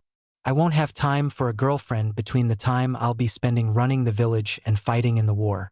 This way, a girl I love won't be hurt if I'm killed. The Inuzuka had stars in his eyes. You know, I've never thought of it that way. Naruto smirked and Kiba caught his words right before the blonde entered the stand. That's because you're just a horny dog. Why you? Arg. While the two boys were talking, so were Hinata and Sakura. Ne, Hinata. Hinata looked over at the pinkette. Sakura bit her lip, frowning. Is it nice? What? Hinata blinked, confused. Her face lit up in realization. Oh, having a boyfriend? Sakura nodded. It's amazing. Sakura twirled her hair with a finger, staring at her untouched bowl of ramen. You know, I'm really glad that you and Kiba are together. We're all happy for you. But Sakura trailed off, wondering how she should word the next question. We've been wondering just how you moved on from Naruto. He told me you and him talked the night before we left, but didn't give us many details. Hinata twiddled her chopsticks nervously, a small frown on her lips. He told me that even though he didn't love me like I loved him, he said, I was like his little sister, so in that way he did love me. She looked up at Sakura with a smile so true, so wide, that Sakura blinked in shock. As long as Naruto cares about me, loves me in some way, I'm happy. And Kiba-kun is showing me the love and devotion I didn't get once Ka-sen died. So I can finally say that I'm truly happy. Hinata, Sakura looked at her hands, eyes watering, before she looked back up and smiled at the Hyuga with her eyes closed. I'm so glad. Hinata blinked in shock. Sakura-chan? What's wrong? I'm just happy, that's all. Sakura assured, voice empty and eyes still closed. Hinata didn't like how fake it all seemed. Sakura-chan, Before Hinata could finish, Sakura stood up and turned. Sorry, Hinata, I have to go. I forgot to do something. Hinata watched sadly as the pinkette left, Kiba and Naruto walking in with confusion on their faces once they saw the untouched bowl of ramen and nearly crying Hinata. Kiba ran to Hinata's side and wrapped his arms around her. Hina-chan, what's wrong? Naruto took his seat, seeing that his bowl was in front of him. Slowly he took his chopsticks and broke them, but he did not eat. Hinata and Kiba watched in concern as he set them down and gave them the same fake smile Sakura had given Hinata. "Gomen, you guys. I have to go now. I think Sakura needs me." Hinata nodded, biting her lip. Her voice was soft when she spoke to Naruto right before he left. "Make her happy again, Naruto-kun." Naruto nodded, eyes determined. "Of course, Imuto. I'll help my Nasan no matter what." "Sakura. Sakura. Hold on. I need to talk to you." "Just leave me alone, Naruto." Tears trailed down her face as she ran, and her right fist was clutching the cloth over her heart. She felt like it was breaking in two. No, like it was shattering into pieces. So many pieces that they would never be found, at least not all of them. She couldn't do it anymore.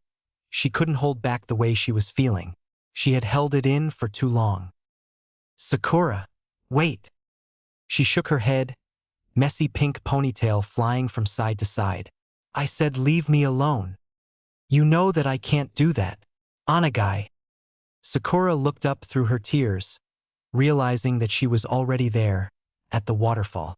She collapsed to her knees right in front of the beautiful creation of nature, the rushing sound nearly drowning out the sound of her cries.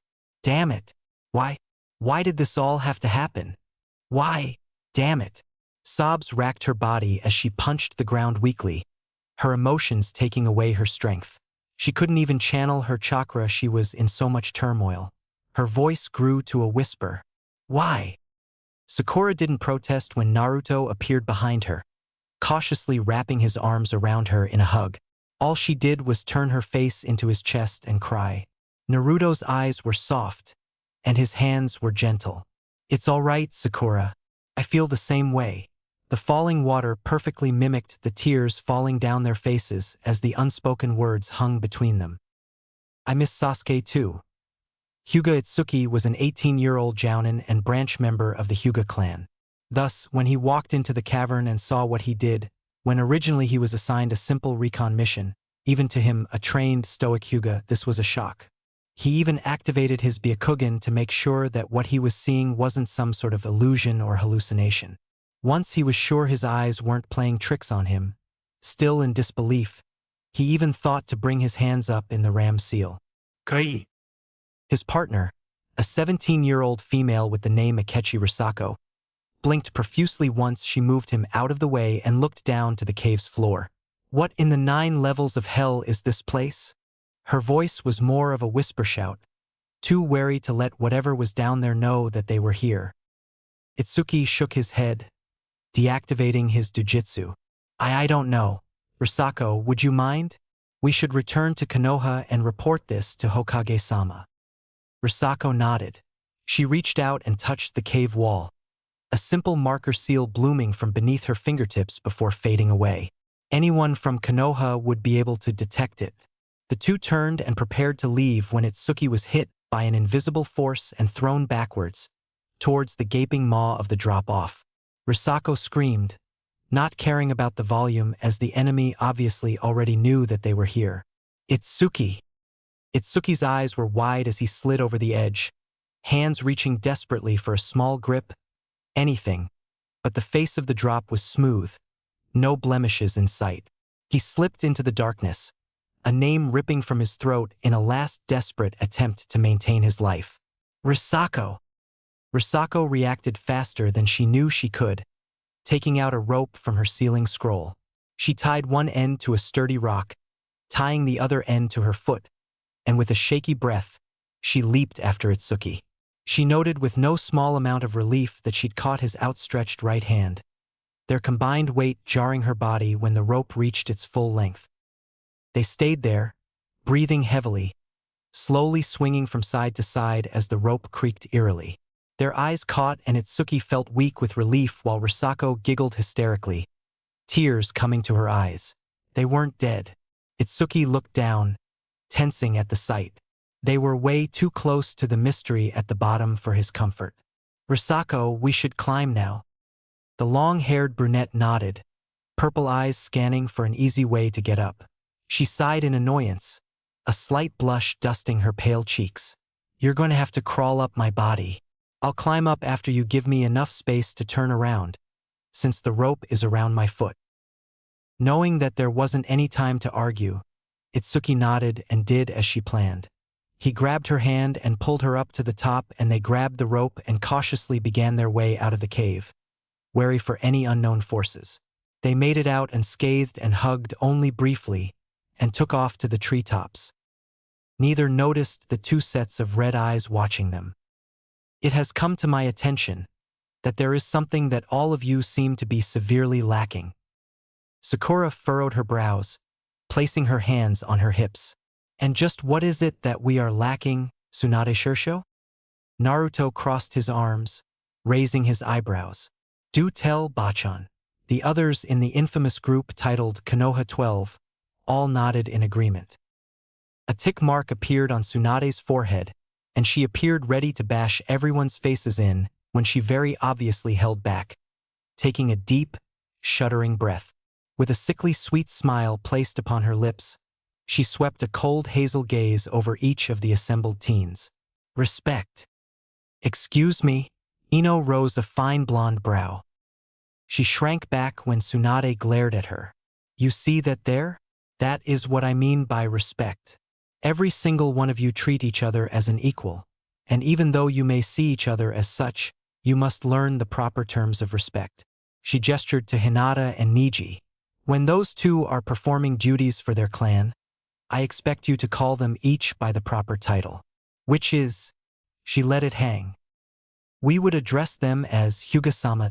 Tenten spoke up. Tsunade nodded in appreciation. Very good, Tenten. The brunette blushed at the praise from her role model. That is what I am looking for. Clan heads, heirs, or heiresses should be addressed properly when the needs arise. Elders, such as Hamiridano, Koharidano, and myself should also be addressed properly.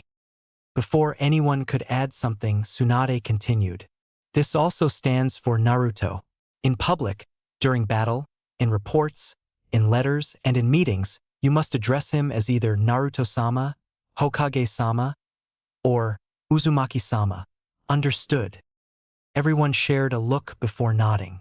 Hi, Tasunda-sama. Sai looked confused. Godame-sama, does this stand for Hokage-sama too? Tsunade grinned, glad her lesson was reaching through to them. Hi, people above him he must address as Sama too. If addressing someone of equal status, he uses the honorific Dano. For those below him, he uses the honorific San, and for children or maybe close friends, he is allowed to use Chan or Kuin. But these are just for when he is on duty as Hokage. Naruto pouted at the rules. Hi, I understand, Tsunade-sama. The Senju grinned and clapped her hands together. All right, thank you for coming. You may return to your duties. Naruto, I would like to talk to you. The blonde stayed back, grinning. What, no Sama? Tsunade smiled, bonking him on the head. I'm older than you, brat, and your predecessor. As such, I can call you whatever the hell I want. Naruto stuck his bottom lip out. Hi. His features schooled. What did you want to talk about? Tsunade steepled her fingers with her elbows on her table, gesturing for Naruto to take a seat across from her. You're doing a great job as Hokage, Gaki. Outstanding even. Before Naruto could interrupt, she continued. But you're only 15. You have done well for being gone for 2 weeks, and your abilities are quite high. The blonde frowned. What's your point? I have been in contact with the other Kages. Tsunade admitted, ignoring Naruto's shocked gaze.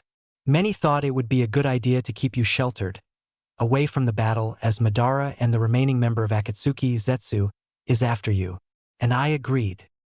Naruto stood up in outrage. What? So you guys want me to stay hidden? I won't allow it. Tsunade stood up and leveled him with a glare so harsh that Naruto flinched, his anger dissipating somewhat. I know that. Now calm yourself and sit back down. The Rokudame frowned but did so, taking a deep breath and relaxing back into his seat with the Godame following suit. Okay, I'm calm now. Good. The Senju era sighed. Now back to where we were. I said that I agreed, not everyone. Garadano was partially on my side. But he also believed that you would do what you had to in order to protect Konoha and her citizens. And I will. Naruto huffed, but was silenced with a glare. What did I just talk to everyone about? No interrupting someone when they're talking. Tsunade rubbed her temples. Maidano thought that you would be allowed to fight on the front lines under Iidano, who also agreed on this idea. Naruto twirled a kunai on his finger, thinking, where does Anoki Dano stand in all of this? Tsunade gave a small smile. You really made an impression on all of them, brat. Anoki especially. It was decided that you will fight on the front lines as an official squad captain. The ninjutsu squad, in fact. Naruto grinned before it faded. Why did you go behind my back? That counts as treason, you know. He grinned again. I read about it. Tsunade let out a short laugh, swiping at his head playfully, and Naruto ducked just in time. I had to do what I could to ensure your safety and happiness. The blonde smiled warmly at his surrogate mother and was enveloped in a hug. Arigato, Bachan. Now, do you see this here? This is foundation. Foundation. Yes. It's makeup that leaves a base for the rest. Hinata took it all in. I see. Karen grinned, hands on her hips. Since she and Hinata had become friends, they began to hang out more often, Karen teaching the Hyuga how to be more attractive. Not that Hinata really needed much but different clothes, or basically more confident in her body. In the bit of free time they had, Hinata herself taught Karen about politics. Good. But before we get into that, let's get out your new outfit. Karen grabbed a bag from the bed and tossed it to the Hyuga heiress, who eeped and caught it. The redhead placed her hands on the bluinette's back and pushed her forward. Go change. Go, go, go. Okay. Hinata squeaked and rushed into the room, the door slamming behind her. While she waited for Hinata, Karen admired her nails, fixed her hair in the mirror, straightened out her shorts, flattened the creases in her shirt, cleaned her glasses, kicked off her shoes. Hinata-chan, hurry up already. The redhead heard an eep. Be but Karen-chan. There too dash. Just get out of there. Behind the bathroom door a deep breath was heard before Hinata opened the door, and Karen's jaw dropped. Oh my Kami Hina, you're gorgeous. And it was the truth. Hinata had her hair up in a messy bun held in place by several violet senbon, her bangs hanging down. She had on comfy black kunoichi sandals that went up to her mid-thigh, and black biker shorts that were fishnet from the end to the top of the boots with her weapon pouch strapped on her left thigh. Her shirt was a comfortable dark violet kimono top with a lavender tie below her chest, with the sleeves being fishnet that covered her arms like a second skin. Hinata couldn't help herself, her old habit coming back as she pressed her fingertips together, a blush staining her cheeks. Why, you really think so? Karen nodded. Hell yeah. You know what, before we get to makeup, I need to talk to Naruto. You want to come with? Hinata nodded. Sure. Naruto sighed in distress, looking solemnly at the two ninja standing at attention in front of him. He resisted the urge to massage his temples. And you're sure about this? It wasn't some sort of genjutsu or trick created by Akatsuki to try and fool us. Risako shook her head. We're positive, Hokage-sama. It was real. Itsuki nodded. She's correct. My Byakugan was trained specifically to detect genjutsu. Even if Uchiha Madara and the missing nin Uchiha Sasuke both powered the genjutsu together, I would be able to tell.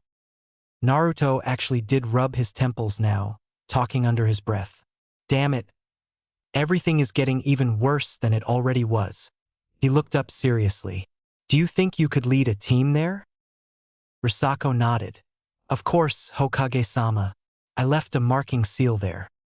Good thinking. Naruto breathed out, lost in thought. I think that I'll have you take Team 8 with you too. They're a tracking team and have a strong offense too. Itsuki blinked. Hinata-sama's team? Naruto nodded. Okay, Hokage-sama. When should we leave? Risako asked politely. Naruto waved it off. Take your time, as you just returned from nearly dying. Excuse the blunt way I just put that, hehe. But make sure you leave before sunset. Meanwhile, I'll notify Team 8 of their mission and tell them to meet you at the East Gate around 1700 hours. Understood. Hi, Hokage-sama. Both gave a salute before disappearing in a swirl of leaves. Shizen came in with a pile of paperwork, set it on the desk, frowned at the leaves, and left, glaring hard at the innocent green leaves. Naruto blinked when a clone of his popped into existence and began to do the paperwork, all the while grumbling about the devil spawn of trees. He closed his eyes for a moment and began to drift off. Where are we going? Karen-chan. She said it was a surprise. Just wait. How are you the patient one for once, Naruto? She said that if we aren't patient, she'll take it away. That's why. Oi, Naruto! Karen's shout snapped him out of his trance, and he awoke to see her waving her hand in front of his face, an annoyed expression planted on her own.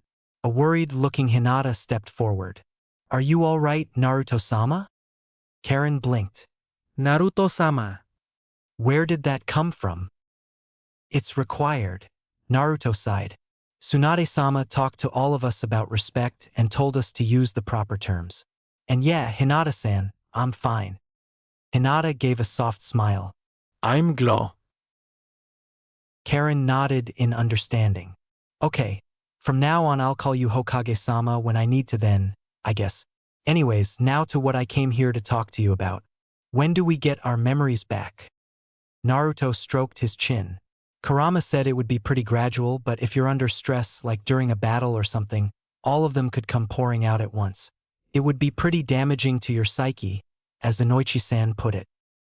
So you guys can't be under too much stress? Hinata inquired. Naruto frowned. Basically. But with the war in mine and Karen's anxiety about getting our memories back, it is inevitable. So we will just have to hope for the best, I guess. Alright, Karen said thoughtfully before turning. Okay, Hina, let's go dash. Wait a minute, Naruto called. The girls turned to him. Hinata, tell Shino and Kiba that you guys have a mission. It's a search and a precaution. Barricade whatever you find and if possible destroy it. Meet Hyuga Itsuki and Akechi Risako at the East Gate at approximately 1700 hours. Hinata nodded in determination. Of course, Hokage-sama. We won't fail you. Naruto grinned. Good. And Hinata she looked back at him curiously. I like your new outfit. Kiba's gonna love it. The Hyuga nearly fainted. She turned so red and had to be dragged out by Karen, who was giving a devilish smirk. The Naruto clone looked up at his original and glared at him and the paperwork in pure hatred, which was a scary sight in all honesty as he did both at the same time. I shouldn't move like that. Naruto only laughed. Is everyone here then? Itsuki asked, glancing at his girlfriend. Risako looked towards Shino. Hi, we're all here. The bug user replied evenly. Kiba groaned. Why does that Hyuga have to be in charge and not one of us? Hinata tugged on his ear. Kiba-kun. They know where we need to go and what to be prepared for. Arf. Akamaru agreed with the Hyuga heiress, who smiled at him. If Akamaru were a human, he would be blushing. Kiba held his hands to the sky. Traitors! Shino only sighed and, ignoring his rash teammate, turned to Itsuki. On your lead, Itsuki-san. Itsuki nodded. All right, first we travel south of Konoha, to the border of Hai no Kuni. From there we travel through the forest. In the middle of that forest there is a cave that we'll have to sneak into, destroy what is contained inside of it, and get out and return to Konoha in order to report a mission success to Hokage-sama. Is this understood? The two kunoichi and two shinobi all nodded in understanding, giving a chorus of, Hi! Akamaru only wagged his tail, a doggish smile on his face. Itsuki gave a smirk. Let's go. Itsuki-kun Hinata whispered to her fellow Hyuga. Hi, Hinata-sama. Itsuki whispered back, watching as Risako placed a tracking seal on a tree in case they got lost or needed to be rescued. Hinata pointed forward, careful not to rustle the leaves on any of branches of the tree she was crouched on. Is that the cave? Itsuki gave a small smile. Indeed it is. He gestured to the others. We've spotted the cave, so listen up and gather around. He paused until they had done so, amazed at how the Inuzuka's Ninken partner channeled chakra through his paws in order to be by them. Despite how many times he'd seen it, it had never ceased to amaze him how dogs could climb trees, albeit by channeling their chakra, which was surprising enough. Stereotypes, watch out. You didn't belong in this kind of world. He shook off his thoughts and turned his attention back to his team. All right, this is where we begin the hard part. Risako and I were nearly killed before we managed to escape in our previous mission. There's a force not much different from Pain's gravity jutsu that he used when he destroyed our village and was fought off by Naruto-sama with Hinata-sama's aid. I am quite positive it isn't the same thing, though. So, follow our leads, and once we make it to the inner chamber, do what you have to. This is a search and destroy mission. Risako nodded, smiling. No vorries, Itsuki-kun. Kiba fist pumped and gave a quiet shout while Akamaru gave a nearly silent woof. We've got this, man. Hinata gave a gentle smile. We won't fail. Shino nodded. Itsuki stood, Byakugan activating. Good. And they entered the cave. So, have you prepared everything that I ordered to be done? Hi, Hokage-sama. Koharu nodded. The Akimichi prepared food and underground bases for emergency purposes were established both under Konoha and inside of the Hokage monument. By the way, do you like yours? Naruto broke his serious facade and grinned quite exuberantly, glancing out of the windows in his office and towards the monument. Oh hell yeah, they finished it yesterday, right? Hamura chuckled. That they did, Hokage-sama. The three sobered. The blonde Hokage frowned. So, were any other orders fulfilled? Koharu nodded again. Hi, your added orders were carried out. The Nara have prepared medicine for injured. TNI is working with the ANBU HQ and Konoha Hospital to establish various poison antidotes. The Yamanaka have progressed on both breaking mental barriers and creating stronger ones. The Inuzuka have prepared traps, and merchants have been bringing in plenty of supplies from the other countries. Before Naruto could interrupt, Hamura picked up where his past teammate left off. We have also made sure that the other countries have received supplies from our village. Naruto sighed in relief. That's good to hear. They all looked up as a knock was heard at the door, and Naruto called out a, Yeah. Naruto-sama. Someone here is requesting a meeting with you, came Shizen's voice. Naruto frowned. Can it wait? I'm kind of busy right now. Shizen's voice sounded quite strained when she responded. He says he needs to talk to you right now. The sounds of screams of terror drifted through the door and Shizen's voice turned pleading. Please. Naruto and his advisors shared a glance. Sure. I guess he can come in then. Shizen opened the door, relief showing in her body language quite clearly. Thank you. B-san, he can see you now.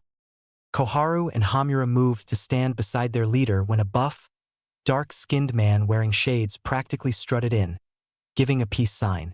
Yo, my name is Karabi, Jinchuriki of Gyuki, the Hachibi. While his advisors frowned, Naruto's eyes lit up. You're Idano's brother and the Hachibi Jinchuriki? Karabi nodded, giving a huge grin and an exuberant as his reply. Koharu and Hamura shook their heads with sweat drops. Do each of the Jinchuriki have such quirks? Naruto stood with a foxy grin. Nice to meet another Jinchuriki such as yourself, Karabi. I'm Uzumaki Naruto, Rokudame Hokage of Konohagakure. These are my advisors, Mitokado Hamura and Udatain Koharu. B's grin widened. This kid already had his respect, considering all that he'd managed to do. He held out his fist. Nice to meet you, Uzumaki Naruto, yo. Naruto stared at the fist for a second before giving his fellow Jinchuriki a fist bump. When Karabi held out his fist towards the elders, they only regarded it with a weird look and B let it drop. taking a seat when Naruto gestured for him to do so. Naruto waved off his advisors. "We'll finish our meeting later." Hamura frowned. "Hokage-sama, this isn't something you should put off." Koharu protested sternly. "Naruto-sama, we can't just dash." Naruto sent them a look and they walked out the door, held open by Shizen, who then closed it, sending her leader a nervous smile. Naruto turned to B. "So, why are you here and not in Kumo?" B crossed his arms and grinned. "My bruzza sent me to meet 9OS Jinchuriki. Said he was an Uzumaki." Naruto facepalmed. "Okay then, I guess I'll have to talk later. If I don't call them in now, Hamura and Koharu will be pissed. Come in at this time tomorrow, you can find a hotel to stay at until then." B nodded, standing up and jumping out the window, but not before giving his parting words. "See ya tomorrow, Uzumaki Naruto." Sighing, Naruto allowed the elders to come in using a special signal. They practically stomped in, looking none too pleased.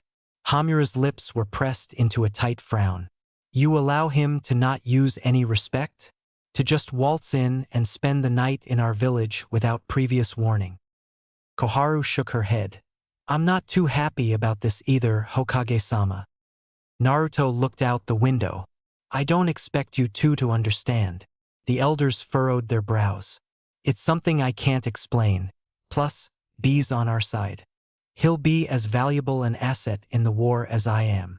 The two nodded, but still looked displeased when Naruto turned back to them. "All right, let us continue." Hinata dodged another strike from the odd creatures they'd been ambushed by as soon as the explosive tags they'd secured and prepared in all the right areas and points of the cave in order to ensure its collapse and the destruction of the creatures. They weren't normal, that was for sure, especially because of their pasty white faces, blank brown eyes, the odd spikes protruding from their bodies, zigzagging marks down their chests, and the fact that they were in the nude. Hinata hadn't even had time to think about it since they first saw them when entering the cavern. Everything had just gone by too fast to matter, and the group of 6 had been forced into a battle for their lives. The Hyuga heiress whipped to the side, long violet hair falling free of its confines as she pulled the senbon into her fingers and flicked her wrists, impaling a few of the what looked like clones of Akatsuki's very own member White Zetsu.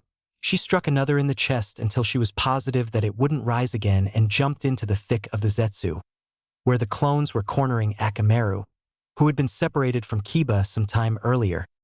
Everything had gone well at first, perfect actually. The tags had been placed in the perfect strategical points thanks to Hinata's and Itsuki's Byakugan scanning the weak points. But when the tags hadn't gone off, Hinata supposed that was the very moment that everything went shitty. Real shitty. They had fought the large numbers on even ground, but then they started doing something completely unexpected. Every time that the Konoha ninja managed to land a hit on the Zetsu, they'd suddenly shift into an exact copy of that person, DNA and all. Even Hinata's and Itsuki's Byakugan couldn't tell who was who. That really put a strain on the ninja. They couldn't tell who they were fighting. Was it a clone, or was it a comrade? At this point, did it matter? Akamaru yelped, landing hard on his side. He staggered to his paws, teeth bared in a menacing growl and causing an advancing Zetsu to hesitate, if only for a moment. But that was enough.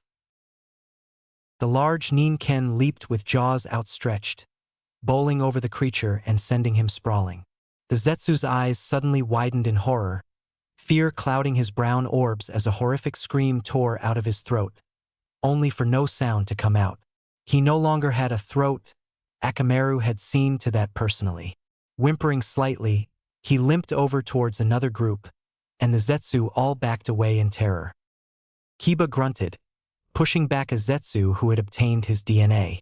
The Kiba Zetsu gave a nasty smirk, elbowing Kiba in the ribs and kicking him to the ground. Kiba rolled to recover and leaped to his feet, taking to the air in a lunge as he reached towards the Kiba Zetsu's throat with his jutsu-created claws at the ready. The Kiba clone hit the ground with a solid, meaty thud. One down, thousands and thousands to go. Shino ducked, outstretching an arm and sending a wave of Kikeichu at a group of Zetsus. His hood was down, and his shades were gone, revealing his stunning green eyes to all who could see. He frowned as his insects all dropped dead, and he noticed something that's similar to the aura Hokage-sama gives off in Sage mode. Is there chakra senjutsu? He nodded to himself, impaling 3 Zetsu near Itsuki, who took down 8 Zetsu with a perfectly timed Kaiten with shuriken and dropping them. Itsuki nodded at him in thanks. Both turned and their eyes widened in fear at what they saw. Hinata blocked Akamaru from a blow, and the dog tore into a Zetsu's arm as if repaying her. Risako stood back to back with the Hyuga heiress, Senbon in one hand placed delicately in between her fingers, while a green chakra scalpel glowed in the other. Kiba rolled over Akamaru's back and tripped a Zetsu, plunging a kunai into its chest. They all wondered why the damn things didn't bleed, but it was cleaner, so they didn't really care. Risako ducked to allow Hinata to take down a Zetsu by hitting its temple with a jukin, but the brunette's eyes widened.